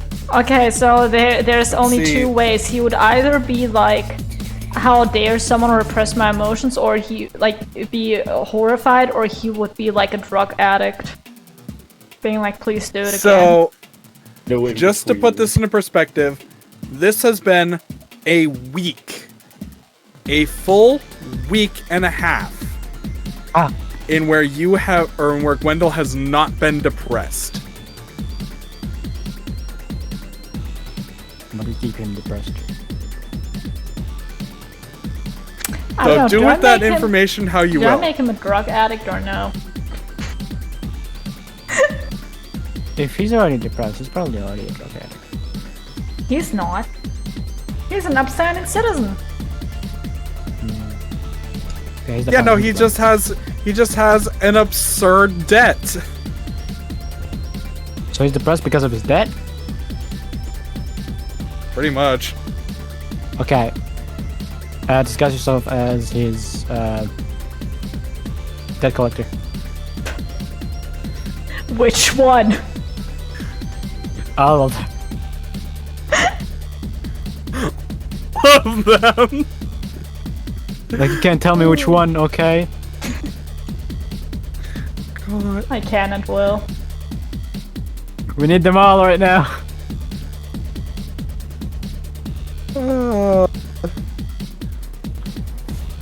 Okay.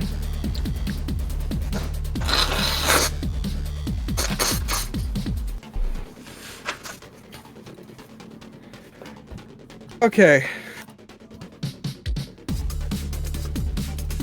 Maybe Gwendol will learn after all that, like, hey, baby, yeah, it isn't so hopeless. I have a good paying job.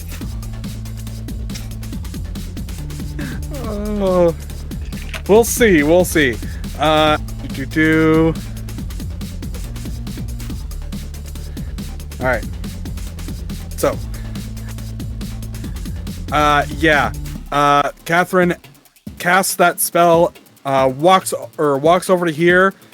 Gets ready to do something and ends her turn. Gresh. She will look over at Gwendol and go, "Come on, snap his neck or something. You got this." Giving Gwendol a little bit of encouragement, but otherwise not doing anything. She'll walk up to her gold pile. Okay, is Goner like jealous of Gwendol getting encouragement, or is he happy for him? Yeah. nice, Gwendol. You're getting praise. As a tear rolls down his face, or not a tear, a drip of oil rolls down his face. Oh my god. Aww. Bruh. You know, what's funny is, technically, I think Gresh is probably one of the only characters with enough finances to actually pay off Gwendol's debt. But you just How doesn't. big is his debt? You want the number? I don't know if I have Yeah. the number anywhere. I had it written down somewhere, but it's You over have a number. 500,000 gold. Wasn't it over 800,000? Oh, so technically Zath can pay for it. No. No. I don't think Zath can bail that one. Zath can't bail that shit out. Zath with his pocket Did change. we get no. fucking platinum? It's not as much as you Platinum think. is only 100 gold. Yeah. Yeah, you got fucking 400 over I there. don't have that much plat. That's only 100. That's only like That's only 40,000. 4,000 gold. Yeah. Bruh. Or 40,000. Shit, yeah. It's not that much. I say to 40,000. Not that much. It's not that much. Not that, Come not on. that much. It's like pocket change, dude. But bruh, get out. I haven't. Get out. This whole adventure. That's this like whole pocket change adventure. and can't technically pay his debt still. This be whole right back for my adventure drink. has been like Zath holding out his hat like a homeless person because he has been running around with a few thousand gold. Like, that's way too little. Come on. Bruh, get out. Don't you like the duality of Gwendol being in debt and Zath being rich? Beautiful. It is at times very funny. Let's see. Don't think Yeah, anything so, about it, that homeless people. Appy, it's your turn. Oh shit, I exist. I forgot. Yep. Give me a second. Alright, can I do an insight check on this guy? Yes, I'll do that as a bonus action. Yippee! Insight check. Fuck me. With an 11. This motherfucker went from happy to he is now depressed. He is also, for some reason, partially an ant. Or some type of insectoid. You're not sure what the hell's going on with that one. Alright, I'll try to kill him now. Can I remove one of his arms that has been amplified? Oh god, you're gonna try and rip his arm off? It's Okay. fine, he got fucking 2 more. What? You're gonna rip his arm off and it's fine because he has 2 more? He doesn't have 3 fine. arms. He has 2. He got another one. It's fine. You know, it's fine if I chop off your leg. You got another one. We're in a world of magic. He can probably get another. You know what? I'm just gonna take one of your lungs because you like got you like got 2 of them. Look, we need Aegon to be released, okay? Alright, with a 24 on 7 damage, yeah, you do a decent job at hitting Gwendol. I love the fact you said decent job. Okay, I'm just gonna do that now. Gwendol, you watch as a sword comes slashing down and cuts into your bicep, or cuts into like the half bicep, half insectoid arm you currently have. That's disgusting. Good, Appy, good.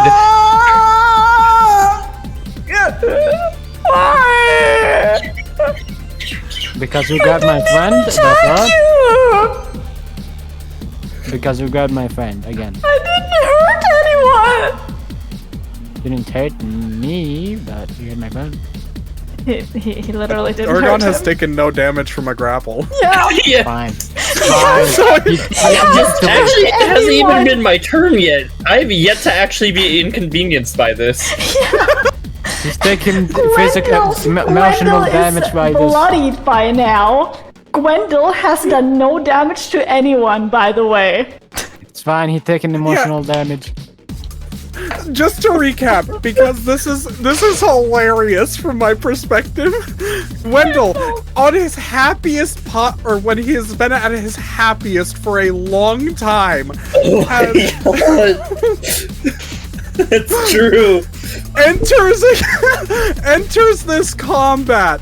It does next to nothing. He Tries cheers to be up his supportive friend. to Yeah. Yeah, he tries to cheer up and support his friend. He then turns around, goes to restrain a dude. Not actually harm anyone. Just hold the guy. No one And then turns around and gets attacked by a shark hound, a woman who's firing lasers at him, and a wolf beastkin who is trying to slice his damn arm off.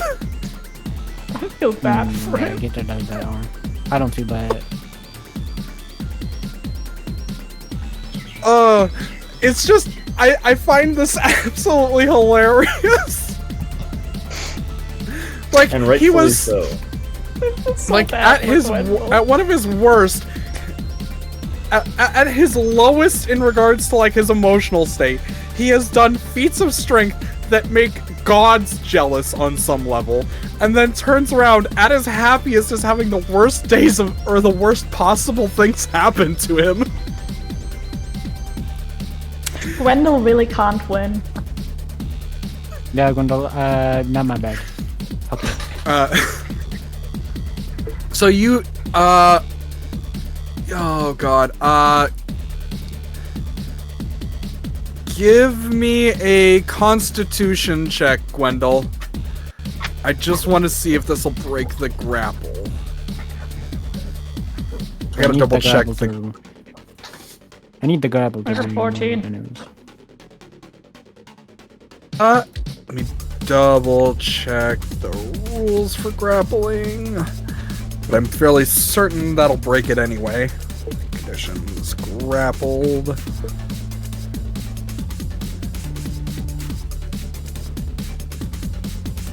DM is crying a free action. Okay. Is curling up and wailing in pain a free action, DM. It is. And, yeah.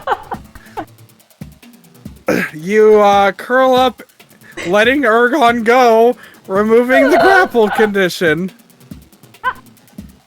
Oh god, there's so much blood. Oh my god. I'm not gonna see my daughter again. You'll never see Do her you see again, what bitch. you're doing to this poor man? What we're doing to this poor man? Fuck this poor man. Yeah. Give him depression Abby. again. Alright. Abby is Alright. soulless. Yeah. You still have one more attack, I believe. Nah, fuck it. He removed his gear weapon. I don't need more. Okay. Alright. I'm assuming that's the end of your turn then. How about it? Yeah. Alright. Zath, your turn. You have watched your mother fire 4 Eldritch Blasts, and you have also seen Jeffrey and Abby tag teaming, trying to take down this one dude. The thing is, I want to try to turn into someone like Gresh wouldn't like bat an eye about walking into her cave, but her 2 henchmen are literally in her line of sight, so I can't turn into one of them. You've seen several gilded goons. So can I just turn into a gilded goon? That is very much an option. If you want to do that, go right ahead. Would she question like, hey, what are these goons doing here? Maybe. You have no clue. I mean, the thing is, I would turn into like Gwendol or something, but like I said, they're in her line of sight. So maybe I wait one more turn, and then I try to turn into one of them. Question is, can I even attack? Wait. Ah, no, I don't think I can attack her there. Wait. I mean, I can go hear it. Yeah. That's...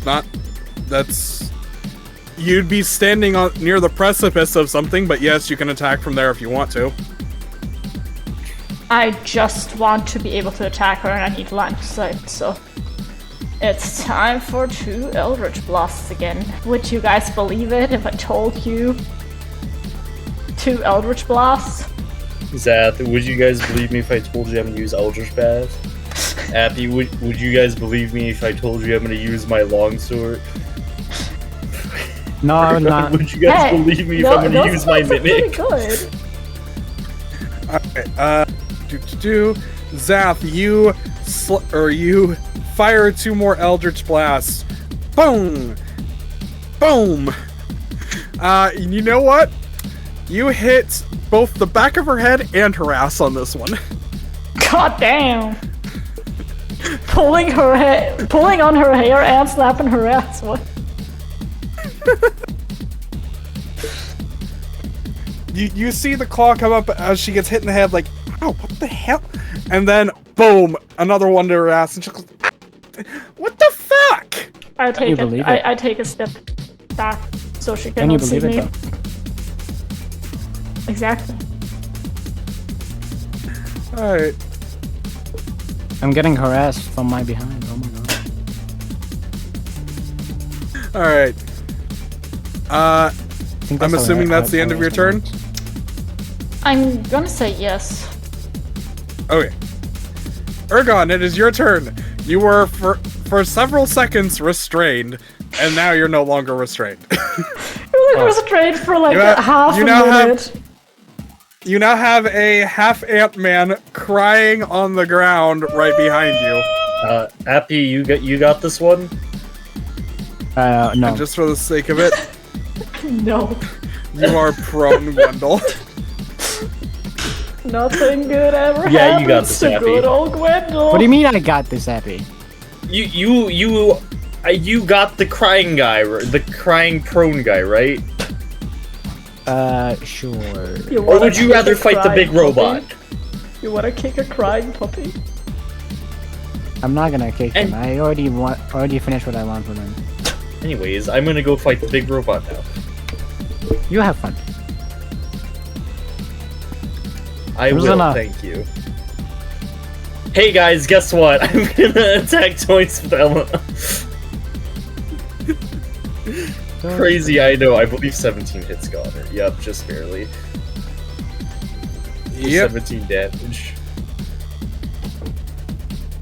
17. Yeah. And Oof. also 6. Okay, and nibble. Yippee. Oh, the concentration ended. I forgot about that. Didn't he? Oh yeah. Didn't he? And then I also hit him for another 14 damage.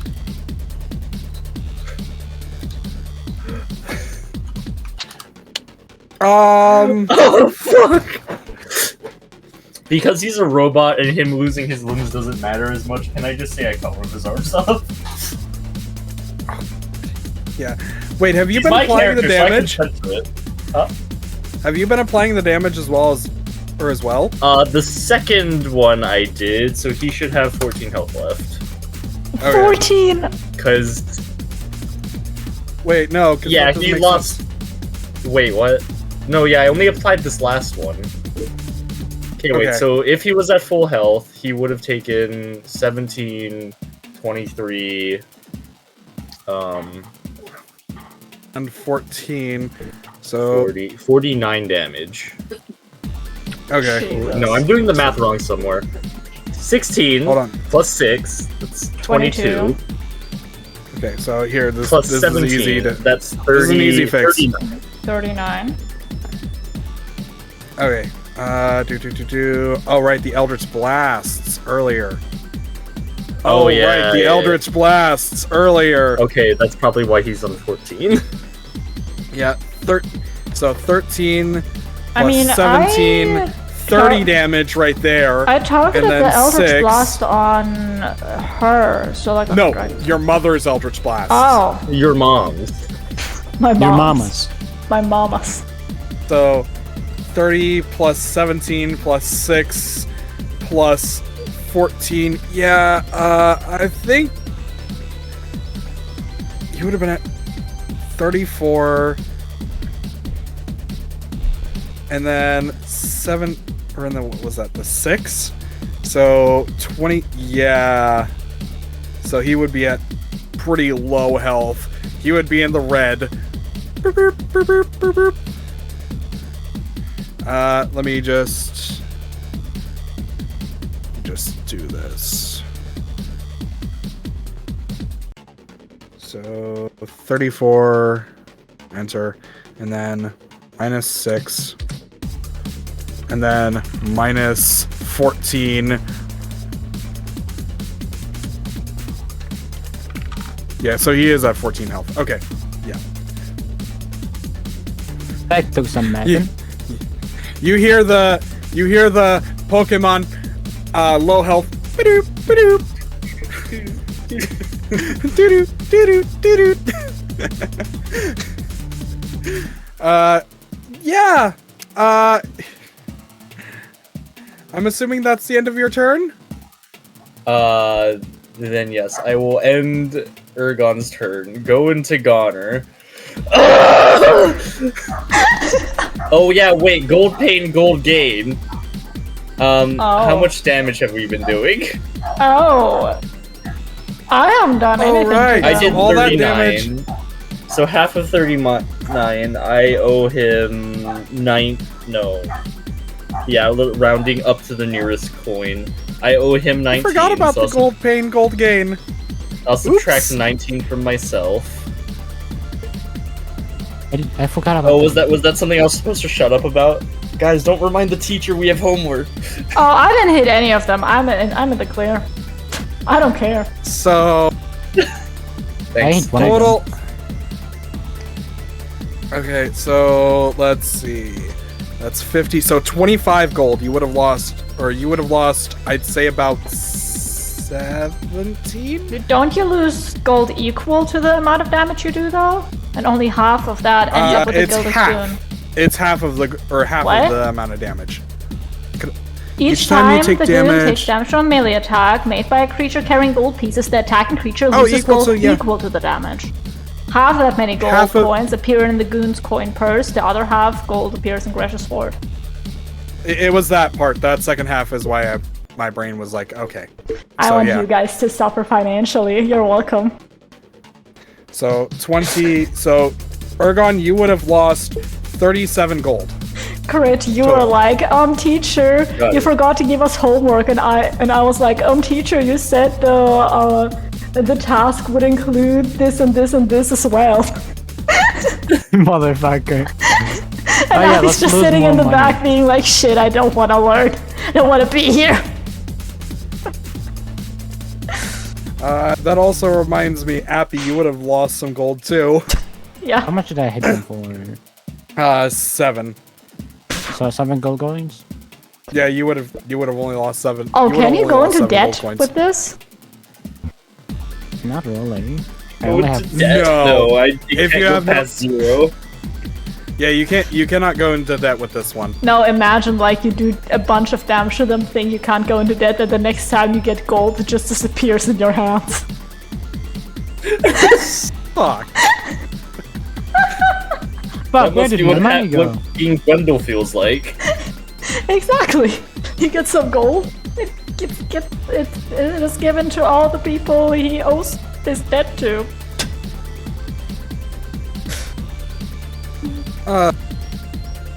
But yeah. So, what is Goner going to do? Because Oh yeah, so other than him screaming, it's going to target Ergon. Let me just Oh, open no. this little book here.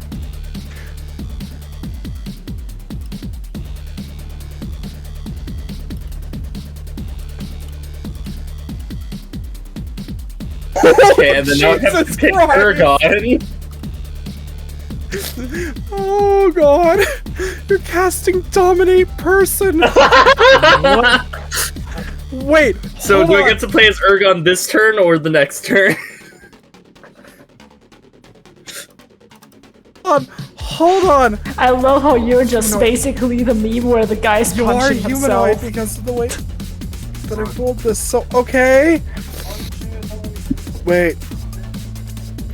Hold on. Let me double check. No, you're not a humanoid. You're a monstrosity. Fuck. So the spell would instantly fail. Shit, never mind.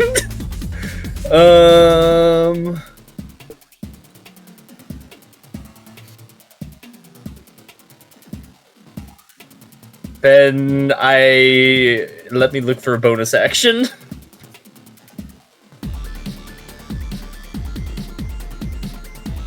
You know what? This is hilarious. Like, you try to cast Dominate Person, it instantaneously fails. You're like, Wait, but what? that's in character because he wouldn't know I'm a monstrosity. Yeah, I know. Exactly. That's why I was just like, so. That's why I was just about to say, as Goner, you go and you cast Dominate Person, saying, "I'm going," or like, dominate or something like that. I'm dominating you. You see what seems like the spell try to take effect, but just fails. Like it should have worked, but it fails. Like, oh. Why did that fail? What? Excuse me, the fuck? Nani the fuck? Alright. Yeah, you then cast Healing Word. Are you casting it on your... You I cast cast it on myself, I applied it already. Okay. And then that's Goner's turn in confusion. It's Gwendolyn time. Hold on. Before we do that, you can make a saving throw, wisdom saving throw, at disadvantage. Oh yeah.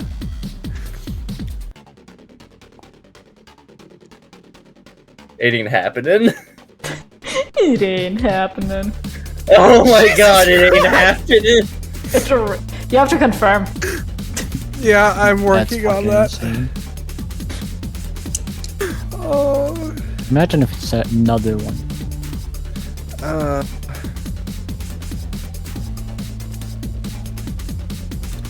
One. Request roll.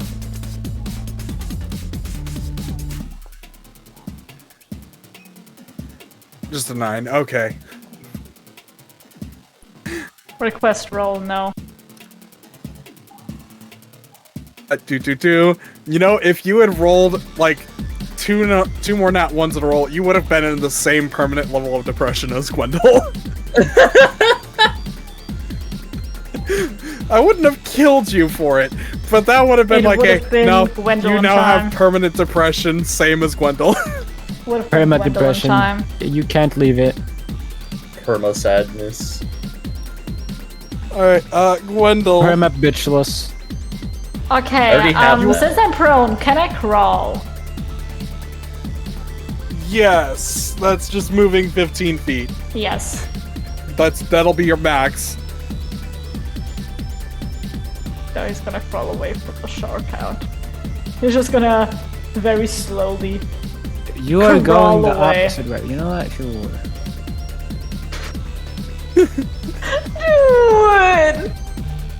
Dude! Grendel's just crying, sobbing, probably throwing up, horrified at the blood loss. What a horrifying blood loss. Yeah. Gwendol, you have several bites taken out of you due to the shark hound. Or no, you have a bite taken out of you because of the shark hound. You now have a giant gash in your arm. How many goiter? Please don't hurt me. How many potions did you have? Please. They bought some potions, but I don't. I don't think you were given any. No, you weren't. I had. How much? What did you give me? We didn't give you anything because should be in your inventory. You didn't so under your convince- backpack, potions of greater healing, you have 1. Okay, that's from before. I was not given any. Yeah, don't you remember? Because your character was like, I was like, why should I give them to you? And you were like, why not? And you know how Zath, you know how Zath acts with Abby. Like, come on. I know. What's an age? It's fucking funny.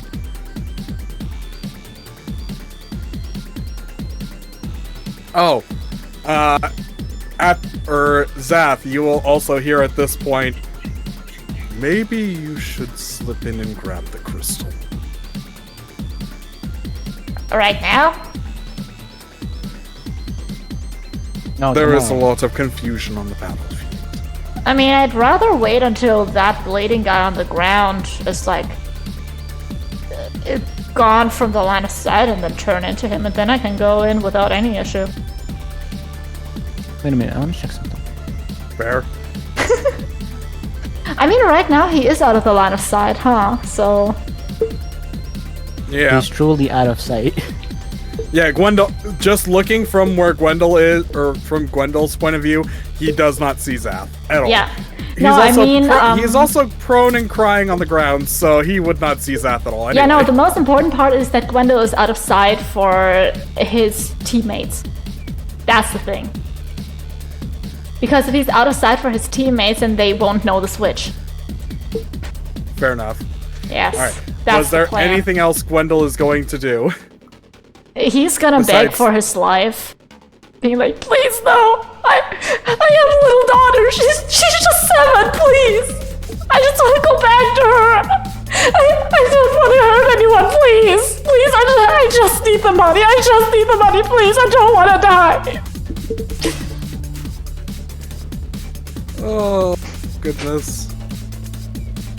Are you really gonna kill a begging man? He didn't hurt a fly. He didn't do anything. Please. Jeffrey sees no harm in this person, but does not also does not want to go to the dragon.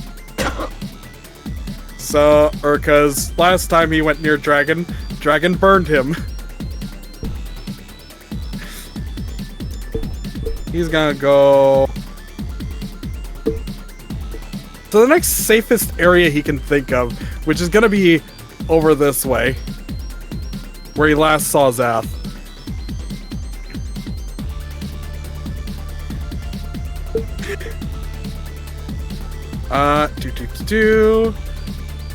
Next up is Catherine, And she is going to...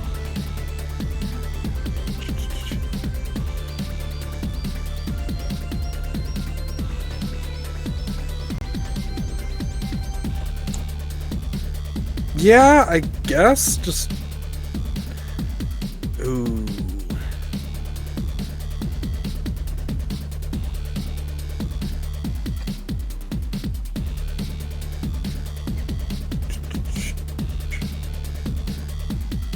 Yeah, she's probably just gonna do this. Target and... 1. Oh, Jesus! Natural 20 on that one. Jeez. Confirm. Yep. Damn, confirm that Eldritch Blast. Ah. Damn. Okay. Still, that's decent damage. It's what? 9, 14. So that's gonna double because of crit rules. Oh no. No, it's already doubled the thing. Never mind. Do 14 and then boom. Miss for that one.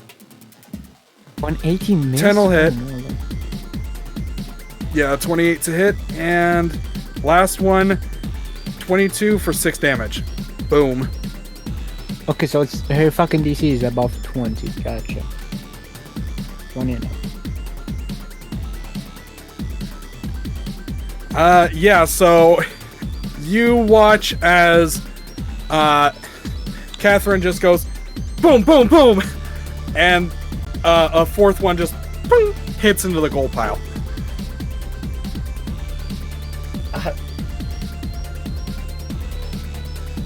So, how much damage is it? 16? 16 plus 14, so 30 damage total. Good shit. Boo boo. And yeah, she will, I guess, go over to here and do... Here it is. Yeah, that'll be the end of her turn. It is now Gresh. Yay! Yeah, fuck me.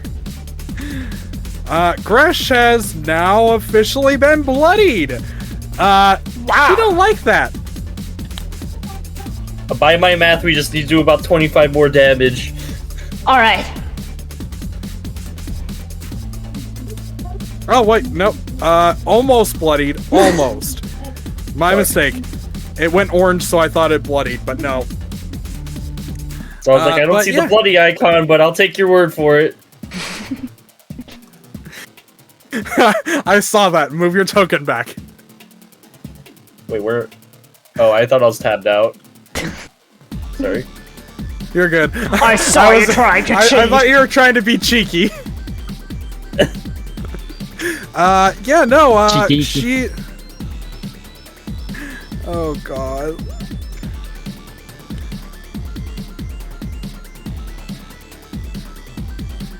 Okay. She sees you, Ergon, goes over here and says, fine, I'll do this myself. And is going to target Ergon and try and claw you.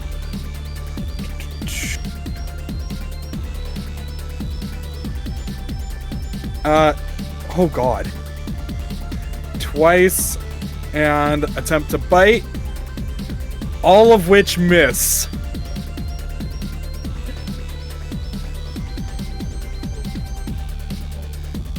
One of which I think was actually pretty decently close. Yeah, the first one was one off. No, it was the second one, but yeah. Second claw. Sorry. Alright. And yeah, that'll be the end of her turn. Appy, you good to go.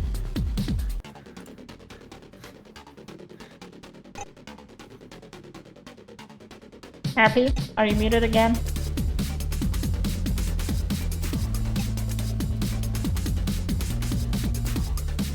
Happy. Why the music change? Goddamn. Oh fuck. Oh fuck. I'm just trying phase. I'm just trying to actually get music on my stream because for some reason my thing is not wanting to work. I mean, have you put on the window capture like audio recording? Have you allowed that? No, I mean like in the browser itself, it Oh, will in not the load browser. the music. Oh, that's weird. Yeah, that's why I'm like. But God you're damn it. using Linux, so. Well, it Just shouldn't be saying. the browsers that are the problem with that. It's literally just for some reason they won't load on my end. It's like, why? Damn. What's up? Appy, are you there? Are you alive? That's hard to Okay, doubt I'm it. just gonna go back to what I was at. Was this one, I think? Me.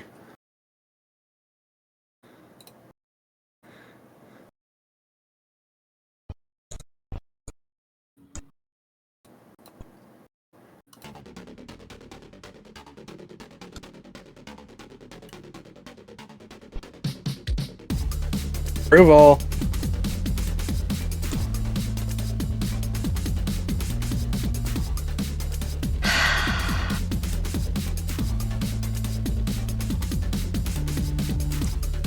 Okay.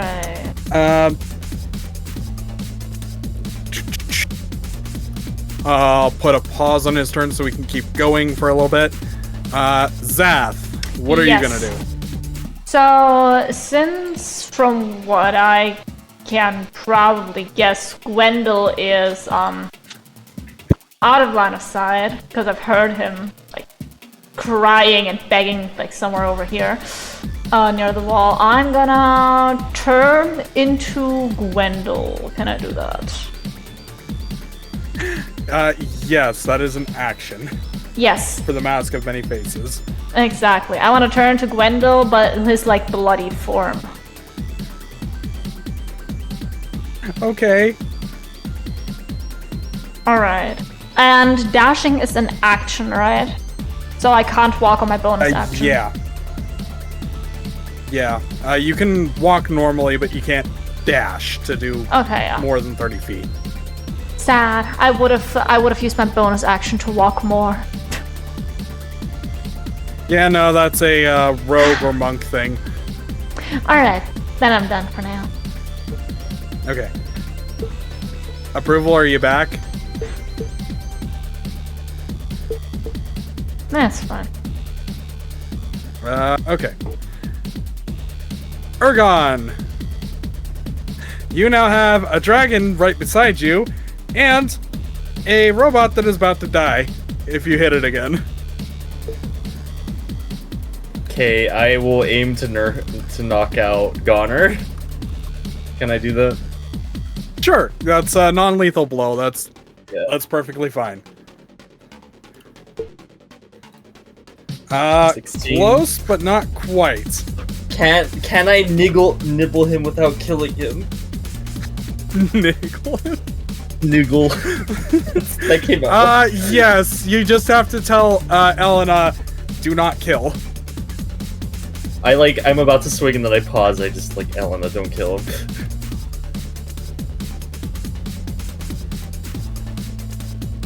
Six damage. That is more than enough. He is unconscious.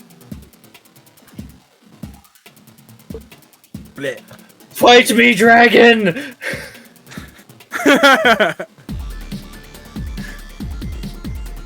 It's 28 Ooh, hit. nice one. For 11 damage. Yes. Okay, then we're gonna action surge. Hey. Oh, is she bloodied after the 11? Maybe. Maybe. Matt says you're close.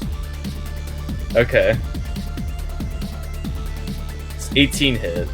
No. Does 19 hit? A 19 does hit. For 17 damage, Gresh has been officially bloodied. Okay, fuck, we have to do 40 more damage. That's gonna be fine. I'm gonna have my magical can do girl it. power up soon. Don't worry about it. Don't worry about it, baby girl. Goner's knocked out. Gwendol's turn. Yeah, Gwendol is just gonna keep crying and crawling away.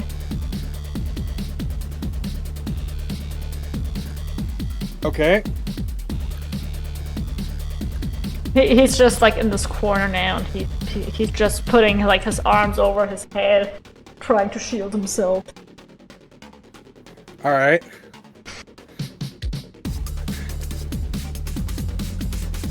That's it. Gwendol doesn't do shit.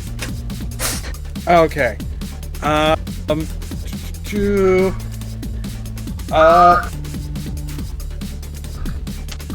Okay, got it. Alright. So, according to what just happened, Appy... Alright. What I'll do then, Appy, throw my greater heal at the depressed guy, and make me sit next to him. Sure. By the way, Gwendol, just because this happens, or this is funny, as you crawl over to this area, Gwendol, you see kind of like a blurred version of yourself through your tears while you're on the ground right over here.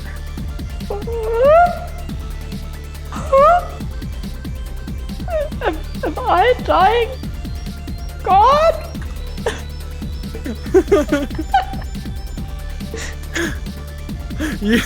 You are confused as you see yourself bloodied and just standing over there. I imagine him looking up being like, God, and then the potion of greater healing like hits him in the back of the head, knocking him out. No. What Appy does, yeah, I mean, that would be funny, but no. Appy is more of the nicer guy type. So he goes over there and gives the greater healing potion to Ant Boy. Ant Boy. Easiest thing I can do. Meh. Yes, are used. And some of the wounds close on you.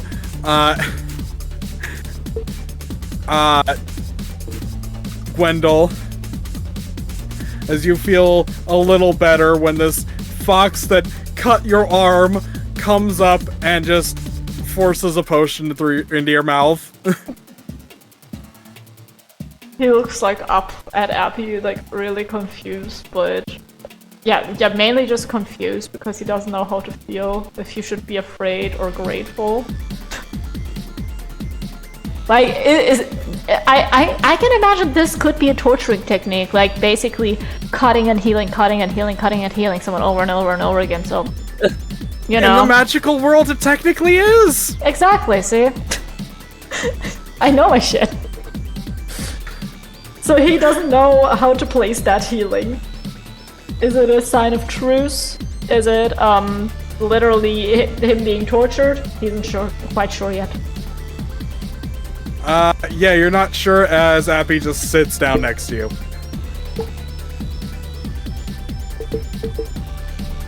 You're confused as to what's going on. Yes. Yeah, that's Gwendol's turn. He doesn't do anything. Alright. Jeffrey goes over here. Does not see Zath anywhere. Looks around confused. Sees two Smells Gwendols. Zath. Smells Zath. Sees the person he bit. smells like Zath. Like,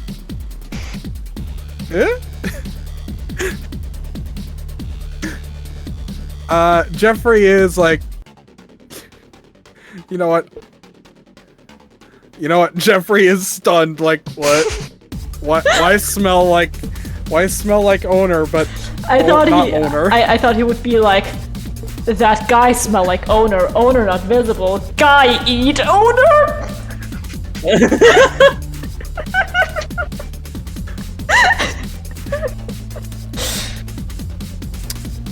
Because how else would he smell like him, huh? Exactly. This is the path you're going down, I see.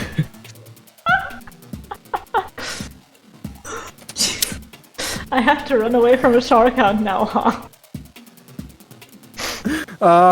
Maybe. Give me just a second. I wanted to use my dash action anyways, it's fine.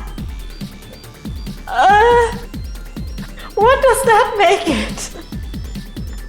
Okay, so Jeffrey is stunned and very concerned and believes that the person who smells like his owner has eaten his owner. He will attempt to attack the thing that smells like his owner right now. Next turn.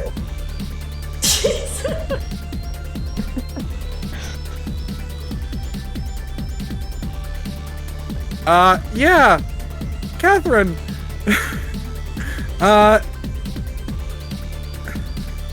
Oh, hold on. At the end of Jeffrey's turn, Ergon, you're getting a claw attack sent your way. Or no, a tail attack sent your way. From who? No. From Gresh. Okay, Gresh. It could be worse. Yeah. It misses. Okay, now Catherine goes. Foolish dragon. I am too athletic for thou. You know what? Yeah, boo boo boo. Boop. Boop. And burp burp. Boom. You watch as Catherine goes over here. And actually, she still has 15 feet of movement. Goes here to flank with you. So she gets advantage on this attack. And she is going to... oh god, where is it? I gave her a weapon. Why did... You know what? Screw it. I'll just give her the weapon again. Hate when this little small things like this happen. Weapon...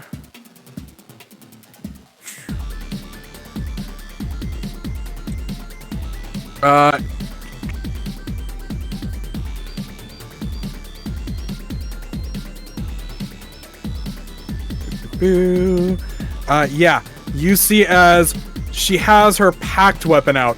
I'm just using this because it's the best replacement since I can't find the weapon. And she goes to slice at Gresh.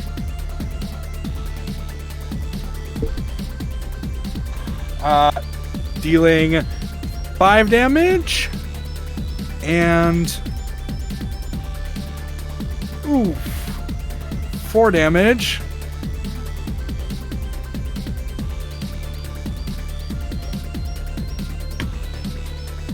Let me see. Features. She will... oh, I should have also done this first, but yeah, I'll apply the Hexblade's Curse. So on 19s and 20s, it's a crit. And Gresh is been cursed. I'll just use this disease thing for that.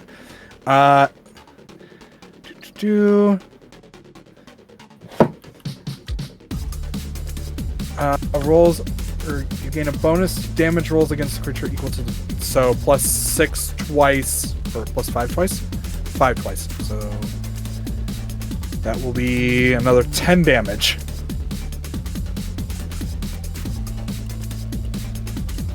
Target. apply 10 more damage. Boop. Okay, we're done. That is the end of Catherine's turn. At the end of her turn, Gresh will use another legendary action.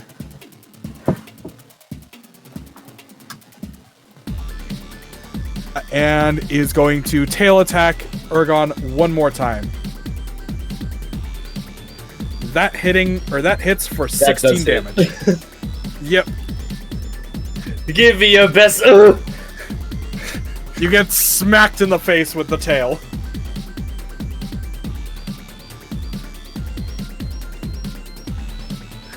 Alright. And yes. Then it's Gresh's turn. Gresh gonna do another multi-attack. Attempted bite. Miss. Claw. Hit for 4 damage. And claw. Miss. Damn, your AC is high.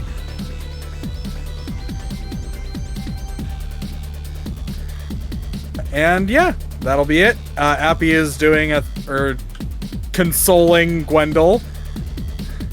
Zath, it is your turn. Yes. I would like to, okay. I like to dash, so I go 15 feet here.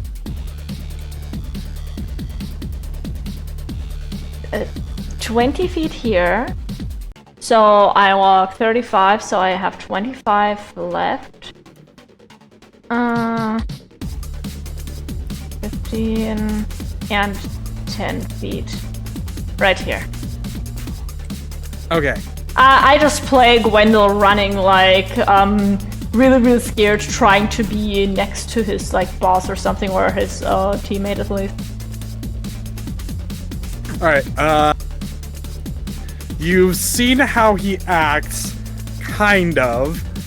I just scream, I don't wanna die, I don't wanna die, I don't wanna die! Alright. You know what? Give me a performance check. And that's it. Just like no advantage or disadvantage. Okay. Performance.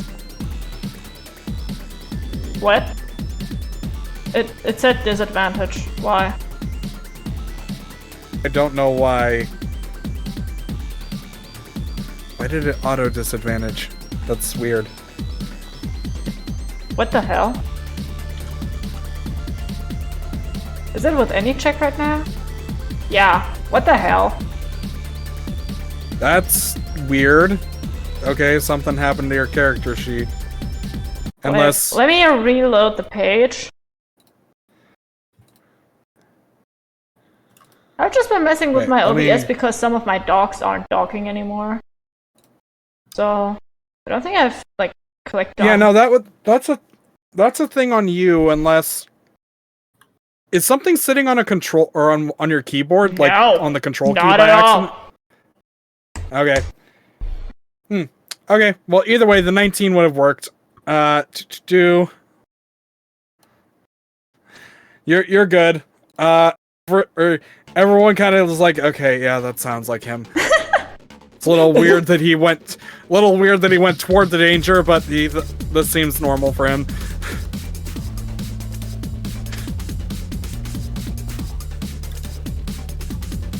All right. You do so. I'm assuming that's gonna be all you can do right now. Actually, if you have reloaded the page, yes. Try and give me a perception check. 1 moment, I need to open the character sheet. Okay. Character... Zath. Perception. There we go. Yeah, there it is. A 3. Wow. You're not sure. You're kind of like, okay, where is the thing I'm looking for? Just like you're trying to do a quick glance, but you're also not trying to like keep an eye on the fight just in case. Yep. And you're just too distracted. All right, Ergon, your turn. All right. So would I be flanking, or is just Zat's mom You would be flanking flanking as well. Oh hell yeah! This is where the big bucks start coming in.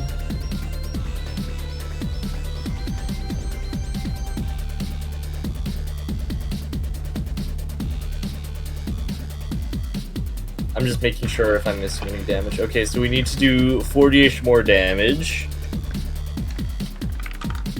Catherine did 4 damage. 9 damage. I'm sorry, deceased? That was disease, but yeah, I was just fine. I was just trying to find a better marker. Hunter's mark thing, yeah, okay. Yeah, okay. You have advantage on that attack, so... Okay, 29 still hits. Yeah, 17. And 1. Nibble for 1. And advantage.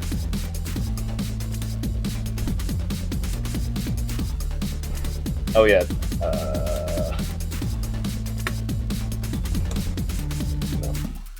Slightly So, better, but yeah, same 27. damage. Okay. 9 to hit. Oof. Gresh will like this. Oh wait, real quick. Catherine did 9 damage, right, on her attacks? That was her turn? She did 8 damage. Or no, her attack. She did 4 plus 5, so yeah. 9 plus 10.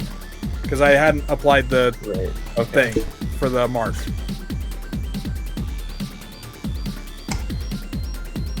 So 19 total. She did 19. Yeah.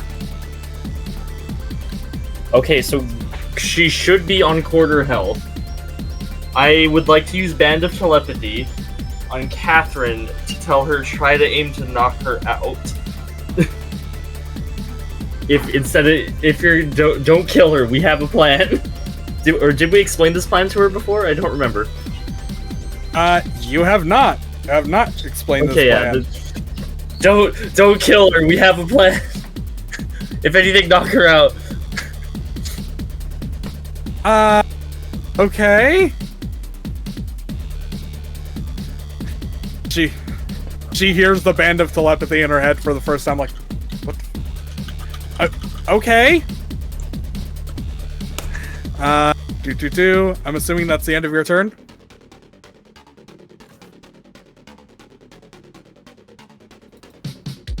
Crit. Huh? I'm sorry, what? I'm assuming that's the end of your turn, correct? Oh shoot, yeah. Sorry, I thought I clicked enter. Yeah, because I have nothing else I can do. I don't need second wind at the moment.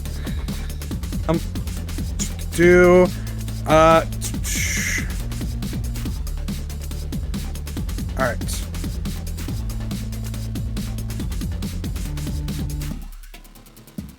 Alright. Just to double check. And okay. Details. Yeah. Okay, so at the end of your turn, Grush is using 2 legendary actions to use the wing attack from before. I need everyone within 10 feet of Gresh, so that's Zath, Ergon, and Catherine to make DC 19 Dex saves. I sounded just like the dog. Like I was like, the dog was like, whoa. Yeah, I fail. Yeah. Welcome to the. Oh my god, we're the same. I had the same role with my mother. Like mother, like son. Yep. Like exactly. Yeah, it was exactly the same. Okay, I'm gonna mute myself for a bit. Okay. Oh, that's an automatic failure for. Oh. For who? Oh, yeah. Okay. That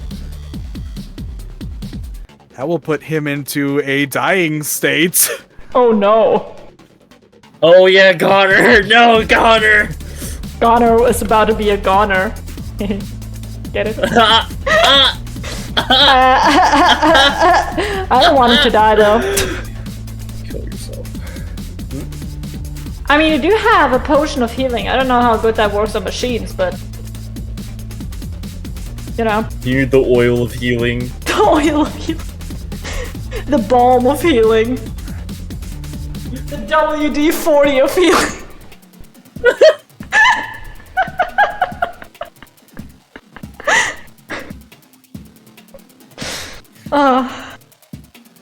Alright, so. You are. Yeah, oh god. So this is gonna be death saves for this man. Oof. So what happened to us? Because she did the legendary action. Oh, we all failed. Yeah, you guys are going to take 3 damage. And be prone? And be knocked prone. Yeah, that's so. You are also knocked back, I believe. Our guts starts. Oh no. I am prone now. Might just be that you're knocked.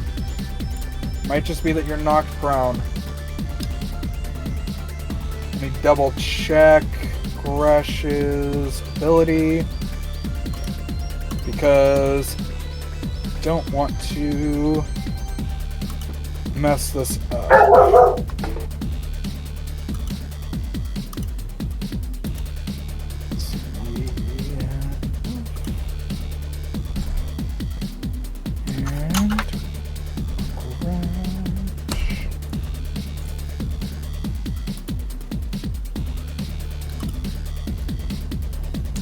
Fairly certain it's really good. Crash. Okay.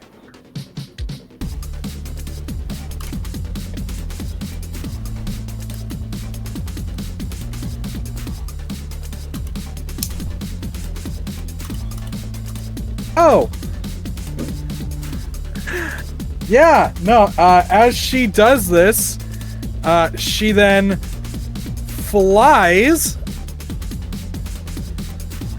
up to her fly speed, so 40 feet, I believe. Oh no, 80 feet.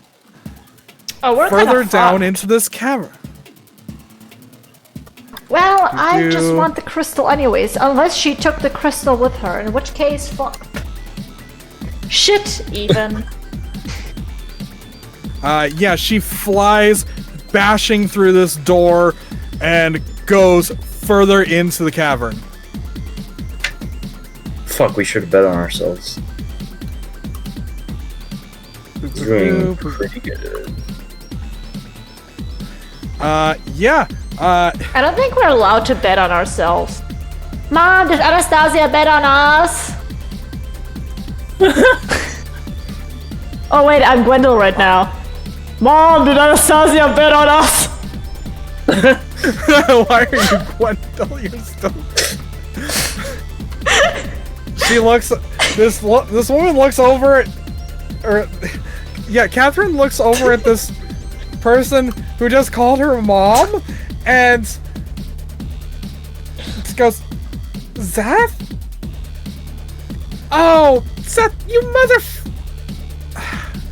Mother, language please.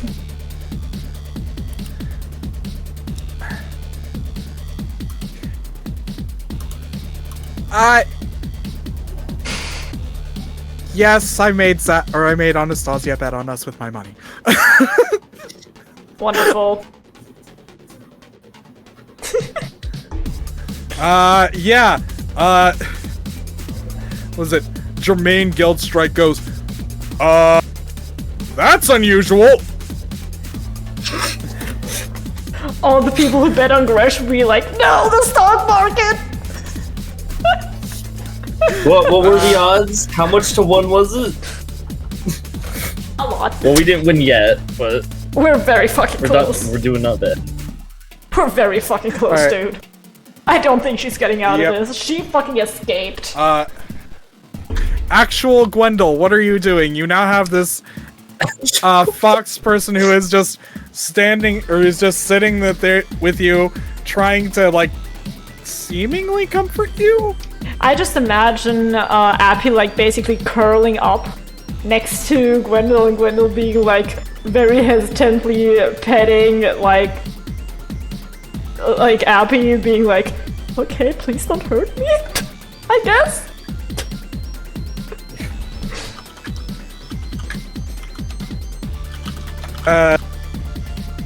Yeah. I'm not sure how Appy would react to Yeah, that, same. so... Exactly, so... He'd probably just be like, don't pet me. Oh, sorry.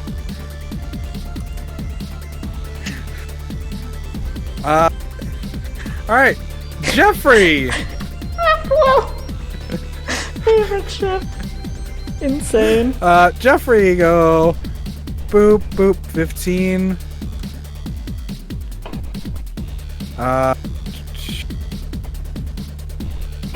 25. Oh no. And 60. Oh no. And he nudges Ergon, like, and then sees. He used his action to dash, so thank God. Otherwise, Zath, you'd be getting barbecued right now. No!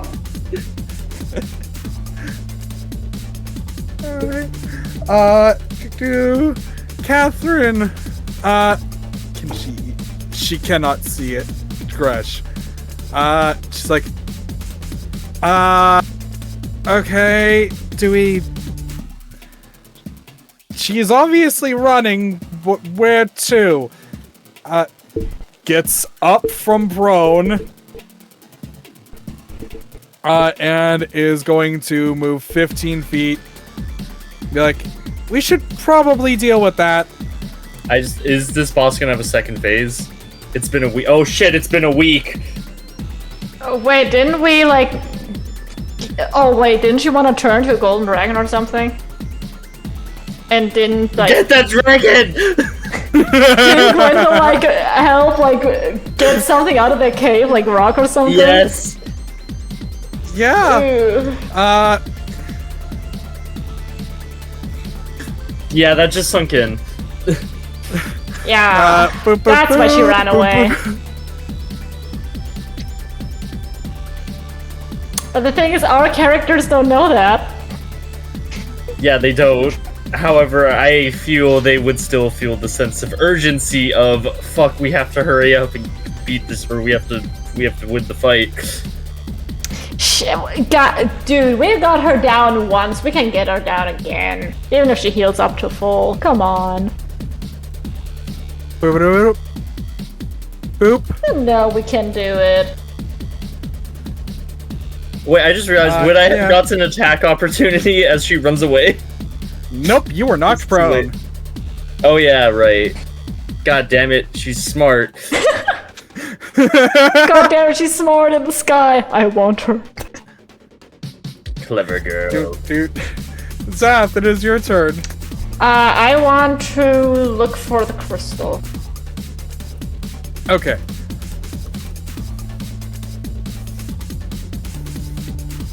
Zanu will give you help on this. Yippee. So, perception check at advantage.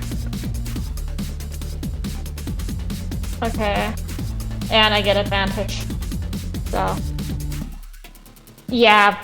Okay. Would have been the same without. So, an 18. You sense the presence of the crystal. It is right over here. Okay. Wait. I am prone. Can I crawl there? It's exactly 15 feet. Let's go! I don't want to waste an action getting up. You actually only use half your movement getting up, so it'd be the same no matter what. You can actually Doesn't just matter. get up. Alright. Crawls for style. You know, like that. You know that He's a fucking. gremlin. You know that fucking crocodile walk you do during sports or something. That's what he fucking does. Yeah. Zath, you grab, or you immediately find the crystal. Object interaction, you have it. Give me a charisma save. Charisma save. Oof. Mm-hmm. Charisma save. Oh no, whatever shall I do with my +8? Oh no, whatever shall I do with my +8? It was DC 30. Motherfucker, that would be impossible. Give me a second. It was actually DC 30 dude. at 29, I'm sorry. Oh, I could get a maximum of 28, doesn't matter. Where did I put this? His... Oh, for the love of... You know what? Search...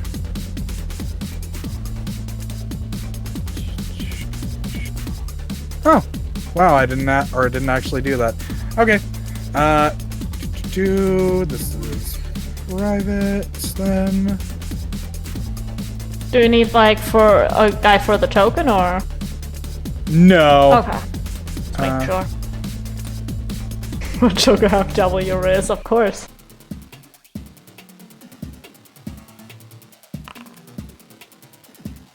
Oh god, a contested roll, oh no! Yep. Actually. Yeah, you succeed. Okay, I'm stronger. As you grab the crystal, it's just in your hand. You actually are holding onto it perfectly fine. Okay, so I just have it. Yep. Neat. Oh boy, do I... Ergon, it is your Oh turn. boy, do I enjoy being a child with a crystal! Okay, I'll use half my movement to get up. And then I'm gonna take the dash action, so I should have 45 feet of movement, right? Yes. Then I will go here. And that's my turn. Alright. Yeah. As Goner, I need you to make a death saving throw. Right, what do I roll for that on the NPC sheet? Normally that's not a thing. So just roll 1d20 plus 2. So give me just a second while I do a request thing. Okay.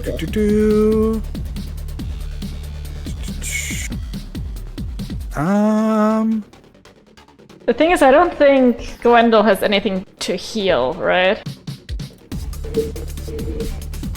Or can Gwendol go up to stabilize at least? Is that a thing?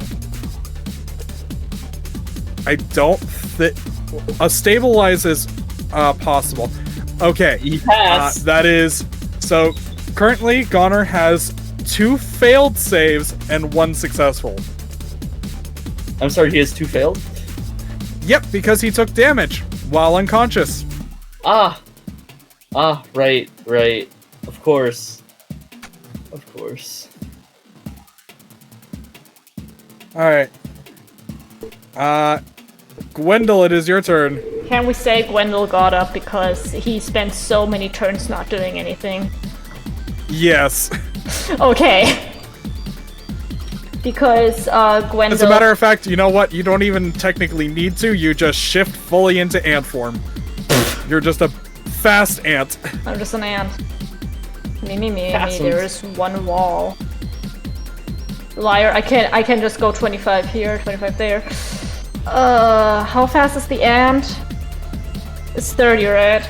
Oh, yeah, it's normally... I'll give you an extra 5 feet. Yippee. That's fine. I want to stabilize him. Because I heard, like, a lot of clattering of, like, armor and stuff. Okay. That is going to be... Okay. Let me think about something, because I know this is a stupid... Let me double check if I'm going... And...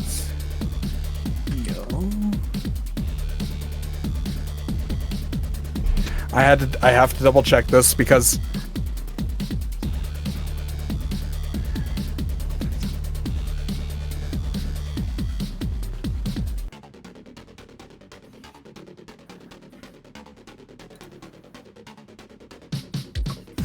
Huh. Okay. So so I'm going to say your instincts as an ant start taking over, and oh god. I don't like where this is going. Give me I guess on the NPC character sheet, give me a wisdom check at advantage. Wisdom. Please, advantage, please. Big money, big money, big money, big money. Mediocre money. Not enough, unfortunately. Since he is a robot and not a biological creature, your instincts are screaming at you to try and do something or some things to help, but none of it is really working as well as you would hope.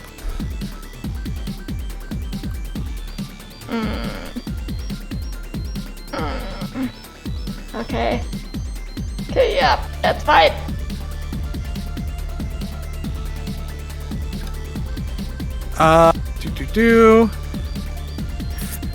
Oh god, it's Jeffrey.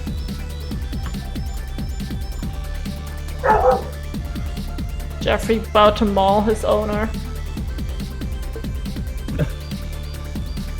I mean, he sees two Gwendolys. Isn't he confused about two Gwendols?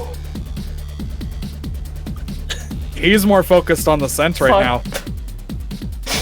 But like two Gwendols, like when do you see that? 15. Very 15. rare.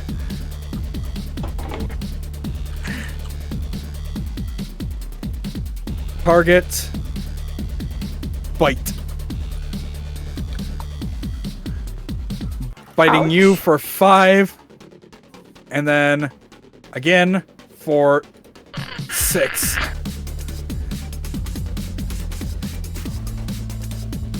Oh, yeah, that's right, I have resistances against a bunch of things. Yep. So as you grab this crystal, Jeffrey comes over and Oh my god, Jeffrey, what are you doing?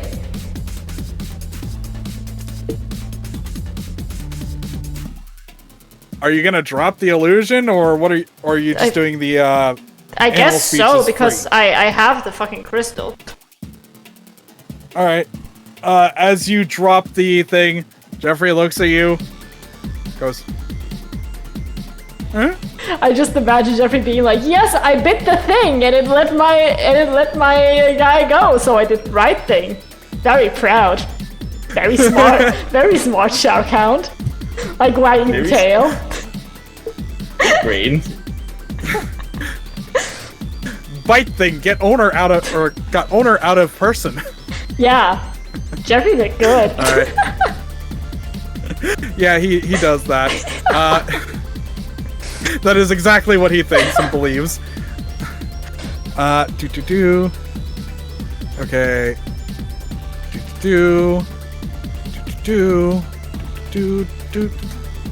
Boom, boom, boom, boom, boom, boom. You watch as your mother runs through the tunnel, or runs into that tunnel in the back. She's like, getting a bad feeling! Boom, boom, boom, boom. Okay. Oh, this is gonna be interesting.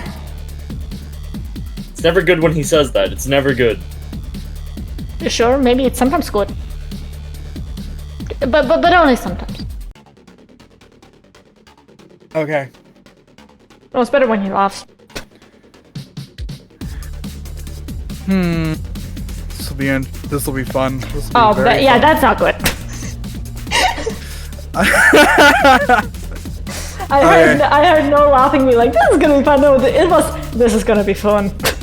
Okay. A man going to I war. Okay. Let's see. I'm gonna have guess. Okay. Yeah, okay. Crit or Choco? Yep. Which one of you wants to roll a d20? I'm scared. Who has had the better rolls today?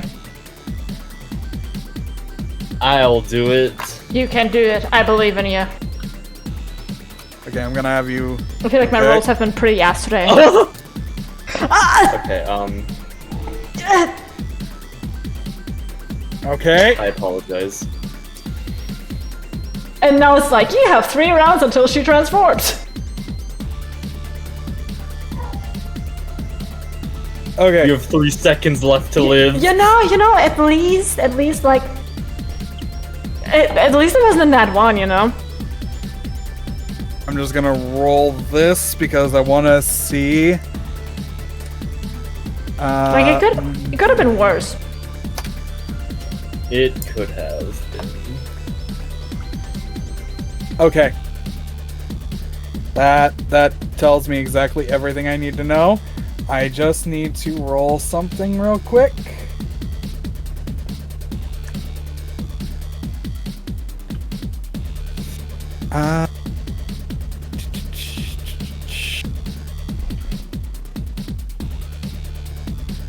See, is this the one? Yep. Okay. So.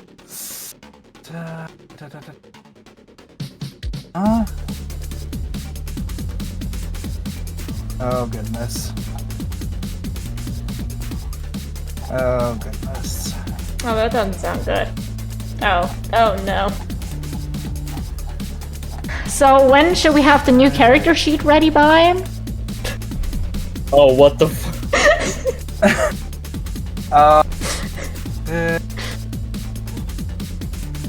791.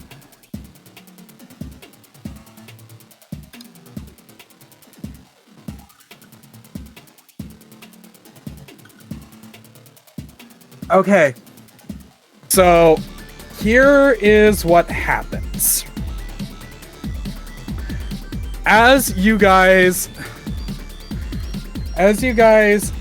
hear what sounds like something just dive into like a pool of liquid. There is this audible like, you know, that like deafening silence where everything just kind of stops. You get that sensation. And then there is a rumble.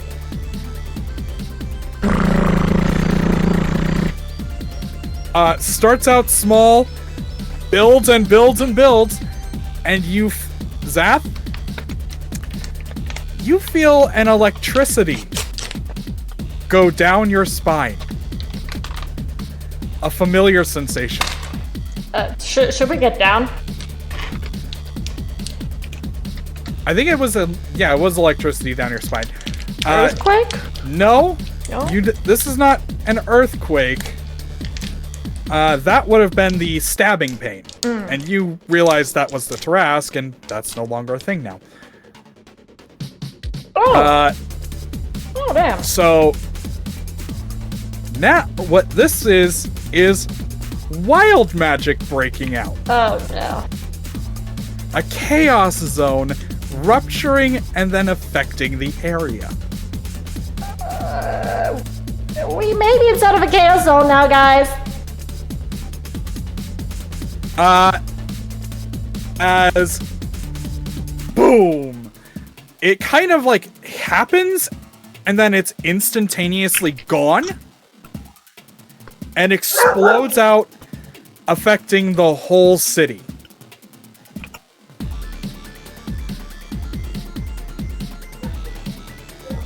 So the whole city is a You chaos guys zone all now? feel... No. Oh. It has been affected with a blast of wild magic unlike anything you have ever felt before. You guys then feel your hands kind of like go weird, and you have a pair of retractable fangs and a hand on your mouths, or on your mouths on your hand. Why did my brain did that backwards? Mouths on your hands, weird. Hands on your mouths, kinky. Yeah. But yeah, no. You guys all, while within the city, now have mouths on your hands with fangs. Retractable fangs. Okay. I can eat with my hands now? I already had fangs. Debatably.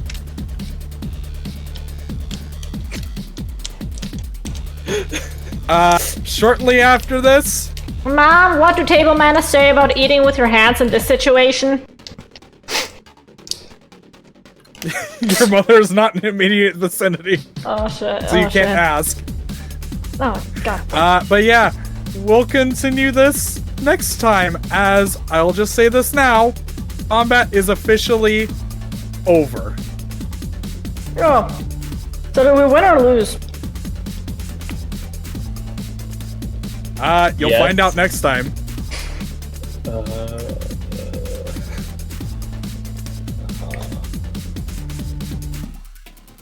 Alright. Thank you for joining me. Did you guys enjoy? Yeah. I'm personally just more of a role player, so I get a it. lot of combat heavy things. I like a bit of both. However, we need to capture the fucking dragon and put her in a box.